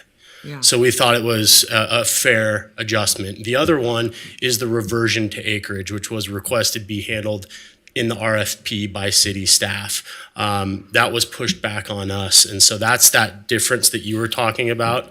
So that's that extra 22.5 that makes up the differences there, is going through and doing the reversion to acreage to take the 40-something APNs that are on the site right now to get it back to a single APN to be developable as a multifamily project. To give you guys a little extra context to two of your additional requests, that's why we proposed them the way that we did. Also, let me just ask you, because I don't really know, but I know once you get to like this point, you've already invested, I would assume. Do you have any idea how much? I would, to the tune of about $30,000 for the RFP process alone. Just for the RFP process? Just for the RFP but process. Didn't you have to bring in other? Consultants, architects, civil engineers, flood professionals, all that stuff. Have you done that? Yeah, that was all part of our RFP process. And then subsequent, all of the work that's been done to address the conditions from the last meeting has been essentially my time allocated to working through all these conditions. Okay. Setting meetings with city staff and neighborhoods and things like that. Okay. Okay. All right. Thank you so much. Okay, Yeah, we're my out of pleasure. time, so I've got a Madam motion Mayor, and a second on the floor. Yep. Oh, I have a comment on the motion. okay. So I have a motion and a second, and go ahead, Councilman or Vice Mayor Reese. Go Thank you, Madam Mayor. I'm not going to support the motion. I think what has become apparent is that we as a body have competing interests in the economic development space, and we haven't quite figured that out because, again, as I referenced earlier, it's newer to us, this economic development concern. So when we have property that we own, we have, in the time that I've been on the council, sometimes sold it for absolute fair market value in an arm's length transaction to folks. That has happened. We've also given property away entirely, 100%. And when it advanced our interests. Mostly it's been in the area of housing, low income and affordable housing. And then we've had discounts, right? We've had discounts where we either discount the property to make it so that the projects we want to see be built there are built here. Ultimately, I think you gentlemen have engaged in an iterative process with our staff where we had an RFP process that has been an expensive one to undertake, but it also has been one that's been a negotiated agreement. And I just think that in good faith, you have presented what you believe is the dollar amount which will make this project work for you all. And I think that we have few tools in the economic development toolbox to use. And when we do have them to advance an interest which we have, which here it's housing and tax revenue that comes from that housing, we've done the part that we're required to do under the statute. And I don't think it is for us to grind every dollar out of you. We want for your success. We are essentially entering into a partnership, if this is approved, with you to make sure that this project is built. So if we layer on onerous conditions, if we layer on expenses that were not anticipated, we are going to cost the project's success, and I don't want to do that. So I'm not supportive of the Ward 1 member's motion. All right, thank you. Anyone else? All right, I have a motion and a second. All those in favor say aye. Aye. Aye. All those opposed? Nay. Nay. Motion fails. Okay, I'm going to send it to you, Vice Mayor. Madam Mayor, I move to approve the resolution stating it's in the best interest of the public to convey city-owned property to built for a below fair market value of $850,000 for an economic development project and to authorize the city manager to finalize the agreement, the mayor to execute any deeds to transfer the property, and the city manager to execute and deliver all documents to close the sale.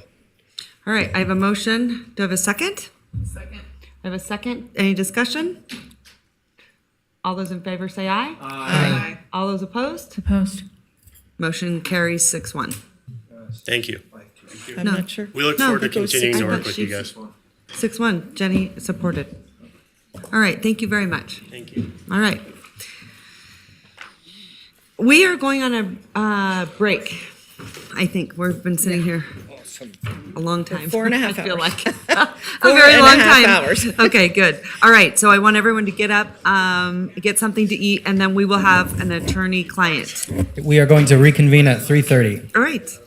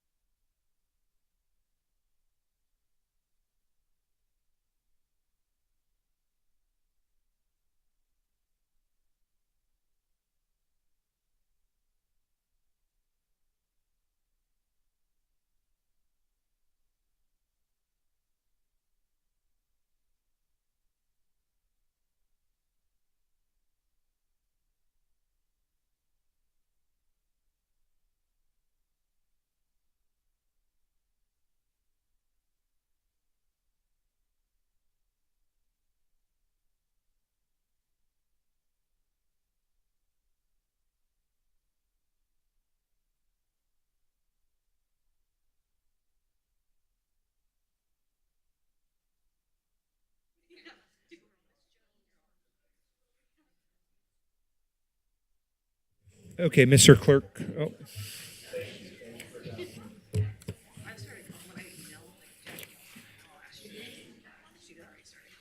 Okay, Mr. Vice Mayor, we are ready when you are. Okay, we're going to start with item, I think, B11, and then we've got to go through a number of our consent items.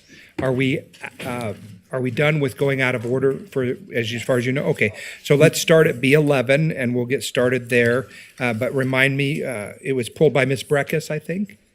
B11. That is correct. So we are reconvening at 3:35 p.m. and just noting that Mayor Shivi and Councilmember Ebert are absent at this time. Understand. So we're on to item B11, the franchise for Bird, as pulled by Member Breckus. Welcome, Ms. Groneman. How are you? I'm good, thank you. Good. Suzanne Groneman, for the record, Sustainability Manager. I do have a brief presentation to just go over what this item is. And also with us virtually from Bird is TJ Burkle. And then actually, before I jump in, really quick, I want to take this opportunity to introduce my new program assistant, Jessie Jo Rigo. She's sitting behind me. So she is supporting our sustainability program now also. And I apologize, the last name for Jessie? Rico. R-I-C-O, okay. Rigo. Okay, great, thank you. So to kick us off, this is an amendment to our existing franchise agreement with Bird. This is one small amendment to one section of the agreement regarding the fees that the city receives. Next slide. Oh, sorry. It's right in front of me. So to give a little background of why we're here, Bird has been actively engaging with the Reno Access Advisory Committee to offer adaptive vehicles in our market. And they have not been able to do that yet, and I'll talk about that here in a second. And so this is sort of an interim solution that Bird and the city have come up with to support our adaptive program. So to date, Bird has committed to donating helmets to the adaptive recreation program that addresses some safety concerns that the Reno Access Advisory Committee had. And those will be distributed at Evelyn Mount Northeast Community Center and Rosewood, where our new program is housed. The adaptive offerings are local market dependent. So Bird does have adaptive scooter offerings in other markets. However, the particular vendor that they use does not exist here in Reno.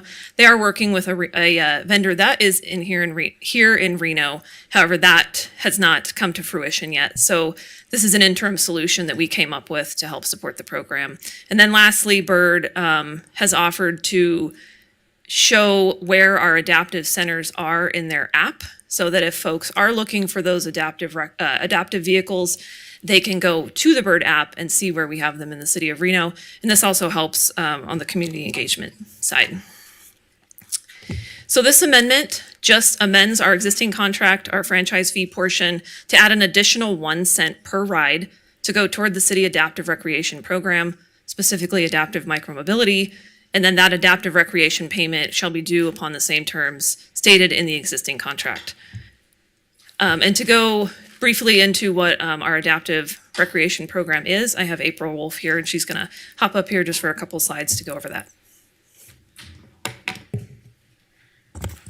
Vice Mayor and Council, for the record, my name is April Wolf. I'm the Therapeutic Recreation Specialist for City of Reno. So we let Bird know what current adaptive offerings that we have in this community provided by City of Reno. The first and our original one was the Adaptive Equipment Rental Program. So that rental program allows us to rent all of our adaptive recreation equipment, anything from an adaptive cycle to a beach wheelchair to a hiking chair. So we have a variety of equipment available, and that program works on either a day rental or up to a month-long rental. So as I mentioned, a variety of types of equipment available, and then that equipment would have to be transported by the renter. So we typically house all of our adaptive equipment out of the Evelyn Mount Northeast Community Center. Somebody would submit an inquiry that they were interested in renting a particular piece of equipment with specific dates, and then they would arrange an appointment at the Evelyn Mount Northeast Community Center. New this year, we launched our brand new adaptive cycling center out at Rosewood Nature Study Area, so the previous Rosewood Lakes Golf Course at 6800 Pembroke. This is a seasonal program that'll be offered May through September. We have a variety of hours that we are open. It offers a single ride opportunity. So if somebody was visiting the Reno Tahoe area and just wanted to grab an adaptive bike and get on the trail, they can do a single ride. Or we have a membership option, which allows them to use the Adaptive Cycling Center throughout the entire season. Those adaptive cycles are stored and rode directly from the center, and there is no transportation needed. So we learned a lot of the barrier of accessing adaptive vehicles is that the fact that they're very cumbersome and large to transport. So just on the next slide. I don't know which button. Oh, there. Just a few pictures of kind of the equipment that we do have available.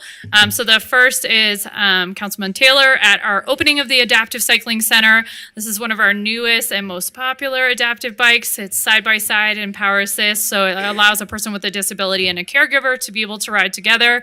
That's our beach wheelchair that's being rented and used at a beach in Tahoe. And then we have a variety of adaptive mountain bikes. We were able to take Councilman Reese out to Sierra Vista Park on Friday for Community Bike Day to see the variety of adaptive mountain bikes we have in our fleet.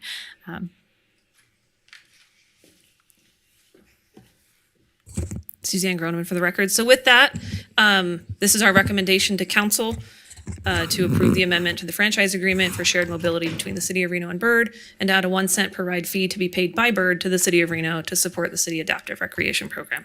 And I will take any questions. Okay, Ms. Breckus. Yeah, so I was expecting a little different item to come to our agenda when we revisited Byrd franchise agreement than, a modification of this nature, which seems to do some good, but it's not addressing the concerns that I have.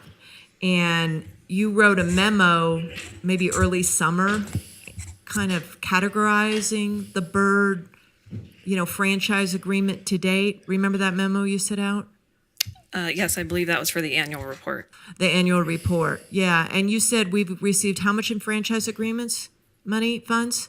In the first year, it was around $120,000. I don't remember the exact amount. Okay, so then, so $120,000, but for them to have the privilege of a franchise. But during that period, and that's what jumped out to me, there were 1,100 complaints.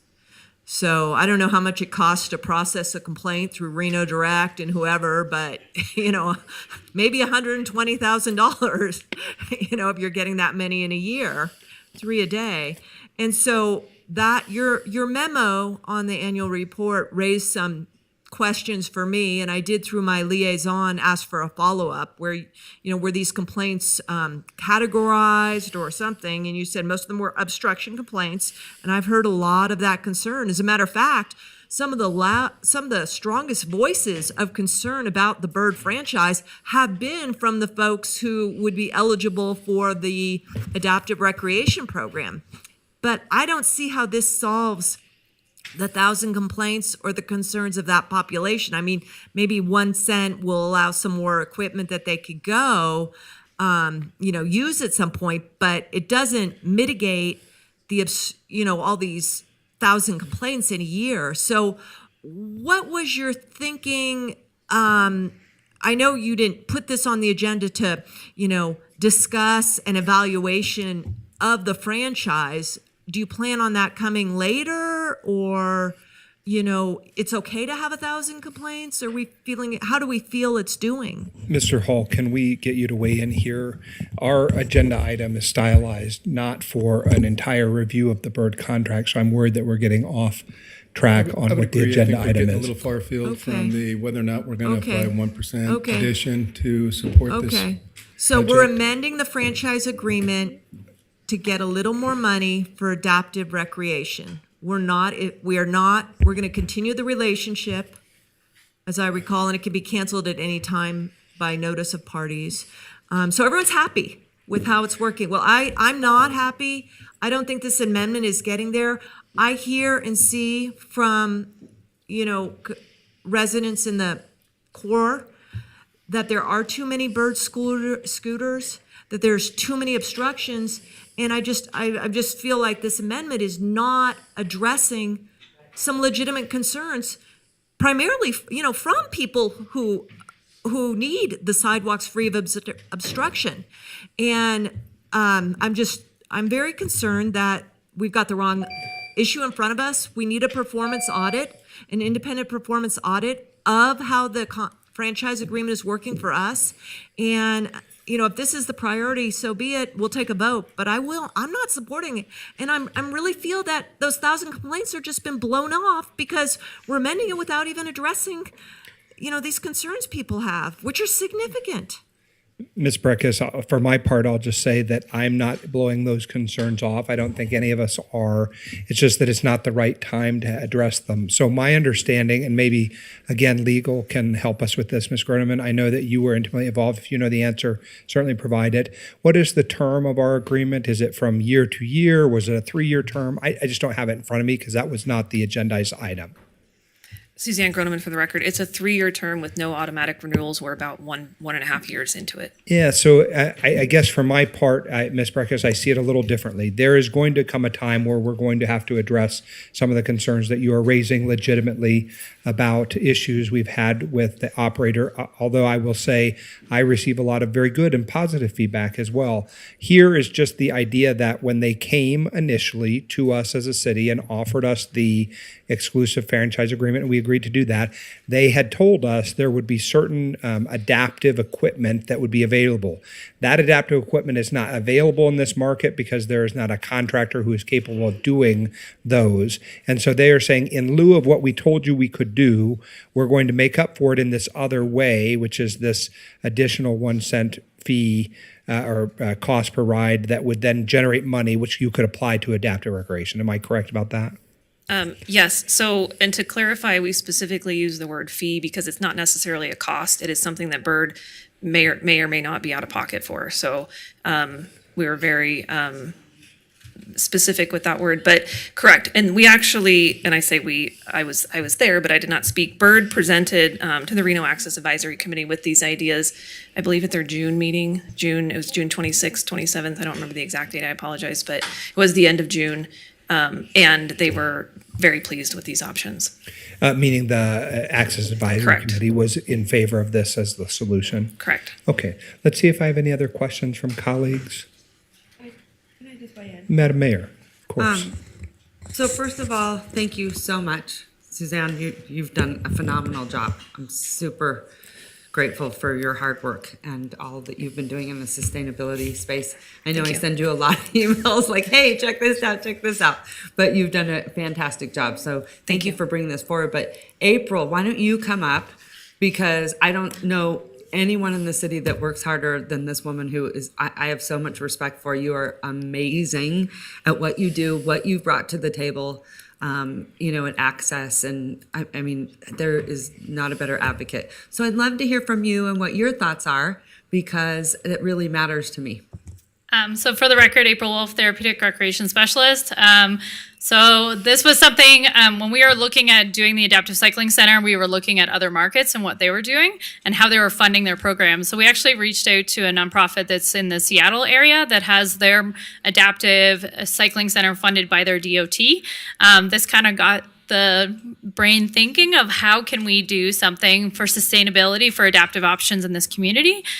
Bird was very open to looking and coming back to the Reno Access Advisory Committee and saying, yep, this was something that we proposed when we initially came to this market. Unfortunately, at this time, we don't have that option, but they were willing to support what is existing in this community. So we're excited to see that it will be embedded into their app. So anybody with a disability that's looking at the Bird app and wanting to know what is available, it will direct them directly to the adaptive rental program or the adaptive cycling center as an option going forward. So they're not kind of in a circle of trying to find what is available for that population. So I'm really excited to work with Bird and pleased that they brought that up as a possible solution in the interim. Okay. And are there other ways we can also be supportive? What else can we do? Just being advocates for making sure that opportunities brought to the city are accessible for all and all populations. So as we continue to look at future contracts and franchise agreements, that we make sure that it serves all of our community with and without disabilities. Yeah, thank you so much. Because honestly, I'm not so sure if we didn't have you at the table, we wouldn't nearly do half of the initiatives, because to your point, we have got to really pay attention to, people with disabilities, because oftentimes they are not seen. And so I would just beg this council in any way possible to keep thinking about that. And then I wonder, is there maybe something on the RTC side? Can we work on those things? Yeah, I would love to see opportunities to get similar support from Department of Transportation for long-term sustainability of adaptive options and micromobility. And are you aware if they do any right now? No. No, okay. Well, let's get you on their agenda. They're probably freaking out right now that I'm saying that. No, I'm just kidding. I'm just kidding. But I definitely think it's time to get you on the agenda over there. Because also I think, we're at a different day and time over there, and just thinking about ways in which we select transportation much differently. But thank you so much. Yeah, thank you. So grateful. And Madam Mayor and Ms. Wolf, don't leave just yet, because item B14 I have pulled it here in a few minutes. We're going to have another conversation. I think that'll be important to that. Any other questions or comments at this time? Oh, Ms. Hebert, the floor is yours. So this 1 cent thing, they're not increasing what they're charging, right? They're just increasing what they pay us. Is that correct? Suzanne Gronum for the record. So the current agreement does not ask them to submit their costs or what they charge the rider. They may or may not. TJ is on the line. He may be able to more specifically answer that question, but this is just the franchise fee that comes to us. We don't know on their side how they will handle that amount. Okay, so are there specifics in the contract that say, the rate is locked in, or they can change that, or? There is not. Okay, so they can change the rate to whatever Yes. they want at any given time and doesn't need to come to council for approval? Correct. Okay, all right. I do have some concerns about safety and all those other things. I realize this is not the appropriate time to talk about it, but maybe we can get that on the agenda for a future time. Considering we've had 1,000 complaints, I have concerns about safety with helmets and DUIs on scooters and things like that. So I would just like to have an appropriate time to discuss those concerns. We'll take a look. Thank you. Okay, any other questions at this time? I understand, Ms. Breckus, you are not inclined to move to approve, so I'll make the motion, move to approve staff recommendations. Yeah, I'm not going to support. I mean, I think the priority with the Bird contract, if we're opening it up for amendment, is to address 1,100 complaints in 1 year. That's a lot. And I've talked to some of these people. They are very hot about it. And some of them, like I said, are the folks who are eligible for our adaptive recreation program. So in the one hand, we're say our highest value here of amending the franchise agreement is to do something for these folks, consistent with our original terms. But there's a lot of folks who are out there suffering and wanting recourse from this, franchisee. And I can't believe the council's not seeing it this way. Maybe you haven't heard about all these obstructions. We all got the memo, right, that categorized the 1,100 complaints? The annual report memo was a council memo, yes. Okay. Well, this isn't the priority for me for the franchise agreement.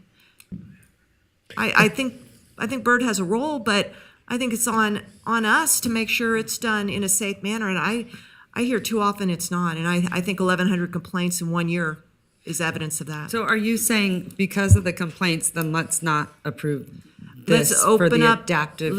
If we want to consider I think that's a amendment different for the- conversation though, because I want to show you that we are supportive of our adaptive community. Do you think that's a different conversation or no? Councilwoman Breckus? I think if we're going to open up the franchise agreement, we open it up to address what we've seen in the annual report. And what we saw in the annual report is 1,100 complaints. And we need to understand how this franchisee is performing safely for our public. And it could be a minor side piece to that, but we've got a real issue to tackle. And I'm not willing to say, it'll come on later. It needs to come on in a comprehensive amendment to the franchise agreement if we're going to continue that relationship. Thank you. Suzanne, it comes back to us every year. Am I right? The franchise agreement? It doesn't? It does not, no. How often does it? It was a 3-year 3 contract years. with Okay. no renewals. Okay. And we're a year in? We're about a year and a half in. Okay. All right. Okay, any Can we- additional comments? Yeah, can we bring this back on the agenda to talk about safety issues and the 1,000+ complaints we've had? I just said that we would take a Okay, look okay, I and was find an just making appropriate sure. time to do it. Just clarifying. Thank you. Okay, no additional comments at this time? Okay, I'll call for the question. All those in favor, please signify by saying aye. Aye. Aye. Any opposed? Opposed. Motion carries. Can I clarify, was the second by Councilmember Taylor? By Ms. Dewar. Okay, thank you very much. Okay, we're on to item B13. Bravo 13 is pulled by Councilmember Ebert. Madam Mayor.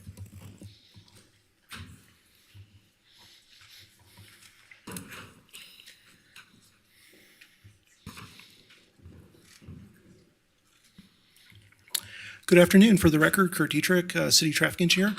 Before Council is a contract extension for the 2022 Traffic Signal On-Call contract. So the question becomes, what is the traffic signal on-call contract? So that's been an annual contract that we've done for a little over a decade. Traditionally, it's a one-year contract with an option to extend one additional year. It's mainly intended for emergency work. If a signal goes dark due to a crash in the middle of the night, we have that mechanism to call on contracted forces to take care of that signal. And typically, it's work that's too large for city maintenance crews to tackle on their own. So that includes foundations, conduit runs, etc. in the roadway. And then it also includes reimbursable work that city maintenance crews can't cover, such as banners on street lighting. So the current on-call contract was executed April 13th of last year at $739,600, the not-to-exceed amount. So we projected that contract until August 31st of this year to better align our fiscal years. And the option to extend one additional year, if agreed by city and contractor, was written in the contract. And the mechanism to do so is the change order before council.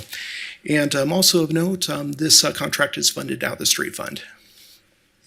So the benefits of the contract extension is it locks in 2022 bid pricing. If we were to go out to contract today, more than likely there'd be cost escalations due to inflation. And it also provides a timely response for emergencies without having to do individual bid documents for every single occurrence. So the change order before council includes that one-year time extension from August 31st of this year to 2024 with a $400,000 increase. So that brings up the new not-to-exceed amount of $1,139,600. And of note, that $400,000 increase was funded through the fiscal year 23-24 CIP process. And with that, if anyone has any questions.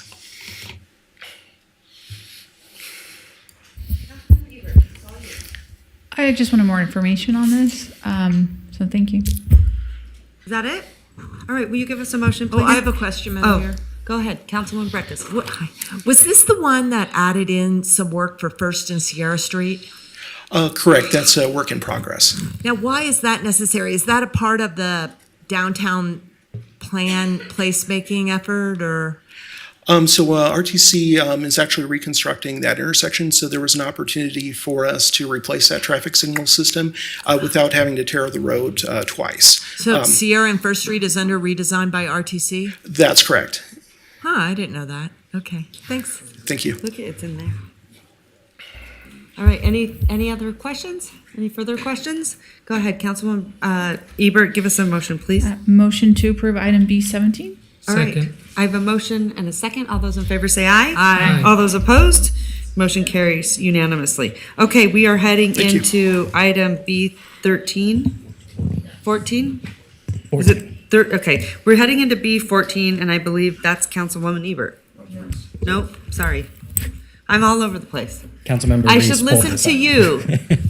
I should have you direct the meeting like you're supposed to, and I'm not supposed to be doing that, right? So I'm not doing a good job. That's okay. Item B14, pulled by I'm sorry, Councilmember Reese. Mr. Clerk. Thank you.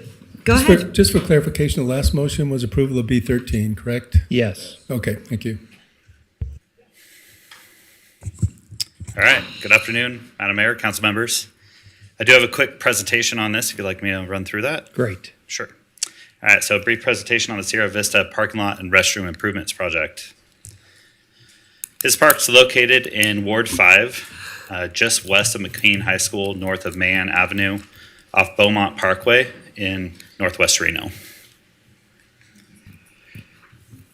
The scope of this project includes the construction of a new building pad for the installation of a precast restroom building unit and new asphalt parking lot area with 36 parking stalls, including 3 ADA compliant parking stalls adjacent to the restroom building.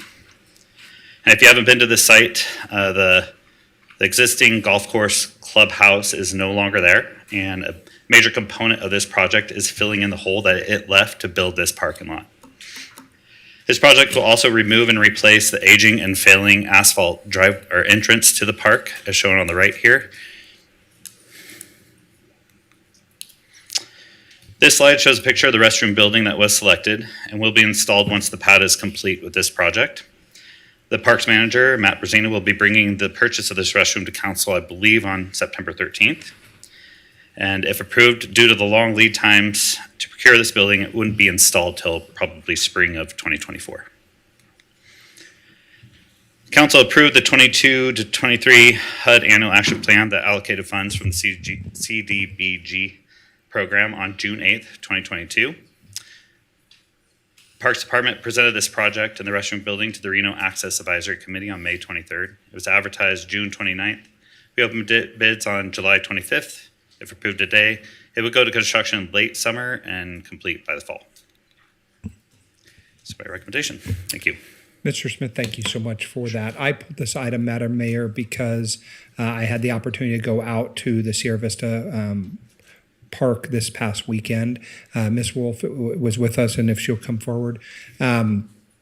So it was a pretty eye-opening experience for me because I grew up in that neighborhood. I learned to golf on that golf course, and it is really transformational to see what is going on there.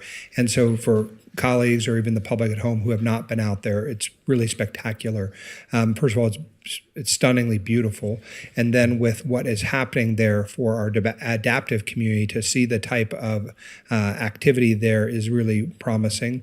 Obviously, this park is, the vision for the park has not been fully realized since it came into the ownership of the city of Reno for a variety of reasons beyond our scope to discuss today. But in the interim, it looks like we've got incredible park support for it. And that's, Ms. Wolf, you and the programs that you and your other colleagues in the adaptive program have made possible.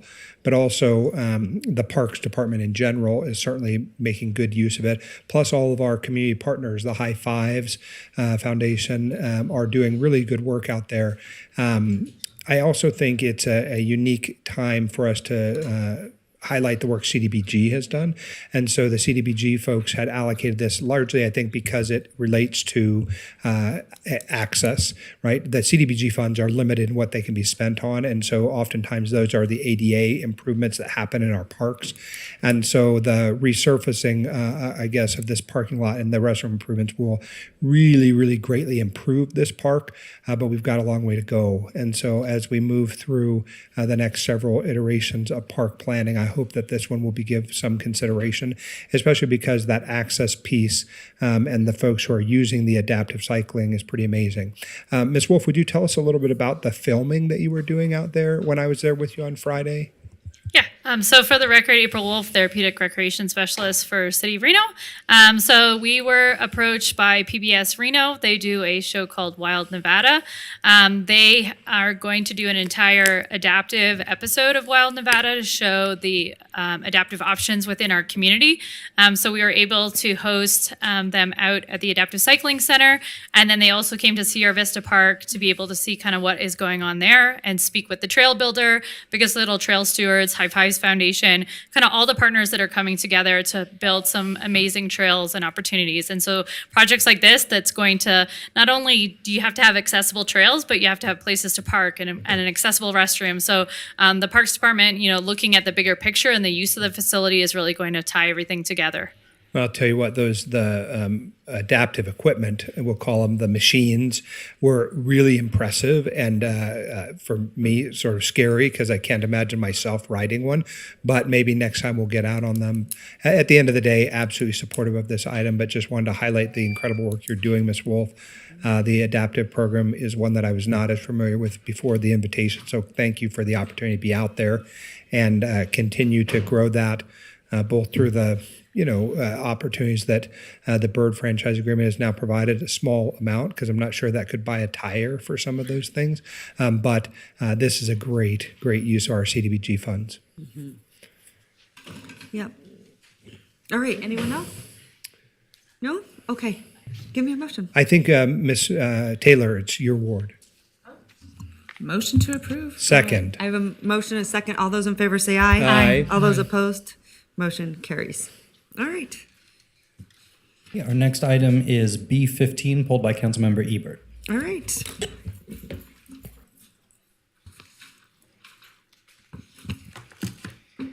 Good afternoon. For the record, Vicki Gonzalez, Management Assistant, Maintenance and Operations, Facility Maintenance. I'm bringing for you today is your review and approval of 2 janitorial contracts. The current contract for the janitorial expires on August the 30th. So we sent an RFP out as per NRS 332. Bidders were required to tour the facilities to be serviced prior to submitting bids. Additionally, the RFP allowed vendors to bid on a single group, multiple groups, or provide alternative options. And I'm open for any questions that you may have. Okay, Ms. Ebert.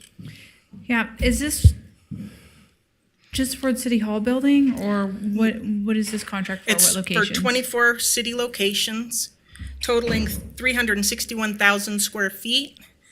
So there's, it's the occupied buildings, parks buildings, public-facing buildings throughout the city that require janitorial service either daily, weekly, bi-weekly. We did modify some of the service requirements under the contract with not having tenants in City Hall, that we could reduce the service times. So it's only once a week for offices, 5 times a week for spaces like kitchens, restrooms. Yeah. And when we had tenants in the building, it was 5 times a week for those tenant spaces. So we were able to reduce some of those, but add to like RPD Main, that they have a full-time day porter now, 8 hours a day, so that there's emergencies to handle in the lobby when citizens go in there and there's something to clean up or spills, things like that. So with decreasing at City Hall and increasing at RPD, it's less than a 1% increase to the janitorial contract, which we expected more because of the market on having to, the wages and Okay. expenses. So you said 24 different locations. That'd be, Parks and Rec and City Hall, police. So Evelyn fire. Mount, Northeast Community Center. You have Neal Road. You have 4 buildings out at Neal Road. You have all of RPD Main, Evidence Building, City Hall, all of City Hall, the parking garage, the Maintenance and Operations Corporation yard, code enforcement, building inspectors,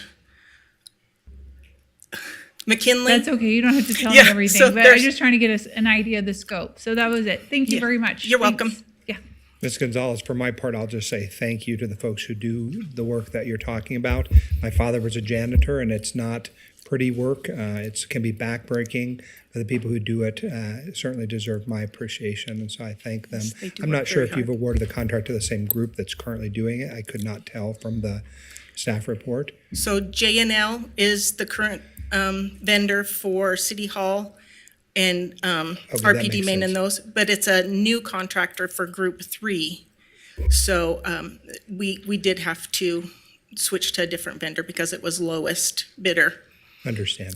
But again, thank you for the work that they Thank do. you. It's not often that we get to thank the folks who are doing the work that we need them to do, but it's not, you don't always see them every day, and sometimes it's like you're in the building when they're not, but I do thank them. Yes, thank you. Ms. Ebert, can I get a motion? Yeah, motion to approve item B15. I have a motion by Ms. Ebert, a second by Ms. Dewar. Any additional questions? All those in favor, please signify by saying aye. Aye. Any opposed? Motion carries unanimously. Item B16 as pulled by Ms. Taylor. Thank you, Mr. Vice Mayor. I pulled this item because I have a disclosure to read. Yeah, thank you. Madam Mayor, Vice Mayor, fellow City Council members, and Madam Clerk, in the interest of full transparency on item B16, I am disclosing that Jacobs Engineering Group is a current client of my consulting firm, Tailor Made Solutions. Specifically, in 2022, Jacobs Engineering Group retained Tailor Made Solutions to provide public outreach services for the Arlington Avenue Bridges Project and the Mill Street Capacity and Safety Project. On this matter, I have sought guidance from the City Attorney's Office. I have been advised that I have a substantial and continuing business relationship with Jacobs Engineering Group, and therefore a commitment in a private capacity to the interests of Jacobs Engineering Group. Here, item B16 seeks approval of a $4 million plus minus consulting service agreement with Jacobs for the Tumworth Dewatering Building Project. I have been advised that the independence of judgment of a reasonable person in my situation would be materially affected by my current contract with Jacobs Engineering Group. Accordingly, I will not be participating or voting on this item today. Mr. Clerk, please accept this disclosure and lodge it on the record for the interest of meeting pertaining to these agenda items. Thank you. Thank you, Ms. Taylor. Does council desire a presentation? Okay. I'll ask for a motion, please, Mr. Martinez. Motion to approve staff recommendation.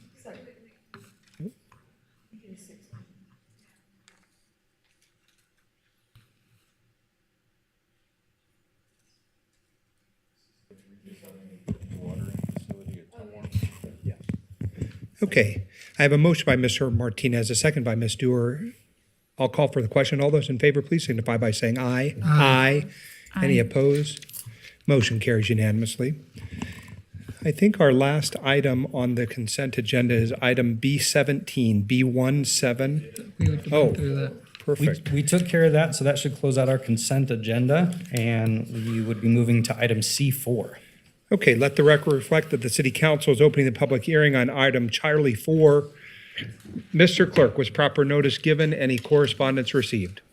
No noticing required for this item and no correspondence received. Okay, do any council members need to make any disclosures? Okay. I'm sorry, which one are we on? Charlie 4, Marvel Way Apartments. Okay. Does staff, does council desire a presentation on this item? I just want to make a comment. Okay, let's see if we can't do that. Excuse me. Do you have a brief presentation, or you're saying, Ms. Dewar, you're ready to ask your question? I'm ready to Oh, ask. great. Thank you so much. I have a comment, not a question. Great. I just want to say that the group that is building this, which is the Empowerment Center, are just remarkable. They deal with substance abuse. Prior to this, they've had a facility on South Virginia near Thrive, which was pretty controversial when Thrive came in.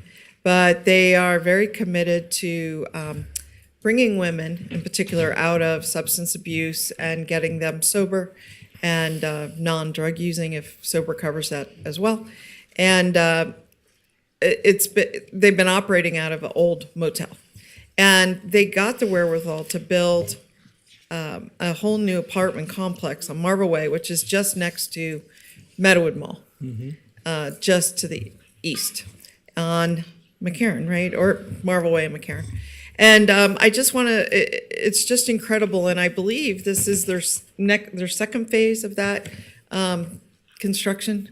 It's just remarkable. And the only question I wanted to ask was just repeat for us the number of units that they're going to have. Okay. Yes, thank you for those comments. For the record, Elaine Wiseman, Housing and Neighborhood Development. This development is 45 units, and I really appreciate your comments about them doing such great work. I do want to point out something pretty significant about this project. 23 of those 45 units are going to be at 50% AMI rents. So just, I always like to give you what that looks like, including Utilities, that would be around $900 a month. So that would be the gross rent, which is very low. And 22 of the units are at 30%. Wow. So that's going to be rent around $450 a month. So it's really deeply subsidized to help those that need it the most. And as I recall, the units at the motel do not allow children or family. It's just for the individual. But my understanding was these units would allow family members. Is that correct? That's correct. This is considered multifamily. So I think the motel was really when they were in like the program. Yes. And this is kind of a transition. Correct. Right, where they back- transition into living into regular housing. Yeah, it's just remarkable. So are the first 45 units already taken? Oh, the first phase, yes. Yes. They're completely leased Right. up. Yeah. And then this is incredible. So it's going to be an honor to make the motion, but I don't know if anyone else has questions. Nope, I'm coming to you for the motion. Okay. Well, I'd just like to move to approve item C4, which would waive the sewer connection fees in furtherance in support of this low-income housing. Second. Okay, I have a motion by Ms. Dewar, a second by Mr. Martinez. Any other comments at this time? For my part, Ms. Wiseman, I'll just say thank you for the excellent work that you and Housing and Neighborhood Development continue to do. These are kind of legacy type issues, right? When you can say you had a part to play in the success of these folks like you have and so many other projects that you've had a hand in making sure successful. Thank you for making it possible for us to be able to be supportive. Yeah. Thank you. Now, I do have one. Did we vote? Not yet. Okay. Did you have another comment No. on this one? It's Okay. right after this. I wanted to make an additional comment. Okay. I'll call for the question. All those in favor, please signify by saying aye. Aye. Aye. Any opposed? Motion carries unanimously. Okay. Ms. Dewar. Yeah, I note that Mr. Flansburgh's in the audience, and I have talked to our city manager that it's incredible opportunity to waive fees, but at the end of the day, the sewer program must be made whole. And we've got to figure it out so that we have the ability to waive fees for very special projects that meet our goals and objectives. And on the other hand, we should keep the sewer fund whole. And my understanding was we were going to have a separate item come back at some point. What we are trying to curate is another affordable housing workshop. We're tentatively looking at like November 1st for that, Okay. and that conversation will be part of that meeting. Okay, great, thank you. Okay, thank you, Ms. Dewar I had to and put Mr. Manager. a Thank whole you. placeholder in the parking lot for that. Thank you so much for that. Mr. Clerk, item D1, Delta 1. That's correct. Okay, we're into the city manager's office items, D1. Let me first ask, does council desire a presentation on this item? Mr. Martinez, is that a yes? Okay, thank you and welcome. Hello, good afternoon, everyone. For the record, Emily Kidd, Internal Auditor. I'm here today to provide you with an overview of the 2023 Payroll Performance Audit. Today, I will go over the purpose of the audit, the history of central payroll here at the city, the audit's objectives, the audit's finding types, and internal audit's follow-up plan. The city engaged a vendor to perform an independent performance audit of the payroll process. Compliance with laws and regulations as well as best business practices were considered during the audit fieldwork. The history of central payroll here is important because in early 2022, executive management identified a need to transfer the responsibilities of that function. In April of 2022, HR assumed oversight of the payroll function where they observed challenges and proactively requested an external audit to get a holistic assessment of the payroll function. The audit's information has informed programmatic improvements, some of which have already been implemented by the department. It should be noted that the software in use was first implemented 18 years ago. Work standards for external auditors are quite rigorous. Barry Dunn conducted this performance audit in accordance with generally accepted government auditing standards in an effort to obtain sufficient and appropriate evidence to provide a reasonable basis for the findings and conclusions. Central Payroll is currently organized within the Human Resources Department and is comprised of 4 employees processing that payroll every other week for the city's workforce. Supporting our central payroll employees are multiple folks throughout the city that function as their department's payroll clerks. Interviews with these departmental payroll clerks were conducted throughout the course of the audit fieldwork. The processes for those departmental payroll clerks is fairly involved and informs the next step of central payroll's processing. Oh, sure. But this very busy graphic is here not to read, but to visually express the complexity and multiple decision points our central payroll employees undertake every other week as they process the city's payroll. For the central payroll employees, their entire work week is dedicated to completing the tasks on this process map, and then they start again. otherwise we won't make it. The audit work was compelled by 5 audit objectives, and there are 12 associated audit findings noted in your audit report. Those 12 findings fall into 4 categories generally. Number 1, software limitations, including extensive manual procedures and a lack of functional reports. Number 2, ongoing oversight, which is recommended because of the errors resulting from the highly manual procedures that are unnecessarily susceptible to human error. Number 3, documented policies to ensure consistent procedures citywide, and employee training to communicate those policies. I'm happy to report a new element to the implementation plan of this corrective action plan. For this audit, the Internal Audit Division staff auditor can conduct the recommended iterative spot audits of the system's data and its reports, providing oversight in coordination with HR management to best align the resources and skills that are available to our City of Reno team.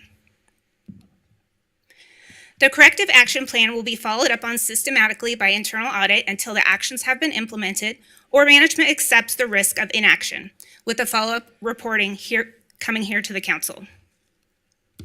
Regarding the impact of central payroll process, salary and benefits account for 78% of the expenses in the general fund. As a reminder, the internal audit function at the city is here to provide the City of Reno with an independent appraisal function designed to assist the Reno City Council, constituents, and city management in establishing accountability, transparency, and a culture of continuous improvement in city operations. At its core, internal audit helps the organization achieve its objectives. And the recommended motion is here for you. With that, the external audit vendor is available remotely for any technical audit questions you may have, and departmental management is here as well. Okay, Mr. Martinez. Thank you so much. Yeah, just a couple of questions for you, Emily. Thank you so much for your work on this. I think in the report there was mention of some software platform updates, and just curious if you had ideas of what those could be and what are some costs associated if we were to transition over to some of those platforms. For that, I would defer to departmental management. They may have some information on that. Thank you, Emily. Good afternoon, Madam Mayor and council members. I'd be happy to answer that question to the best of my ability. So a couple of things is we were waiting for this presentation before you for feedback from council. We are, we have to go through the approval process, but we desperately need a new payroll system. It is a very complicated and comprehensive system. So the first thing we would be requesting, if supported here today, come back to request some funds to bring in a consultant to help us assess the needs, work with all 24 of our payroll clerks. We have different time and attendance systems out there that feed into this already broken payroll system. And so this rest of this calendar year, the goal would be that we would assess through a consultant, help develop an RFP process, as in the next 2 fiscal years, we would look at implementation. As far as cost, we are leaning on a consultant to help us determine what that cost would look like. There's a lot of great technology out there. I'm not going to put anything out there because we want to do a full RFP, but there's a lot of great best-in-class technology that we would be looking at through a trained professional that can help us through that. Okay, thanks for that information. And then I saw a term in there, mass rates increases. What are mass rates increases? Our payroll manager supervisor, Jill Atkinson, is here. I believe she can help with that. I have to tell you, the reason we're juggling back and forth is just to highlight how complicated and broken the system is. Jill is over the payroll manager and understands the intricate details of your questions. So this is why we're toggling back and forth. Thanks, Jill. All right, so Jill Atkinson, Assistant Director of Human Resources. When we do mass rate increases, we're really referring to those opportunities for implementing cost of living adjustments that are negotiated through our collective bargaining agreements. The unrepresented employees are implemented through council resolution, and so that touches every single employee in one way or another. And instead of going into their individual records and touching each of them as an individual person, a mass rate increase allows you to identify the group of people and apply that percentage increase to them as a whole. So it's a single process versus 1,600 different processes. And just to make sure I understood this correctly, just to go through the payroll processes, as soon as you close one, you're immediately opening the next one to complete it in time. Correct. It takes our payroll team 10 days to complete payroll processing to pay our employees. Okay, that's all I have for now. Thank you. Okay, Ms. Taylor. Thank you, Mr. Vice Mayor. Emily, thank you for being here. Thank you for your work. I had a couple of questions regarding the recommendations and corrective action plans. As an independent auditor, in some of the things that I read, there were things that we could be doing better in this space. And then they were met with responses and corrective actions from the management team. Is there anything within those actions or responses that you felt needed to be addressed more, or were you satisfied with everything that was provided to you?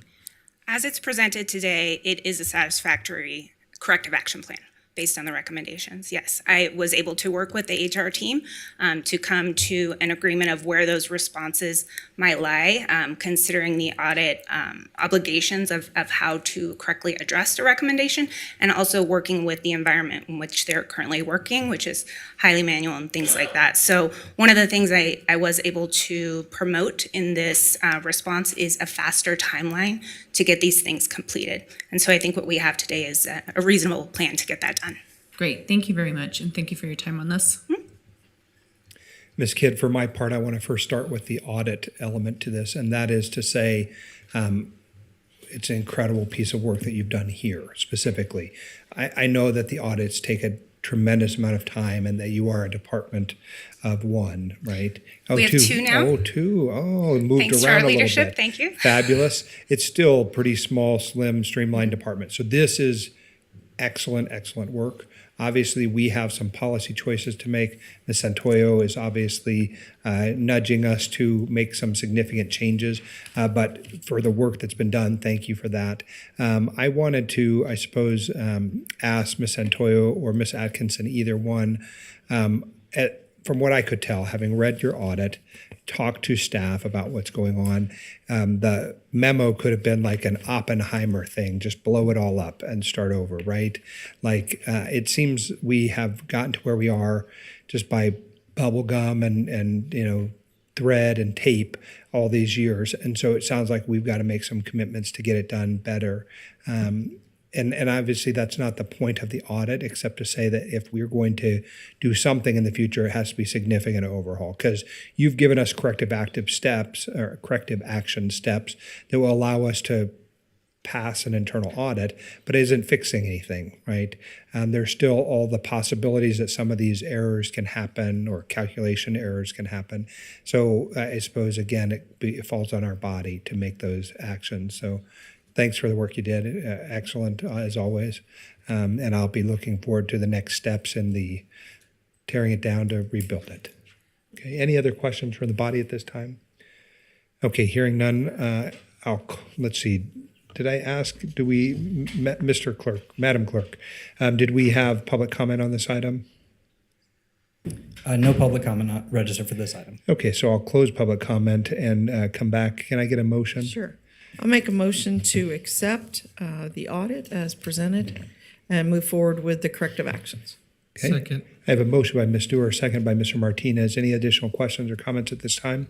Hearing none, I'll call for the question. All those in favor, please signify by saying aye. Aye. Any opposed? Motion carries unanimously. Thank you. And next we have item D2. Okay, does council desire a staff presentation? I do. Okay. I do. Ms. Breckus, no problem. Welcome, Mr. Ferrado. Good afternoon, Madam Mayor, council members. Mr. Ferrado, hold on one second. Just in an abundance of caution and in the interest of transparency, I worked for Fenimore Craig for a spell many years ago. I'm not involved in this process. I wasn't involved in the selection process. Mr. Ferrado is here to make a recommendation to the body. Okay, that's sort of a disclosure, but unnecessary, but thanks for the heads up. Let me ask, do we have public comment before Mr. Ferrado's presentation? There's no public comment on this item. I think I probably work for some of the lawyers at Fenimore Craig in my life, so that's a small town we live in. Mr. Ferrado, welcome. Thank you. Madam Mayor, council members, Lance Ferrado, Director of Business Licensing for the record. Before you today is an engagement letter submitted by Fenimore Craig to provide professional services in conjunction with the Business Licensing Code rewrite. As you'll note, the contract amount is within the city manager's signing authority, and this agreement isn't something you'd normally see on an agenda. But as you also know, Fenimore has many clients in the city, and consequently, as a part of their proposal, have included a standard conflict waiver that would allow them to continue representing business clients now and in the future. This type of waiver is very typical for a project like this, but it falls outside of the city manager's purview to approve administratively. So that said, this item has been brought forward to you for review. Staff finds the terms and conditions of the proposal in good form and recommends council approve the agreement for consulting services and authorize the city manager to sign. And with that, I'm happy to answer any questions. Okay, Mr. Ferrado, let me just ask, has our legal counsel reviewed the agreement? Yes, sir. Okay, and any questions or comments there? Okay, thank you. Ms. Breckus, the floor is yours. Yeah. Well, first of all, they're a law firm. Yes, ma'am. And are they providing legal services? No, ma'am. Just consulting. What does it say in here under Rule .17 of court rules states that a lawyer shall not represent a client, and then it talks about as if we're their client and they're a law firm? I believe that's just part of the standard language. It's been made very clear between the consultant and the city that this is not legal services. Basically, we are taking input from the public and from staff, giving that information, and they're going to assist us in the rewrite. And it is standard language, but even when they're acting outside their capacities as lawyers, as professional consultants for us, they do have rules of professional conduct to which they must adhere. And so they are citing the rule of that code to make sure that it's absolutely clear in the agreement. Okay, if I could get a little more time. No problem. So, what I didn't see is, let's start with what are they doing? So, okay, did you issue an RFQ? How'd you get them? No, ma'am. A contract of this size and for professional services doesn't require that. Yeah. So basically, I did outreach. We collected, had meetings, made contact with 7 different firms, accepted proposals from 3 of them, met with most of them. Some of them denied or just didn't have the capability to provide that. And so then we took those 3 proposals, evaluated, and we accepted this one. So I didn't see a scope. Do you have a scope? So essentially, the scope is for this firm to help with the rewrite process. So internally, we will be going doing the public outreach. Okay. We will be taking all the years of notes of issues and problems, bringing that back with the public feedback to help them so they can help us with the framework. Once we get that framework, we will evaluate it ourselves again with legal, internally, with you, and then we'll be able to provide an ordinance.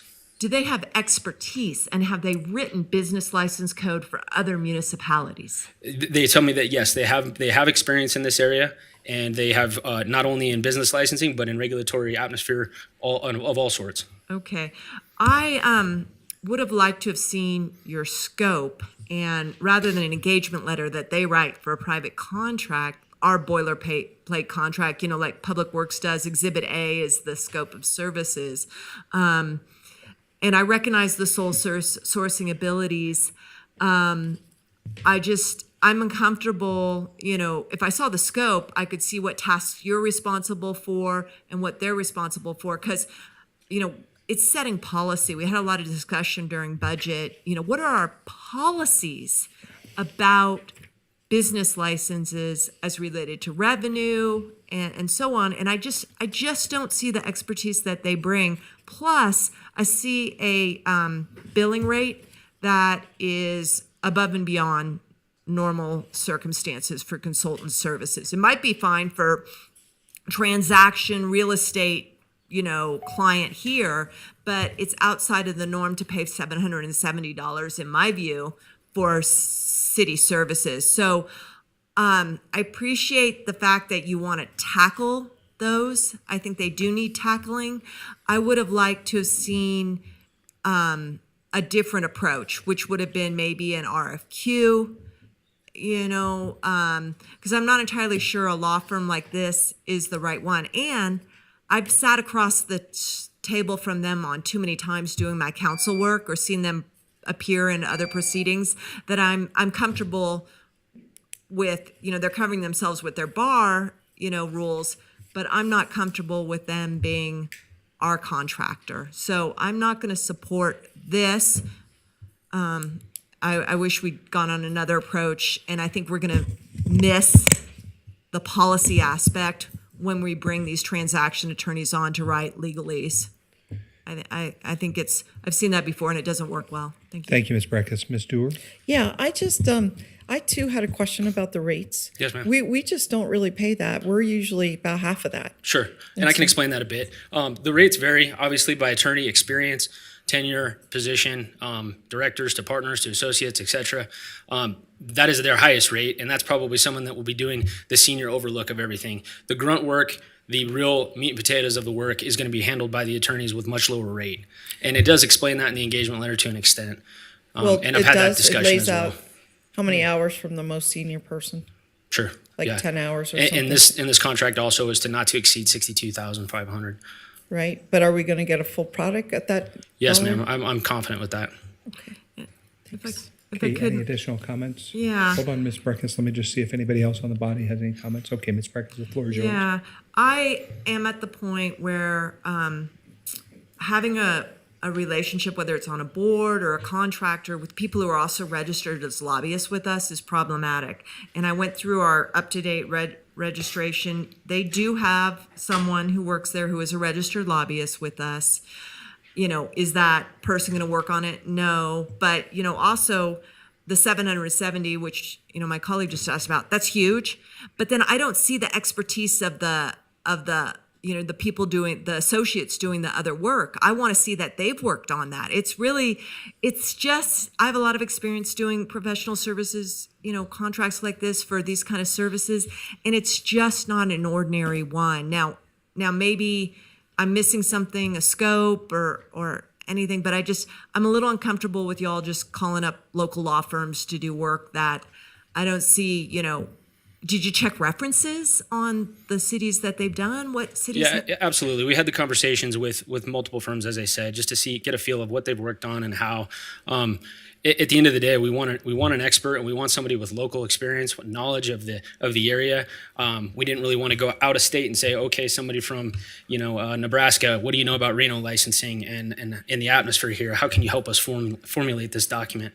So that's why we went with somebody local, somebody with expertise in this kind of thing. But is business like every city has warehouses, every city has bars. Sure. I would, sometimes in my thinking, that's why an RFQ would let you know the touch that and you could have them all apples to oranges. And it sounds like you had three. Okay. Still not convinced that this is the right approach. Just calling up different law firms locally. But did you call city references? So they said, for example, the principal is, I think his name's Mr. Reisner. Correct. Yeah. And he said, oh, I did the business licenses for Henderson. Did you call someone? Did he give you? Because a lot of times when you're looking at consultants, and this is a consultant, not a law firm, you would call and say, hey, Henderson, were you happy with the business license rewrite that you did? Did you? I did not check references in that direction. No. Okay. Yeah, I'm. I recognize the amount. I recognize the problem. I just don't think it's the right approach, and I have concerns about the conflicts. Okay. Any other questions or comments at this time? Mr. I'm looking to you for a motion. Did you call my name? I did. Very softly, I'm sorry. Okay. Well, I'll make a motion, but during my briefing, I did raise a number of issues as well. But I do want to get this job done, and you are confident in this approach. So I'm making a motion to approve this item. I have a motion by Ms. Dewar, a second by Mr. Martinez. Any additional questions or comments at this time? Hearing none, I'll call for the question. All those in favor, please signify by saying aye. Aye. Any opposed? Opposed. Motion carries. Thank you. Okay, Mr. Clerk, item D3, are we opening B1 simultaneously or how? That's what I was asking. B1 on the redevelopment agency, so you'll open it and walk us through all those steps? Yes, yep. We'll Thank start you by so much. opening the redevelopment agency board for Wednesday, August 23rd. And I'll begin with roll call. Councilmember Breckus. I'm here. Dewar. Here. Martinez. Here. Ebert. Here. Taylor. Here. Reese. Mayor Shavy. Thank you. You have a quorum of the redevelopment agency board. And then our first item today is going to be public comment. So this is public comment within the redevelopment agency? Yes, opening Okay. public comment from the Thank you so redevelopment much. agency. So just a quick disclosure. It should be noted for those in attendance that comments are to be addressed to the mayor and council as a whole. Comments heard under this item will be limited to 3 minutes per person, may pertain to matters both on and off the council's agenda. Council may not take action upon any matter not agendized on today's agenda. When you are called on for public comment, please state your name for the record and begin speaking. The timer will begin when you say your name, and you will be afforded 3 minutes. For those participating in chambers, in accordance with Council Rules 6.3.11, while in this room, please be respectful. Unauthorized remarks from audience members, like clapping, yelling, or whistling, etc., will impede the meeting and may result in a warning issued by the presiding officer. If the behavior continues, you may be removed from chambers. If you are an attendee in Zoom and would like to make public comment, please raise your hand at this time. And we have one person registered in the audience, Damian Cole.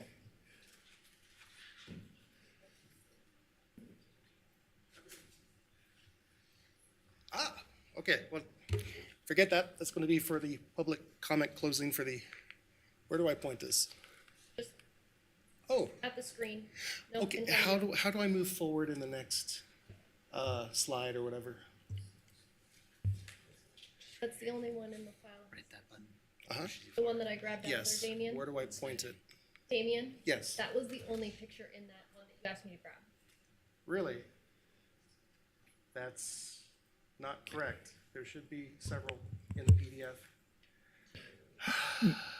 Okay. Damien, if you want to step over with the clerk, she'll work it out with you, or you can continue with your presentation. Remember, we're in the redevelopment agency now, Right. not general closing public comment. Got it. Okay, this one I think, okay, so I made a beautiful little map. Actually, you know what?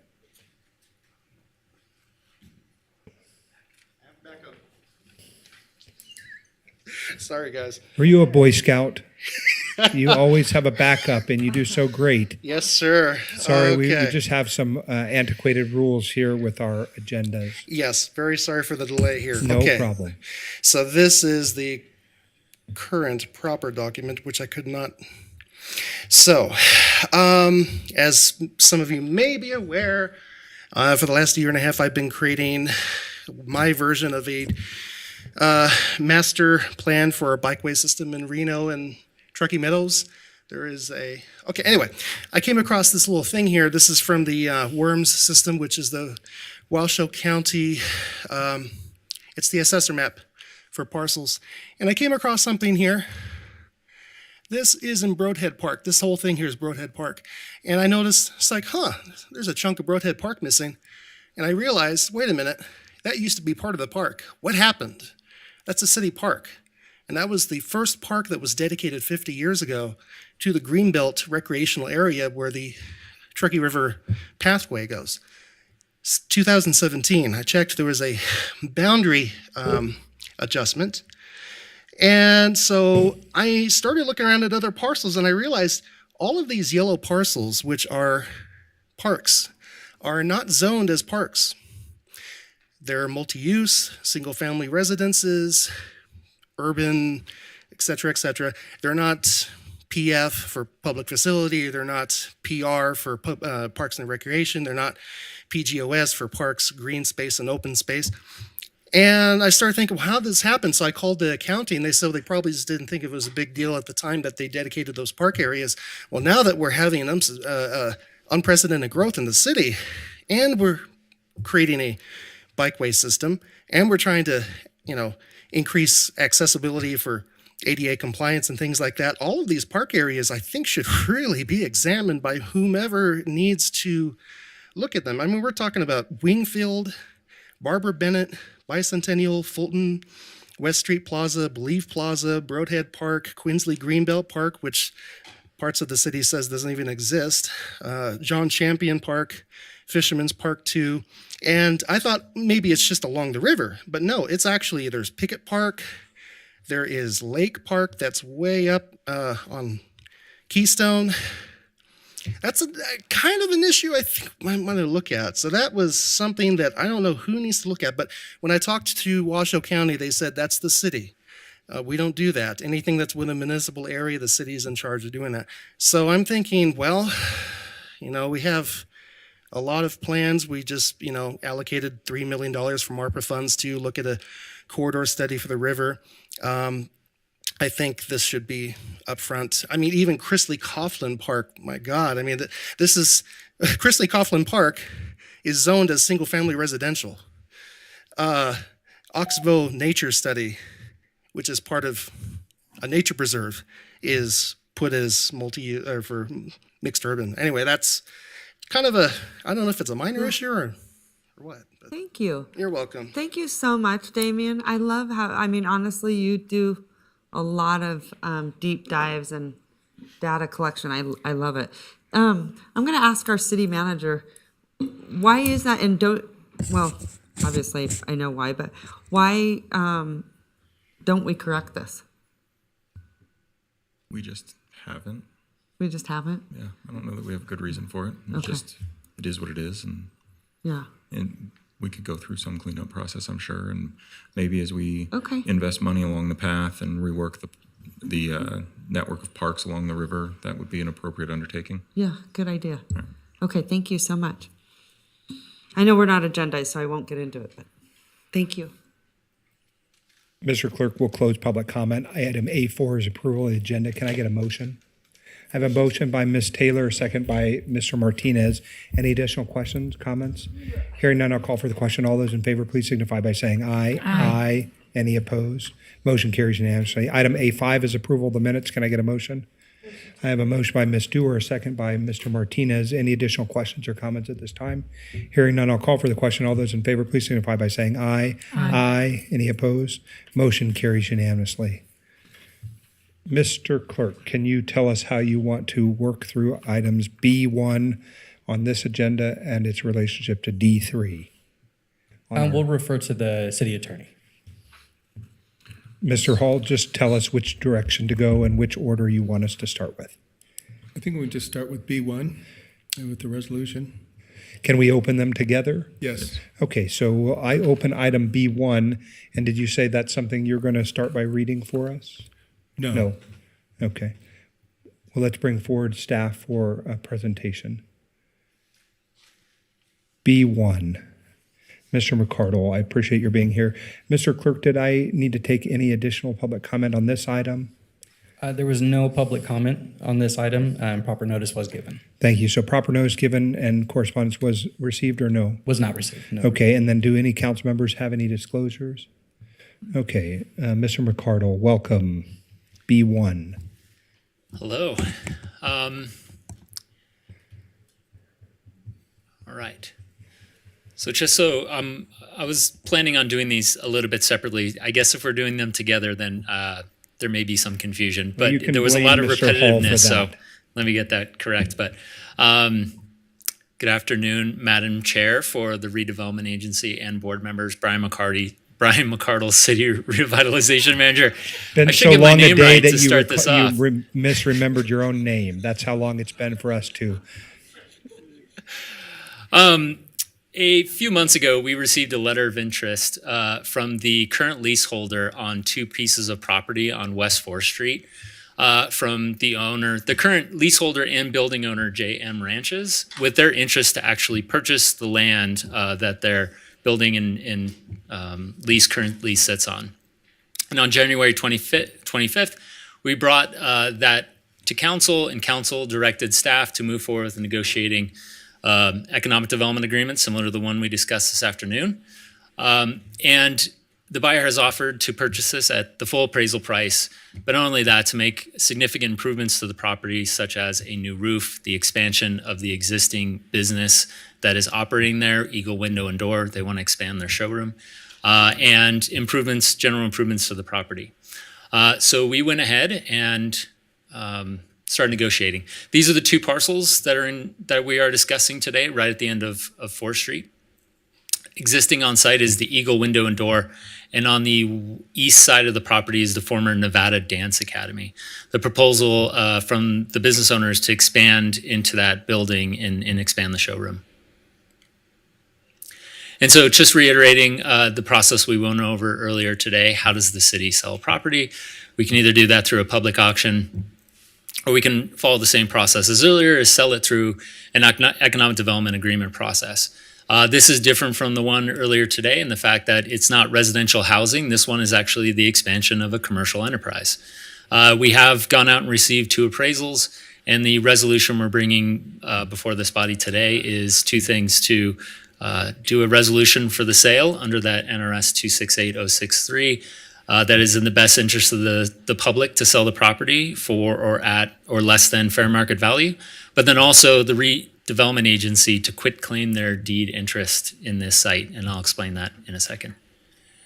So, trip down memory lane, how we got this property in the first place. When the retract project was going through and they were digging the trench, they needed extra land to put a temporary track on, and that is how we, the city, gained these parcels.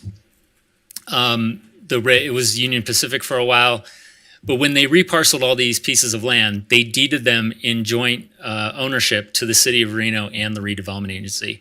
And so in order for the city to sell it, the Redevelopment Agency has to quit claim their interest in it. And so those are the both items we're bringing today. As you'll notice, the 2 parcels in yellow are the ones we were discussing, but the city over the last 5 years has actually gone through the process of selling other parcels around this area that were also retract. And the ones in green are the remaining ones to be sold. The owners on those, the leaseholders on those sites have expressed interest in purchasing, but neither they nor the city have initiated that process. And so we did receive 2 appraisals per that statute. The first one came back at $880,000. The second one at $860,000. Very small, narrow gap. The way we get to the fair market value is to average the 2. So the fair market value for this site is $870,000.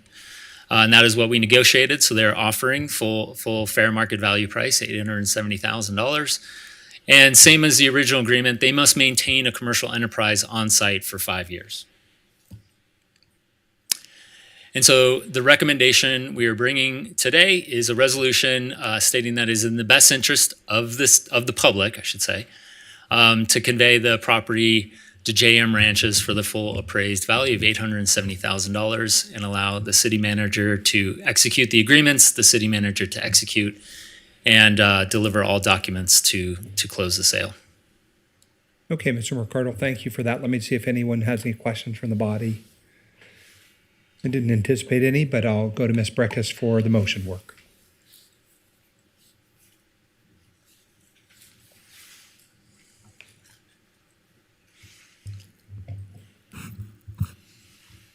I'll let someone else make the motion. Okay, let me just make sure that I understand, and I'm happy to do it. Okay, Ms. Dewar, the floor is yours. Yeah, I'll make a motion, and before I do so, I just want to say I delved into this project pretty closely, and I thought it was very good. Neat. I mean, we are leasing them, they have the building, and they're on our land. And this is almost like a cleanup. I mean, they're going to have possession, they're going to invest more into the property as a result. And it seemed very, very good once we understood kind of the precursor to this. So it's I'm pleased to make the motion for item D3 to enter into, to approve the resolution and to enter into an economic development agreement to convey the property on West 4th Street. And you have found it to be in the best interest of the city. Yes, thank you. And I've found it to be in the best interest of the city Okay, I have a motion by Ms. Dewar, a second by Ms. Taylor. Any questions at this time or comments? Hearing none, I'll call for the question. All those in favor, please signify by saying aye. Aye. Any opposed? Motion carries. As to the resolution, Ms. Dewar. Yes. This one, I mean, they weren't listed separately this time. Well, on was it? B1 On in the sorry, on the redevelopment redevelopment. agency. Yes, thank you. So, Mr. Hall, is it a motion to approve the resolution? Okay, so item B1, I'd like to make a motion to approve the resolution. City of Reno Redevelopment Agency to approve a quitclaim deed related to the real property on West 4th Street as identified on the agenda. Okay, I have a motion by Ms. Dewar, a second by Mr. Martinez. Any additional questions or comments at this time? Hearing none, I'll call for the question. All those in favor, please signify by saying aye. Aye. Any opposed? Motion carries unanimously. Thank you, Mr. McCardle. Thank you.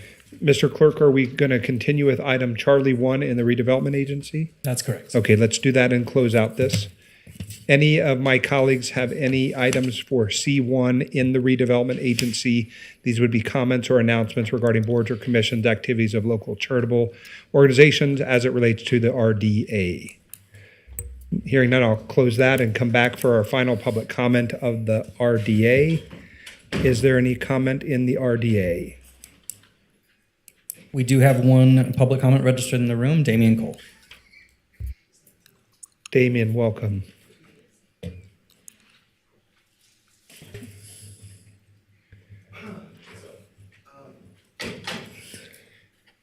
Thank you.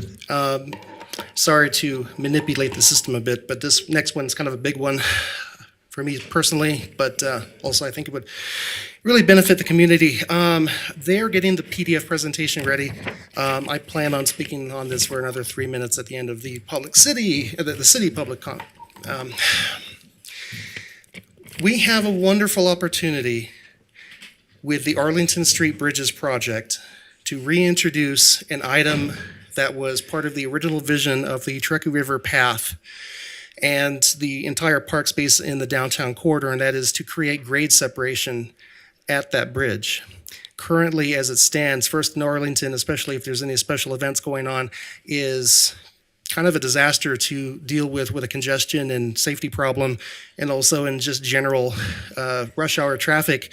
It tends to get very congested, especially since there is a bike path, designated shared use path that goes along there. It's called the River Walk. Goes from Ralston to the Believe Plaza, and then it becomes the Truckee River Bike Path after Lake. So last year I presented this to Jacobs, and actually it was a couple of years ago. This is a while back at the open house at McKinley Arts, and a lot of the crowd there was a little bit dismayed because at the time one of the biggest things that the public during their survey was asked, what are you looking for with this bridge project? And it was increased walkability, bikeability, mobility in general, wheeled pedestrians. The current design of it, essentially the roadway portion of it, pretty much copies the exact same bridge that we've had for 100 years. There's really, it's kind of, the scope of the project has been reduced down to basically making a carbon copy with some extra, looks on the side, different railings, increased viewing area, things like that, but no concessions at all were given to bikes or micromobility or anything on the surface of the bridge or at the conjunction thing. So during the next comment, I would like to show you the slides. The last time that I spoke to Jacobs, which was, I believe, in February or March, Jacobs Engineering, they said that the city, they wouldn't say who it was, but they said during a closed meeting that they couldn't even get speed tables for that high pedestrian area to make sure that people don't go past 15 miles an hour. We have a speed table right outside our doors on Virginia Street on a 25 mile an hour area. The reason why they told me the speed table was denied was because it will cause congestion. To me, that sounds like someone from the city doesn't want to drive the speed limit. Just saying, it's like the cause of congestion probably be slowing people down to 15. Getting them to go at 15, that's a different story. That's where a raised crosswalk would happen, would help with this. But on top of that, having an underpass, just like the one on the south side, but on the actual bike path itself, would be a tremendous benefit for everyone, especially if we're increasing accessibility to the river, as Public Works said they wanted to do. Thank you. Thanks, Damien. You know, that's been one of the mayor's primary interests there along the river, so thanks for continuing to highlight that. Mr. Clerk, we'll adjourn the redevelopment agency. Looking for a motion to adjourn. Okay, I have a motion from Mr. Martinez, a second by Ms. Ebert. Any additional questions or comments at this time? I didn't second. Oh, it looked like you had motioned. No, Do you wish to sorry. stay in the redevelopment agency? Yeah, but I didn't say that, but I will second. Okay, I have a motion by Mr. Martinez, a second by Ms. Ebert. Any additional questions or comments at this time? Hearing none, I'll call for the question. All those in favor, please signify by saying aye. Aye. Any opposed? Motion carries unanimously. Mr. Clerk, back to item E, agenda items E in our regular city council meeting. That's correct, starting with E1. Okay, we'll start with E1. Mr. Hall. Ordinance introduction. Bill number 7246, ordinance to amend Title II of the Reno Municipal Code, establish a point of officer and a point of employee positions by amending section 2.06.305, designating a point of employees, and amending section 2.06.050 relating to the qualifications of a point of officers and a point of employees, together with other matters relating thereto. Thank you, Mr. Hall. Mr. Clerk, do we have any public comment on this item? There is no public comments on this item. Okay. Mr. Is the mayor here? Oh, okay. Yeah, I'm sorry. This is a 5/7 vote? Hold on one second, please, Ms. Breckus. Are there any disclosures required? Yes, I have by- a disclosure. Okay, Ms. Breckus. Yeah, I'm going to make a disclosure, and it's for the record, so it needs to be recorded verbatim in the minutes. And I am going to disclose that this is an amendment to Title II of the Municipal Code, which encompasses establishing employees into two classifications: appointive or non-appointive. It impacts every employee in the city of Reno. As Title II does. At our last meeting, both the mayor and council member Reese raised publicly concerns that I have a conflict of interest in this matter. While ethics are a private matter, and it was very unusual for colleagues to raise concerns of another member having ethics, I want to address that because it's a continued narrative that was brought up in the first step of addressing and amending Title II. On this matter, I did not seek the advice of the city attorney because he has a conflict of interest himself in helping me prepare a disclosure. My disclosure is that I have hired Ron Dreher of Dreher Law in my capacity as a council member, using my own private resources, to request that the city launch an investigation of improper government action by Mr. Thornley. This investigation is ongoing, and I understand the city has hired outside counsel to investigate it because I spoke to an investigator. I am submitting here a copy of the letter that Mr. Dreher wrote on behalf of me for the record, so that the public may be aware of the nature of his engagement with me. Mr. Dreher, I understand, represents one of our bargaining groups. And as I mentioned previously, this ordinance applies to all city employees. I have spoken to him and had to pay for his time as our engagement calls for, and understand that he does not have any personal interest in this matter, nor has he participated in the record in preparing this. It applies to some of the folks in the bargaining group that he represents, but it applies to all residents.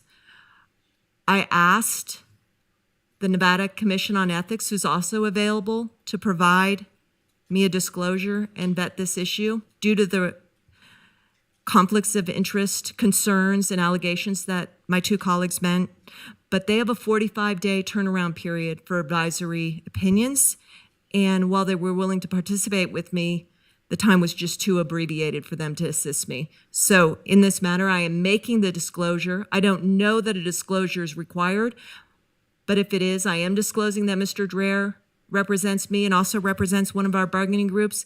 But more so, I am disclosing this as prompted by the unusual and remarkable allegation of my two colleagues focusing on my conflicts and ethics matters. Thank you. I'll give you this letter, Madam Clerk, and please lodge it into the record. Councilmember Reckes, so just for the record, you would like that whole bit transcribed word for word, just so that we're clear that that whole thing was your disclosure? It was. I understand that Nevada. The whole thing. Yeah, I understand Okay, Nevada thank you, that's all we revised. needed. Yeah. It has to go. As I mentioned, I don't have a city attorney or an ethics commission, so I had to do it on my own. Thank you.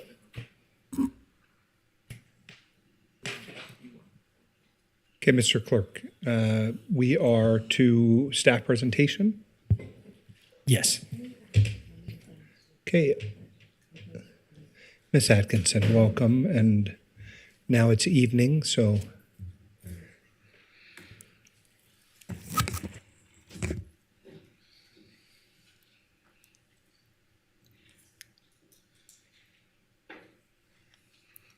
All right. Good evening, Madam Mayor, members of council. Jill Atkinson, Assistant Director of Human Resources. I am here to present item E1, which is the introduction of an ordinance to amend Title II of the Reno Municipal Code. We are talking about Title II, Chapter 2, Article 2, specifically sections 2.06.035 and 2.06.050. The first section designates the individual positions and classifications within this organization that are identified as appointive employees. The second of which is the qualifications for those appointive employee classifications, as well as the appointive officer classifications within the organization. This this item and ordinance introduction is in conformity with Reno City Charter, Section 1.090. And when we look back on council action, some of this may sound very familiar. These were last updated most recently in October of 2018 and then April of 2020. And as you note, separate sections were updated separately. And then we had a presentation at the Les Council meeting where council directed staff to bring forward a bill for a first reading, which is why we are here today. I think it is important to highlight, because this can be confusing, that this action does not change any provision of charter. It does not modify or amend any aspect of the formula outlined in charter with respect to the number of appointive employees that are available within the organization. It does not expand the authority of the city manager, nor does it increase the number of appointive employees within the budget that council has adopted. We reviewed in detail at the last council meeting the nature of the changes, so I will summarize them here more succinctly. The nature of the changes include cleanup, so reconciliation of the discrepancies between the two sections since they have been updated separately. We are updating titling of positions captured within the appointive employee classification list to reflect the current titling conventions of the organization. We are including classification titles for positions that have evolved and would constitute new titles within that appointive employee list. We are removing obsolete classifications for positions that no longer serve utility as they are currently constructed for the organization. And we are removing classifications of positions that are also represented by an employee labor union from the appointive employee list. All of those changes have been redlined, and there's a clean copy because there are a lot of red lines in the bill that has been brought forward for introduction. The recommended motion is on the screen, and I am happy to answer any questions council may have. Okay, let's see if anyone has any questions. Oh, Ms. Breckes, the floor is yours. I have a number of questions still. Number one is, what is your understanding of how many positions may be appointed employees? Is there a cap on that number? There is, and that is specified in charter. There is a formula based upon the number of positions within the civil service or 40. 40. Whichever is greater. Okay. As it currently resides, the formula for the number of positions within civil service represents a greater number than 40. It is presently 53. So it's 53 then. Does 53 count, for example, 3 liaisons? Yes. So it is each 1, 2, individual. 3. Okay. Correct. And we're within the 53. And We are okay. well below. Okay. Next point is, it's never been, as I understand it, the practice of the council, the policy, to have a bright line between the appointed employees and those represented by the bargaining group. It was always okay to have one of those in the bargaining group. Why this shift?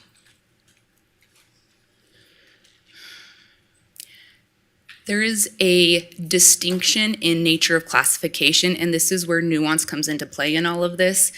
As an appointed employee at the City of Reno, your employment status is at will. You serve at the pleasure of the city manager. If you are a represented employee, you have, in essence, obtained property rights to your position by virtue of your classification being represented by that employee labor group. The very nature of an at-will employment status and a property right employment status are inherently contradictory to one another, and so to include represented employees in an employment category that is an at-will capacity creates significant conflict with the rights that those individuals are entitled to by virtue of their represented status. Okay. It's a changed philosophy in the city, but it's one I can understand. The problem, though, for me, very much is that we've been hiring folks outside of the list in the ordinance, and, people are coming into jobs that don't exist, and that's been very troubling to me. And, they are obviously at will. And I brought that up a lot before. The word is, from me as someone who's worked a career in bureaucracy is, someone calls up, I got a job for you, but that job ain't in this ordinance. If you're a senior person, you might want to tell a younger person who's getting recruited by the 15th floor, you're kind of at risk here. And I hope the bureaucracy can have that kind of culture. But I want to go more to the departments, okay? And this is the preceding sections, 2.0610. So up above, but it starts this Article 2. There is hereby established a city organizational chart maintained by the Office of the City Manager, consisting of a department depicting all of the departments, divisions, and offices of the city administration. Okay, so we got an org chart. The City Council, and then I'll jump to another subsection. The City Council may establish from time to time, as provided by the charter, such other departments, divisions, or offices that may be deemed necessary for the good of government. The organizational chart shall reflect all such amendments, additions, deletion, or corrections.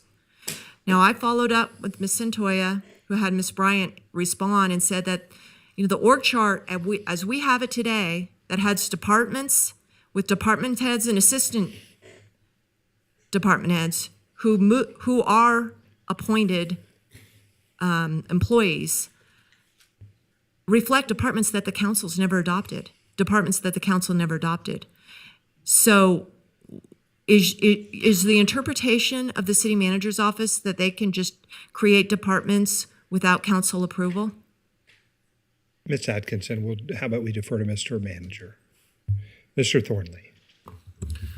Yes, it is our interpretation that we can craft the organization in a way that meets the changing needs of a community, and we draw that authority from Section 3.020, Subpart 4 of the City Charter. Okay, well, Ms. Brickus, this is in the... Let me come back to you because we've gone over a minute and a half. Certainly, thank you. But let's see what we get to. Does anyone else have any questions at the dais at this time? Okay, none. Ms. Brickus, the floor is yours. Yeah. So, just like I'm speaking to the employees out there who have maybe been recruited for a job that doesn't exist, I'm also speaking to the department heads and the assistant department heads who, my reading at 2.06, and I think this has been the reading for years in this organization, I started in this organization in 1998, is that it's governed by this 2.0601. The council may establish from time to time, as provided by charter, such other departments, divisions, or offices that may be deemed necessary for the good of government. The city organizational chart shall reflect all such amendments, additions, deletion, or corrections. That's why when we've adopted the budget, the org chart has been so important, and why this year I was so fed up and would not adopt the budget, because I wanted a companion resolution solidifying the departments. And we are told, as we've been told time and time again, we have a new department. This is a new department. There's a new assistant department head here. They're appointed. That is putting these employees in a very ambiguous employment situation. My colleagues have been fine with it. The manager has his own interpretation, but I'm speaking to others out there who become department heads or assistant departments of new departments that get formed without council approval, and I think you're hanging out there also. And so I am not going to support this until I see the council clean up the departments and come in compliance with the additions and deletions of every department that exists and when we created those. We need to rectify that at this point in time before we just move on to the next task. And it's wrong. It's been very wrong. And there's infrastructure department, utilities department. None of those came through by act of the council. That's been misapplication of our code. And it's been unfair to our employees. Thank you. If I may, Madam Mayor, Mr. Vice Mayor, these are parallel tracks when you examine both the charter and the municipal code. So where the city council does have the authority to establish departments and does have the authority to define positions and may fund them through the budget process as it sees fit, the city manager's office is charged with the day-to-day administration of the organization, is allowed to appoint the necessary employees to carry out that mission. And when you take apart 2.06.010, A and B, it is clear that A applies to the city manager's office and B applies to the city council. These are parallel tracks. Both the city manager's office and the city council have the authority to establish departments and carry out, and then the city manager is charged with filling those positions and carrying out the mission of the organization. Well, thank you for that explanation, Mr. Thornley. Certainly in a strong manager form of government, which we acknowledge that we are in, your role is unique among leadership positions. I suppose, too, what you create, we can unfund, right? So ultimately, you continue to operate in the space that we've asked you to, and you're doing an excellent job, and I thank you for it.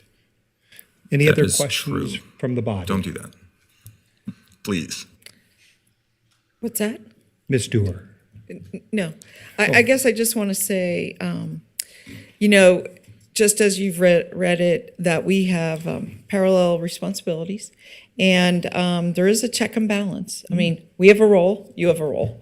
To Ms. Breckus's point, and I've supported this point for the whole 9 years I've been on here, that when we adopt the budget, we're adopting an org chart, and we are adopting a certain number of employees. That's one of the main things we do in the budget. We also adopt other line items. But I think a best practice might be to, when you do amend it, to bring it back to us for, approval. And I think that's best done on a quarterly basis. But I really have to say that's not our item here today. And but I just did want to recognize and I do respect that balance of power, but I do think we both have a role and that we should defer to each other. In other words, you get to do your thing and you need to come to us to either retroactively approve it or adopt it or whatever. And if you change positions, the same. If you reclassify positions, we need to acknowledge that you've reclassified those positions and get them formally put into the org chart. So, we can discuss all this later, but I do support this item, the point of officers. I really appreciate our staff's work and getting this all cleaned up.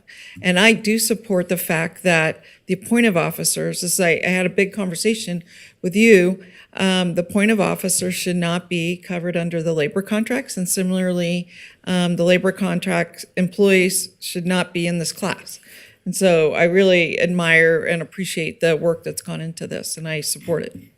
Ms. Stewart, is that a motion to refer? And that is? Okay, I have a motion by Ms. Stewart, a second by Ms. Taylor. Any additional questions or comments at this time? Yeah, while I Ms. supported Breckus. the original move forward, I just don't believe that it can be effectively accomplished without doing what's in 2.06010. And I dispute what the manager said as parallel tracks, and there's, it says here, we're establishing the city organization chart, and the city manager has it. But then below it says, anything you change, you got to keep a record of it. There was no record of it. And now you're putting people into the appointive who it's unclear what department they live in. And that needs to be done first, in my view.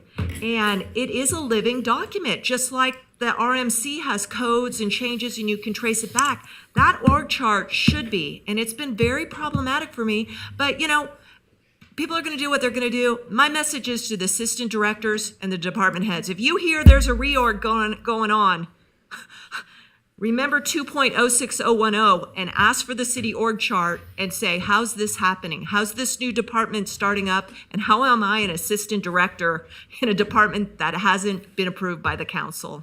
Because you're hanging out there, just like a lot of these other people have been. Thank you. Thank you, Ms. Breckus. Any additional questions or comments at this time? Hearing none, I'll call for the question. All those in favor, please signify by saying aye. Aye. Aye. Any opposed? Opposed. Motion carries. Thank you. Our next item is item E2, ordinance introduction to be read by the city attorney's office. Mr. Hall. Thank you, Mr. Vice Mayor. Ordinance introduction, bill number 7247, ordinance to amend Title 1, Chapter 1.02.010 of the Reno Municipal Code, ward boundaries and official city map, to change the city of Reno ward boundaries and create a sixth ward on the official city map as required by Section 1.050 of the Reno City Charter and providing matters properly relating thereto. Thank you, Mr. Hall. Mr. Clerk, do we have any public comment on this item? We do. We have one person registered in the room. I'd like to welcome Pablo Novaduran. Pablo, welcome. Good evening. Good evening. Give me 1 second. It's been a long day. You've been so patient, Pablo. Thank you. Were you out subbing today? Yes, yes. Fantastic. Which school were you subbing at? Delaware Middle School, which is in CO Sparks. Fantastic. Well, welcome and thanks for being here this evening. I know how important this issue is to you. All right, here we go. So here we go. So for this here, so I see the option A and E. So I will support option A, E, because it's very important that you know that on Ward 3, particularly Ward 3, because of we try to maintain Hispanic minority majority district, including a larger Hispanic district, because of a vote right of 1964. That's clear that someone need to have a voting right act. But I know the new member of Ward 3 is not 50%. It says not minority majority, but 40% should be white, and should be white, and I do know say we're gonna try to get rid of at-large district. If you wanna to create at-large district, maybe get the two more councilmen, one in 7th Ward, one in at-large. So there we go. And then, so I'm not sure to see if Reno is growing for 30 years, but I wish we need to add Modelo Street to Ward 3, because that Councilman Martina working on Paradise Park and trying to train your pool so hard. I feel like this should be revised maybe 2030. We get it back, this Northeast neighborhood back to Ward 3. So I have to do support option A and E. And could you please state your name for the record? Pablo Novaduran. Thank you so much. Pablo, thank you so much. That concludes our in-person public comment. For the record, we did receive 5 comments, which were directly associated with the agenda item prior to 4 p.m. on August 22nd. These comments were written correspondence received via our Reno.gov online public comment form or by email to our office. Copies of these comments have been distributed to the Reno City Council and are available to the public on the reno.gov meeting portal. These comments represented 1 in favor of map A, 1 in favor of map B, 1 in favor of map C, 1 in favor of map E, and 1 of general concern. And that concludes our public comment on this item. Thank you so much, Ms. Wilsey. Welcome. Let me first ask, does council desire a presentation? Okay, Ms. Wilsey, the floor is yours. Madam Mayor, members of the council, for the record, Callie Wilsey, your Director of Policy and Strategy. Kimmy Shigatani, who's with Flow Analytics and our consulting firm on this project, is on the Zoom in case there are any technical questions that may come up. So she is available for us today as well.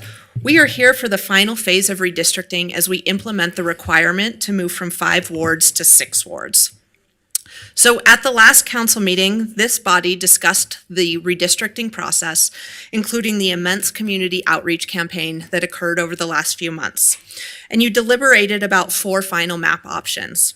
The result of that conversation was to direct staff to use final map A as the baseline and make changes to 3 distinct areas. Those are represented in final map option E. We'll walk through those areas really quickly. The first area is around Baker Lane. The boundaries of Baker Lane, Moana, Kidsky, McCarran, and Redfield were the area of conversation. And this moved from Ward 3 in Map A to Ward 2 in Map E. The second area of change is at the intersection of Plumas and California. And we moved this very small census block from Ward 3 in option A to Ward 2 in option E. Finally, the third area is the corner of Mill Street and Kidsky. This area transitions from Ward 1 in option A to Ward 3 in option E. Overall, the changes directed by council, again, are reflected in option E, and this map has an overall deviation of 4.4%, and it meets all the criteria, the legal and the principal policy directed in the council's principles adopted for this process. Today, we're agendized to introduce the ordinance for the new ward map. This action today requires a 5/7 vote of the City Council. And upon action today, we will provide the selected map to the Washoe County Registrar to begin their work needed to prepare for the election. This body will then be scheduled to adopt the ordinance on September 13th. And with that, we recommend council select final map option E and refer the bill for a second reading and adoption. Thank you. Okay, let's see who has questions. Ms. Breckus. Thank you. Could you go back on your slides a little bit to the ones where you're showing the particular, I was not following that closely. Okay, so this Baker Lane area, that came from A to E. What's the population in that? How many people were in that? I know that answer. It's about 800 to 850. Did you break those down demographically? I do not know off the top of my head. A large portion of that area does not have people living in it. There is a portion down at the bottom and then on the left side near Baker Lane where there are apartments. In terms of exact numbers, I don't know the answer to that. Yeah, I mean, I know the area and I know it's mostly, large format commercial, but 800 people. Now let's move on to the other one where we've got, and this one I'm a little more familiar with. What's in this Plumas in California one? Commercial. So we're not moving the counts there. What was the rationale for moving a commercial building from one ward to another? What was the thinking on that? This was the direction provided by council when we went through the steps last meeting. I can help here if that would help. You see Plumas Street on here? And right at the curve, Plumas Street goes straight forward, and it's a bit of an alley. But most people, I would say 90% of the people drive on Plumas to continue on Plumas Street where it transitions into Sierra. So it was just a use of a more major road as a divider instead of a more alley road. Yeah, I live just off the map view, so I'm pretty familiar with the area. Yeah, I just don't understand why we moved, why of all the roads in the city, we moved this little shift over. Okay, now let's move to the last one. This one, and I am familiar and I went by and visited this. What is this? So this does include residential living in some of the spaces, and this assists with the population to bring the deviation to 4.4%. So the 800 came in, and so this was supplanted by these people, and this population. What's this population? Are they multifamily? What's their demographic breakdown? It's the same. Yeah. They're two similar apartment complexes, one balancing the other. Yeah. I had a heartburn with this because it seems like we're playing around with people and their houses, and I just, this isn't Monopoly. I found it distasteful.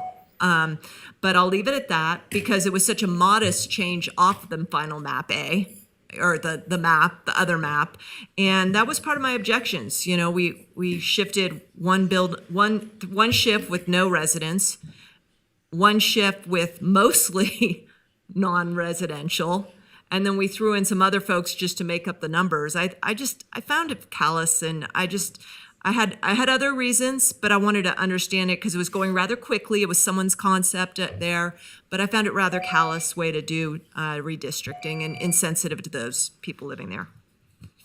Thank you, Ms. Breckis. Ms. Stewart, did you have? No, I Oh, mean, you're the only prepared? thing I would offer is that it does reduce the deviation, which was one of our goals, from 4.9, which barely made the cut, to 4.4. So everything we've done, I just want to point out that the first 6 maps that the consultant gave us were 6 perfectly acceptable, yet very different versions of the world. And the next 4 maps they gave us were another 4 versions of the world. And each one, the consultant and all the public had input into. So, I think we could have voted for any of the 6 or any of the 10, frankly. So I think that we also sought to blend some of the best features of the maps. And so that's where we are. So anyway, I'm prepared to make a motion. Okay. Can I just say one thing? I think, to your point, I think this is sort of where you're going, like, it doesn't matter how you look at it, they're all sort of all different work. views. And you could also use the argument, depending on, who represents you. If you're happy with this council person and you lose that council person, then you're not going to be happy with that. Or maybe you get a different council person because you thought differently. Maybe you're happy with that, right? So I just think that you can't sit there and say, one size really fits all. I don't think any of this was easy. And then, everyone knows how I feel. Get ready for Hunger Games. And I just have such a hard time with council members being able to vote across the city, but are only elected in their wards, where that's the only place they're held accountable. Yeah. And, I always talk about, like, if Councilwoman Dewar wanted affordable housing in her ward, we all have the ability up here to vote no. And she's the one representing her representatives. Which did happen. So, and then you, and you just, you sort of fragment the city, you pit the city and different areas of the city against each other. So I'm incredibly against any of this, but I want to see Reno move forward, and you can't cry over spilled milk. So we move forward, and some of us are going to be very excited and happy, and some of us aren't, but let's all move forward together. And Madam Mayor, if I may, the 2 apartment complexes, one was on Baker Lane and one was on Talbot, are completely surrounded by residents in Ward 2. And they are bookended by businesses. And cutting just these 2 apartment complexes out and moving them to Ward 3, where the nearest person to them is like a half a mile away. I mean, you have people on 2 sides of Baker Lane. These people are in one ward and the other are not, and yet they relate to each other. And, it just seemed we kept hearing about community, and that's what drove it. Thanks, Ms. Dewar. I think you're spot on. You worked very hard in this process to think about the way in which cartography, the drawing of maps, can be a community building endeavor. Yeah. And in fact, I think you sought to find compromise at the end. So I appreciate that. I'll turn to you for a motion. Sure. Comment. Ms. Hebert, the I floor did is have some yours. questions. If we could look at the proposed maps with it shows all the awards. I'm curious as to why we're changing the names of the ward, like why Ward 1 is now going to be Ward 2. It just doesn't really make sense to me. Like we're putting in a new ward, the blue ward kind of downtown. Why is that not going to be Ward 6? Thank you, Councilmember. So as per the charter, the election cycle is kind of set up where the seat for 2, 4, the mayor, and the city attorney are on the same election cycle. So as we know from the principles, we have to keep Councilmember 2 and 4 in their wards. So that's why you would see 2 and 4 labeled the same wherever our incumbents are sitting. In theory, 1, 3, 5, and 6 could be renumbered. The rationale in terms of how it was done was trying our best to kind of keep people in similar numbers to avoid some confusion. So the west side of Reno is 5 now to try to keep that 5. The east side of Reno around the airport is 3 now to try to keep that in 3. Yeah, that makes sense. But what doesn't make sense is why is Ward 1 not Ward 1 anymore? I mean, it's the oldest ward, right? And that's changing to I think all of the wards are changing. Now, well, Ward 4 is staying the same. Ward 3 is the same-ish. Ward 4 is staying the same. Ward 5 is kind of the same.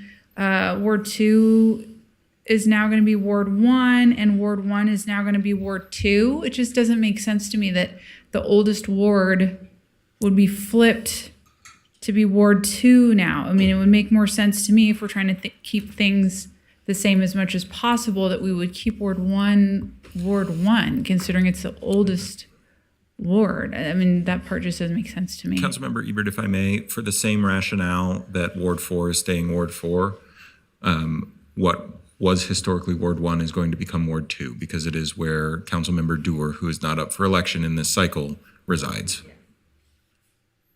Okay. In other words, and if I could just add, the area, there's a white area in the yellow, that's a county park. Okay, that's a golf course. Just south of that, that's Moana. Just south of that, all the way down to where the yellow meets the purple, has been Ward 2. So Ward 2 is staying the same. Yeah. And it's expanding to incorporate part of Ward 1.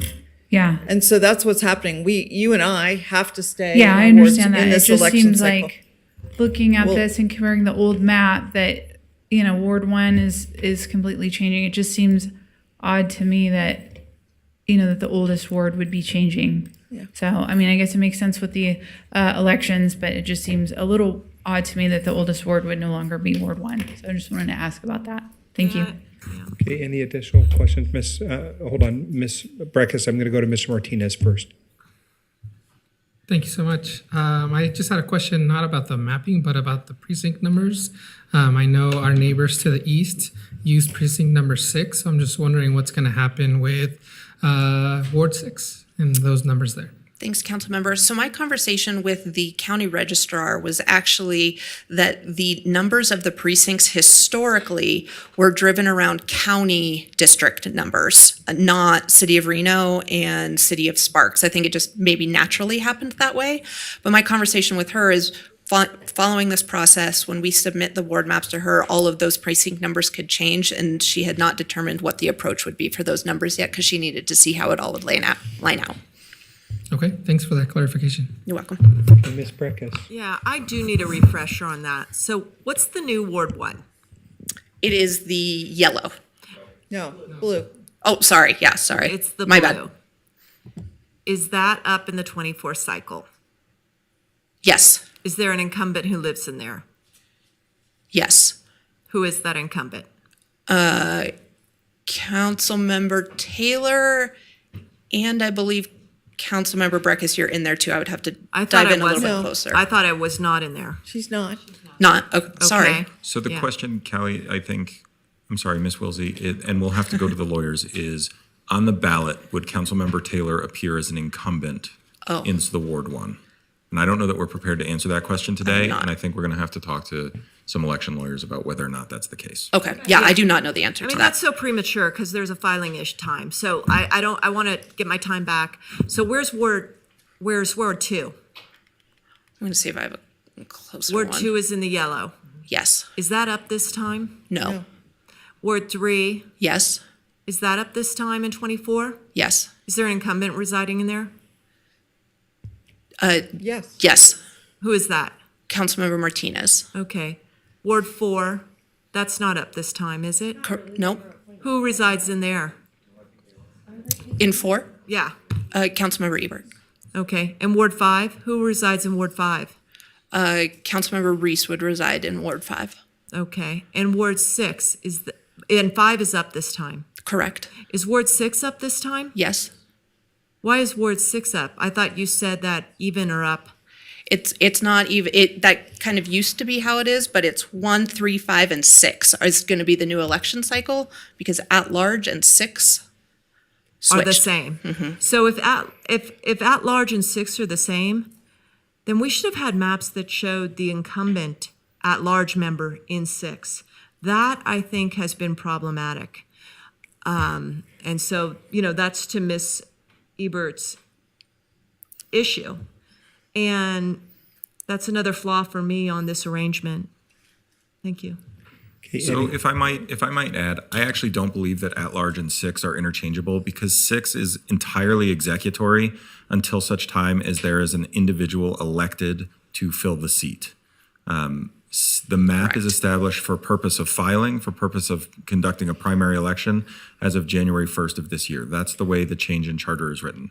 There is no Ward 6 until we have an election in November of next year. Yes, and let me clarify my comment in terms of switching. The charter is specific that the cycles of election will be 1, 3, 5, and 6. Currently, it's 1, 3, 5, and at large. So by switch, that's what I meant, just in terms of the charter's clarity. Okay. I still believe because, the incumbents have a role here under the statute. You draw around those who are in office and not up in the 24th cycle. I think by extension of that, there should have been drawing around, the incumbents for the ones that they serve. I think that would have provided better clarity and service to the constituents going forward. So I find fault with this map. The difficulty, though, again, I have a Councilmember problem Ruckus, with with the this. line of thinking is that the only two residencies that needed to be preserved in this activity were the Ward 2 and the Ward 4 council members. Everyone else could have theoretically been drawn into the same district, and so it would not have worked to maintain the labeling in the way you suggest. And surprise, surprise, the staff-driven process under the direction of the city manager who reports to the incumbents doesn't match any incumbents up against each other. Surprise, surprise. Okay, any other questions or I comments have at this time? I just want to clear something up. So, Ms. Ebert? I'm sorry, Councilmember Reese, you'll be the incumbent for Ward 5, correct? That's, And I then- live in the pink zone in Ward 5. Okay, so then Councilmember Taylor, The incumbent in Ward 1. she'll be the incumbent in Ward 1. Okay, and then Breckus will be, okay, I'm just trying to wrap my head around So it. that's the question we said we would need to go do some more research on with respect to incumbency and how that gets labeled. Okay, thank you. Okay, any additional questions or comments at this time? Ms. Dewar, the motion. Okay. I'd like to make a motion on item E2 to adopt, I want to make sure, there we go, to select final map option E and refer the bill for second reading and adoption. Second. Okay, I have a motion by Ms. Dewar, a second by Mr. Martinez. Any additional questions at this time? Hearing none, I'll call for No, the... I think I raised my hand. Okay. Yeah, Madam Mayor, I did raise my hand. Go ahead. Yeah. I'm not going to support, I didn't support the process and of having staff do it. And I think that the outcome is one that has the fingerprints of staff doing work for the incumbents who sit here and have the ear of the manager. That I see. If we had turned it over to the consultants with a disconnected group overseeing committee and bringing us up and down, I think I would, I would have, however it came out, I would have been more comfortable, but I'm not comfortable the way it came out. 2, I do think the practical nature of depriving Ward 4 of a city facility to hold meetings is problematic. And 3rd, I object to these little minor changes to A that move around mostly commercial buildings, but kind of play with people's apartment buildings like monopoly pieces. So I won't be supporting. Thank you. I have a comment as well. Ms. Ebert. I just want to continue my comments from last meeting. I don't support this map due to the lack of community resources for Ward 4. I also want to call out that my ward has the largest population of Native Hawaiian and Pacific Islanders, so we have a community of interest, and again, we're lacking community center for that particular group, and for my entire ward, we'll have the least amount of parks, as I stated previously. We'll have 5 out of 83. I also have concerns about the numbering of the wards, so I will not support this redistricting. Thank you. Okay. Or this particular maps for the redistricting. Okay. Can I, did you want to? Comment. Yeah. A comment? Yeah. I just wanted to say, Councilwoman Eber, I would say just the best time for those concerns is at budget. So make sure, I think you bring up good points. I won't forget.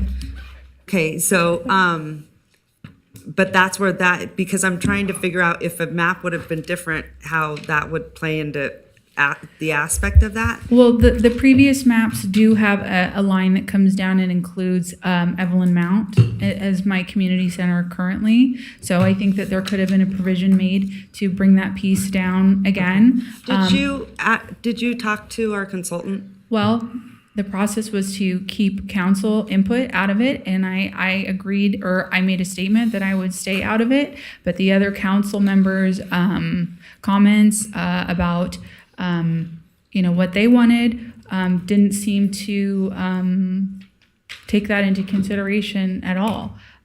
So while there was accommodations made for other areas and streets, there was no care given to possibly redrawing to include a community center for my ward. Okay, so the other thing, I want to just let council members know that I have asked Mr. Thornley to get me sort of a list of, or financial amount of what we're spending in each ward. Again, like I said, get ready for Hunger Games, because now it's going to be, you spent more in this ward and not enough in this ward and all that. And I love the advocacy, don't get me wrong. I just think it really divides the city, but I want to know so everyone is very clear that, and it needs to be balanced. I think that's a good thing. It should be balanced, because we've seen where sometimes with CDBG, just because someone was on that committee, they were able to access more, and that's not sort of fair either. But so that's and the other thing I wanted to know, Mr. Thornley, were there county parks in Ward 4? What were the amount of county parks? Because I think that was another concern, was the parks. There are a couple county parks. Yeah. There are several county parks in Ward 4. There are county parks around our community. And of course, taxpayers in Reno contribute to the funding for county parks and county community centers. Okay, I just wanted to make sure. And the other thing that was really important to me, it was millions of dollars, is the investment into Mayor's Park. And we really are trying to pay more attention because, that area has grown so much. Before, it didn't have the growth that the other parts of town have. Yeah, now there it has does. been an investment into the playground equipment, but it's but it's millions of dollars. Yeah, So but it's not. It's not want- a aquatic center or anything like that. I mean, if we're going to compare apples to apples, it's not. Well, a but look comparison. you don't have an aquatic center in every ward either. No, we. you're right. I want You're right. to. But we don't have any. We don't have any. Let's do community that. center. We have a play equipment that's being put in without shade. But my point is we all want, come on, if every ward, everyone wants a pool or whatever they want. Like, let's just be honest. We all would want that, right? I can't imagine anyone would deny that. Do you want one? No? What do you want? Pickleball.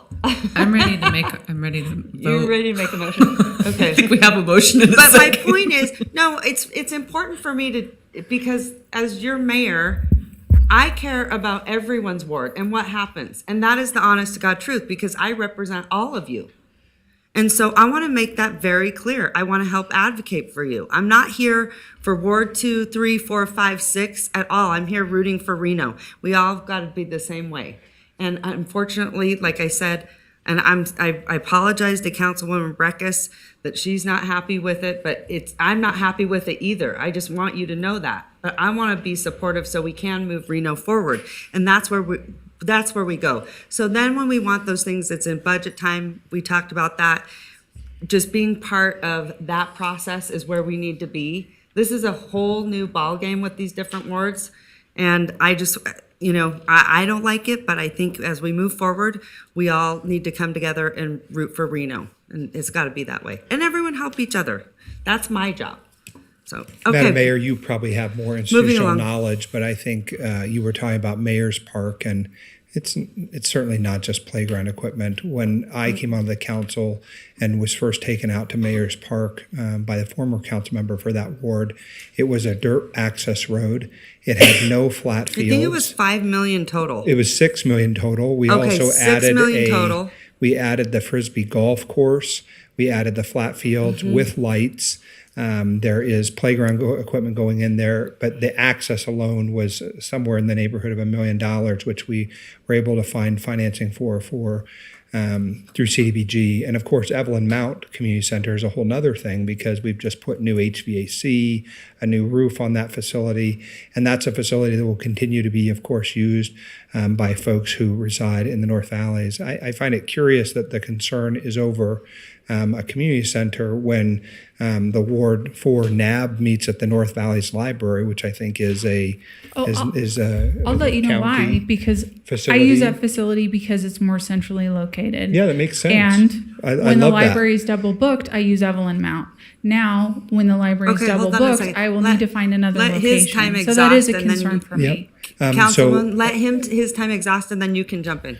Yeah, it wasn't, my point was not to be tit for tat. I don't play that game. My point was that we have facilities all over this city, whether it's the California building in Ward 1 or Miss Dewar holds her NABs, I think, at a nursery I do, in the which ward. I pay for. Yeah, and Because so. I have it- no community center. No community center. And I've so, paid to meet in the Atlantis. Yeah, I think everybody council funds.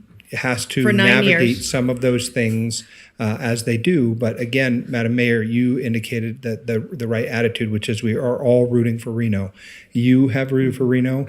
I think historically our council has done what they can in each of the wards to be fair. It's kind of why the road fund moves around without reference to who represent an area. Obviously, we have sought historic investments in the RTC, which I posted about this week, in the probably hundreds of millions of dollars in roadway improvements that are going on in the North Valleys. We have, I supported, of course, the rebuilding of O'Brien Middle School. There's just a lot going on out there. It's a beautiful community, and I can't wait to continue the work that has started, and I'll look forward to it. I'm not sure any of those things relate to the map, but we'll have to continue moving forward together in that way. Well, and the other issue that I can also say why people push this, and I'm just going to say it, anyone that wants to run for office, it is much cheaper, and I've heard that sentiment, much more affordable. They don't have to raise nearly as much money. They don't have to work nearly as hard to run at large. You mean not in the ward?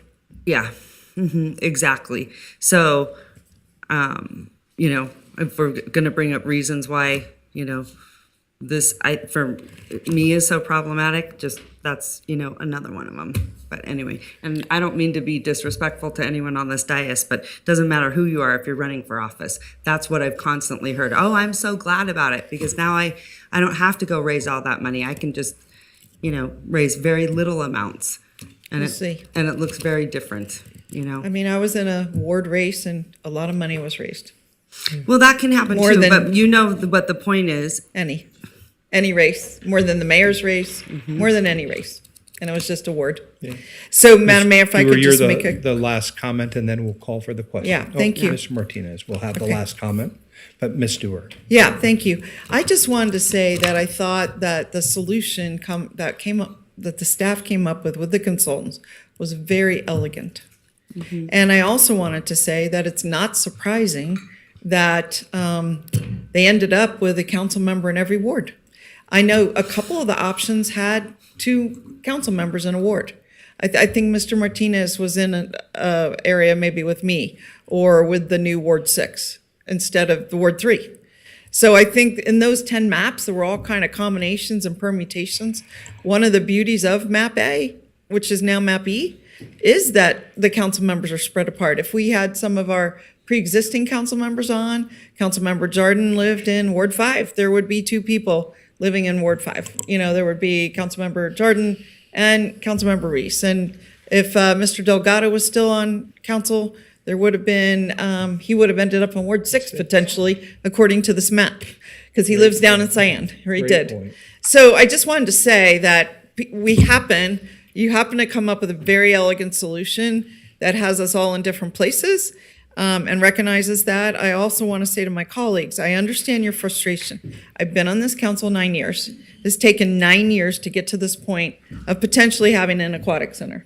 There is no pool in the new Ward 6. There's been no pool in Ward 2 entirely that covers the entire area. There's been no community center for the whole time I've been on council. I've rented rooms in private places to have the meetings. Occasionally I could do it in South Valley's library, but often they were booked. And so I just wanted to say that there are challenges in every ward. I have a park, Robin Hood Park, which I have actually gotten money in CDBG and then had that money reappropriated to another park. And it's one of the poorest parks in our entire city. It's small, it's poor, it's in terrible condition. But I'm not complaining about it. I just think through the process, we all prioritize. We prioritize for the whole city. We move parts forward. There are road projects here. There are improvements there. And at the end of the day, we have a better city. And I think as long as we can keep that larger viewpoint in mind, it will help all of us. Yeah. That this isn't something anybody did to somebody, but it is an opportunity to work for something. Yeah. So anyway, with that, I guess I've said all I am going to say. Yeah. Mr. Martinez, I'll come to you, but I also want to say it wasn't a staff-directed activity. I won't say that. I think that the consultant and the community directed the activity. You held literally hundreds of meetings, received thousands of comments, thousands of map options through the map creating widget. So the notion that it was somehow staff-driven, I think is not correct. I think we had Make the Road here today that represents thousands and thousands of Nevadans who said, this is a great map. So the idea or concept that somehow we had our fingerprints all over it is simply wrong and really should be not the narrative. Mr. Martinez, I'm going to come to you. It's popular to hate government, so Yep. that narrative works. It happens. Mr. Martinez. I appreciate that. Thank you, Mr. Vice Mayor. I think on my behalf, what I would like to mention is that map E or map A demonstrated obviously the most compactness. It included a lot of the things that the community asked us for with keeping communities of interest intact. It was within the deviation that's outlined by our charter. This was through all of the public outreach that was done by Flow Analytics and Director Wilsey and her department. And so I just want to give them a huge shout out for all of their efforts on putting these maps together and making sure that our communities of interest stay intact. And I also just want to say that we did have an opportunity to pass a map without any of the amendments, but weren't able to get there, unfortunately. And so maybe if the member who had those comments were to vote for that map, we could have gotten there without making any modifications. And so we're at this juncture now, and so I'm hoping that we're able to get to a place where we can all come together and move this process forward and keep holding it instead of holding it up like we have been in these 2 meetings. So that's all I have to say. Okay, thank you so much. I'll bring it back to the dais. Mr. Clerk, let's do a roll call vote, please. I have a motion by Ms. Dewar, a second by Mr. Martinez. Absolutely. Councilmember Breckus. I'm a no. Dewar? Yes. Martinez? Yes. Ebert? No. Taylor? Yes. Reese? Yes. And Mayor Sheedy? Yes. Motion passes. My team, I am a yes to be supportive of my team, but I don't like it. Not that I don't like the map, I just don't like any of that, any of it. Okay, Mr. Clerk, I think we're on to the G items. Start with G1, which is Senior Advisory. Ms. Ebert, is that your nomination? Yes, hold on one sec. Let me find my thing here. Oh, it was already there.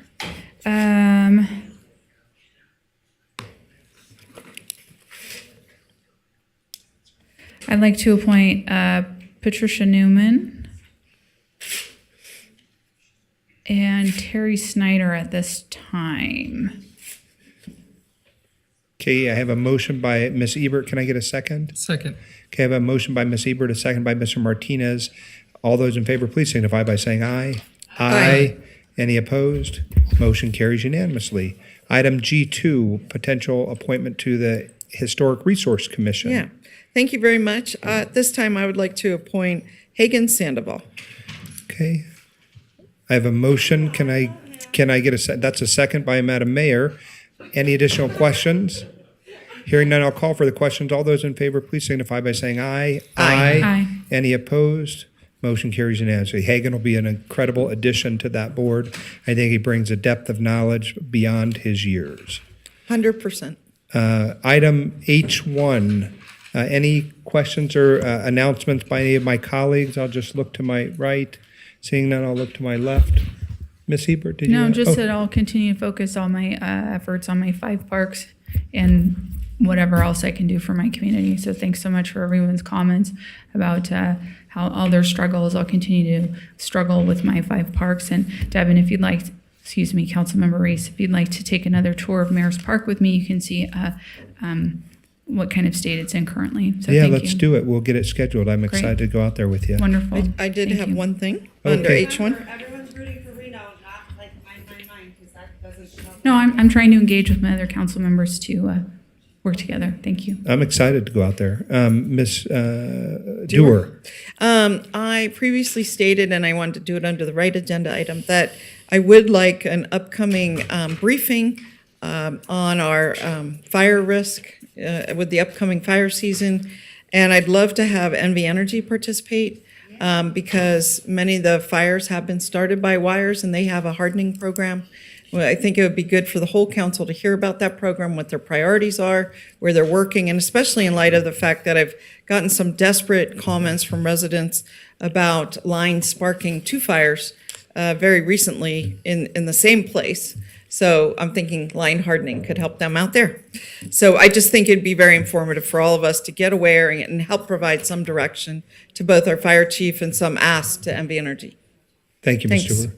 For my part, I'll just mention one thing. As many of you know, I spent most of the month of July at Harvard University in Boston at the Harvard Kennedy School. And my shout out really is to one of our employees, Cynthia Esparza, who also attended the program. And if you have not heard from her or know what good work she did there, I'll just share that she ultimately was one of the leaders of the last final group project and really shown such a brilliant spotlight on the city of Reno because of her leadership, her effort in that area. Her program was about the city of Fond du Lac, Wisconsin, and an issue they were having there. And she took the laboring oar in making a presentation to an assembled group of about 100 people and really just hit it out of the ballpark. So it was really incredible to see Ms. Esparza in action and on a very complex topic. And I think she came to be viewed by the cohorts in the class as one of the foremost experts in the space. And that was really honoring to be a part of and watch her growth in that area because it was a complex issue and she did a tremendous job. So if you see her, thank her for the effort that she undertook. Mr. Clerk, we're on to item J, final public comment. Do we have public comment in the room? We do have 3 commenters registered in the room. So first we'll hear from Damian Cole, followed by William Pucher. I see some of the usual suspects, and we'll welcome them each individually. Damian, welcome. Pablo, and then Mr. Pucher. Have we figured out our tech issues here, Damian? Yes, it looks like. If there's anyone who would figure out the tech issues, I believe it might be you. So there's that map that I made in full beauty for just a moment, but that's not what I'm here to talk about. I'm here to talk about this. I made this last year. This scope Does this move around at all? No? Okay. It's not a pointer? Okay. Downward slope begins over next where it says existing grade. That elevation is lower than the bridge. That does half your work. You go down. There's two outlets, one underneath the bridge that's hidden from this picture and one that's right there next to Fulton Park. Yes. Oh, there's a mouse. Excellent, right there. This outlet is over 100 years old. This is Peavine Creek.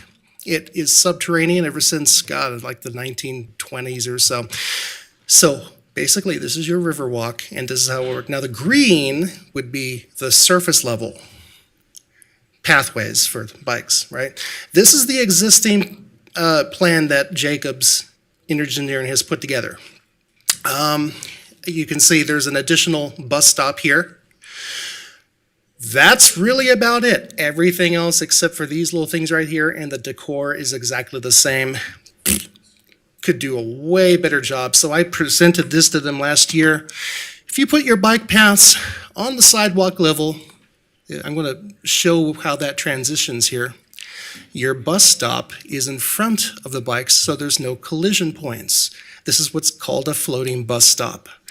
These are the areas that I proposed we put speed tables to keep people down at 15 miles an hour. I didn't expect all three of them to put in. I was just showing this is where it could go. And this is how the bike path could go underneath the river and then start going back up and meet up with the existing path. All of these ideas have pretty much been met with no's from the city. They weren't specific on whom, but it doesn't seem to work with anything that the community wanted. Fulton, green space right here. Okay, this is an existing thing. So the path would go down underneath and come back up. There are trees that live here, and I wouldn't want to ruin them. So I'm figuring there's a way to incorporate those existing trees in the area. Now, when I said early, and this is where it would be. It would be on this side of the river, just like how this existing underpass would work. Same exact concept. How did I get involved in this? Well, when a certain department of the city said that Quinsley Greenbelt Park did not exist, I went into a deep history and found 50 years worth. It started with Reno's first councilwoman, Pat Lewis, 1973 to 1977. She was the champion of the entire system for bike paths that was approved by Public Works in 1976. I went to UNR, stayed there for 4 hours copying documents from Pat Lewis's personal documents, treasure trove. We need to talk about this. Yeah, we got to have that meeting. We really do. There's just so much to talk about, but I got to get going. Yeah. It started with Reno Evening Gazette and Nevada State Journal. Yeah. Well, yeah, we have to have a meeting somehow, some way.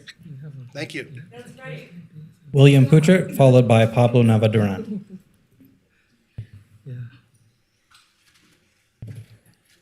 Good evening, council members. Will that show on there? I guess, will that show? We're pulling it up. Yep, there you go. Okay. Good evening. How are you guys doing? I'm just sort of coming here from work, so I'm not really prepared, but the image that you saw, I was looking on Facebook today, and I think it really represents our collective feeling of losing Oliver X. It's supposed to represent grief and how it leaves a hole, and it's a pretty big hole.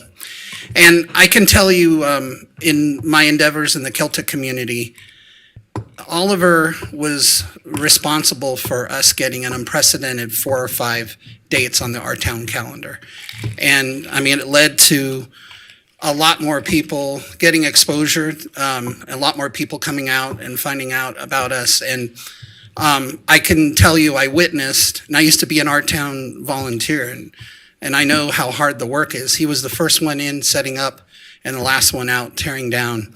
And I don't know if this idea has been suggested already, but I would respectfully request that you as a body consider naming a public space after him, something related with art.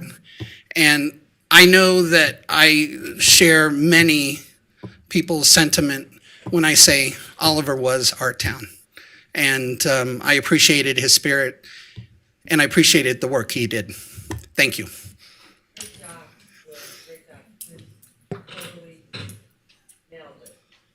And finally, we have Pablo Navaduran.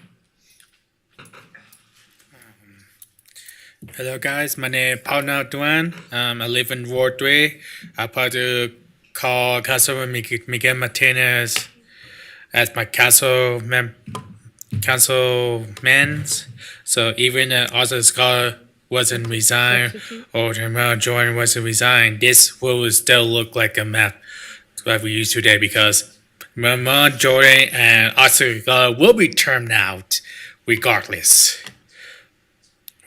So as it is, so for the mistake, Mario Dura, I know you said like, you don't have a pool for Ward 6 and Ward 2, but you do have Ward 2, which is a Moana pool.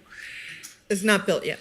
It's not built yet. No. Okay, cool. So, and Ward 3, we used to have a pool called trainer pool. Now, since all the Northeast Reno that moved out of Ward 3, we have no pool. And no, it's a Neilwood Community Center, it's a Neilwood Recreation Center, it's a community center.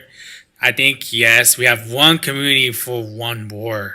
I feel ashamed for our area that doesn't, West Avenue District and downstream Hidden Valley and area doesn't have no community center. We have no pool in Ward 3. So I feel like we need to have a pool. Like I know we keep it Tele Valley and Daybreak area, the development work there. I think that will help. So I feel like they should need repair, have a new pool for the residents for downstream your area over here, and hopefully the new community centers. And I know you have a Wooster High School, Vaughan Pine, but you want to have one middle school and one high school, so you're likely to have two high school in the future. So there we go. I'm proud to have Ward 3. So here we go. Thank you very much. That concludes our in-person public comment. For the record, we received 4 comments which were general in nature or not directly associated with an agenda item after 4 p.m. on August 22nd. These comments were written correspondence received via our reno.gov online public comment form or by email to our office, and copies of these comments have been distributed to the Reno City Council and are available to the public on the reno.gov meeting portal, which represented 4 in favor. And that concludes our closing public comment. Second. Aye. Aye.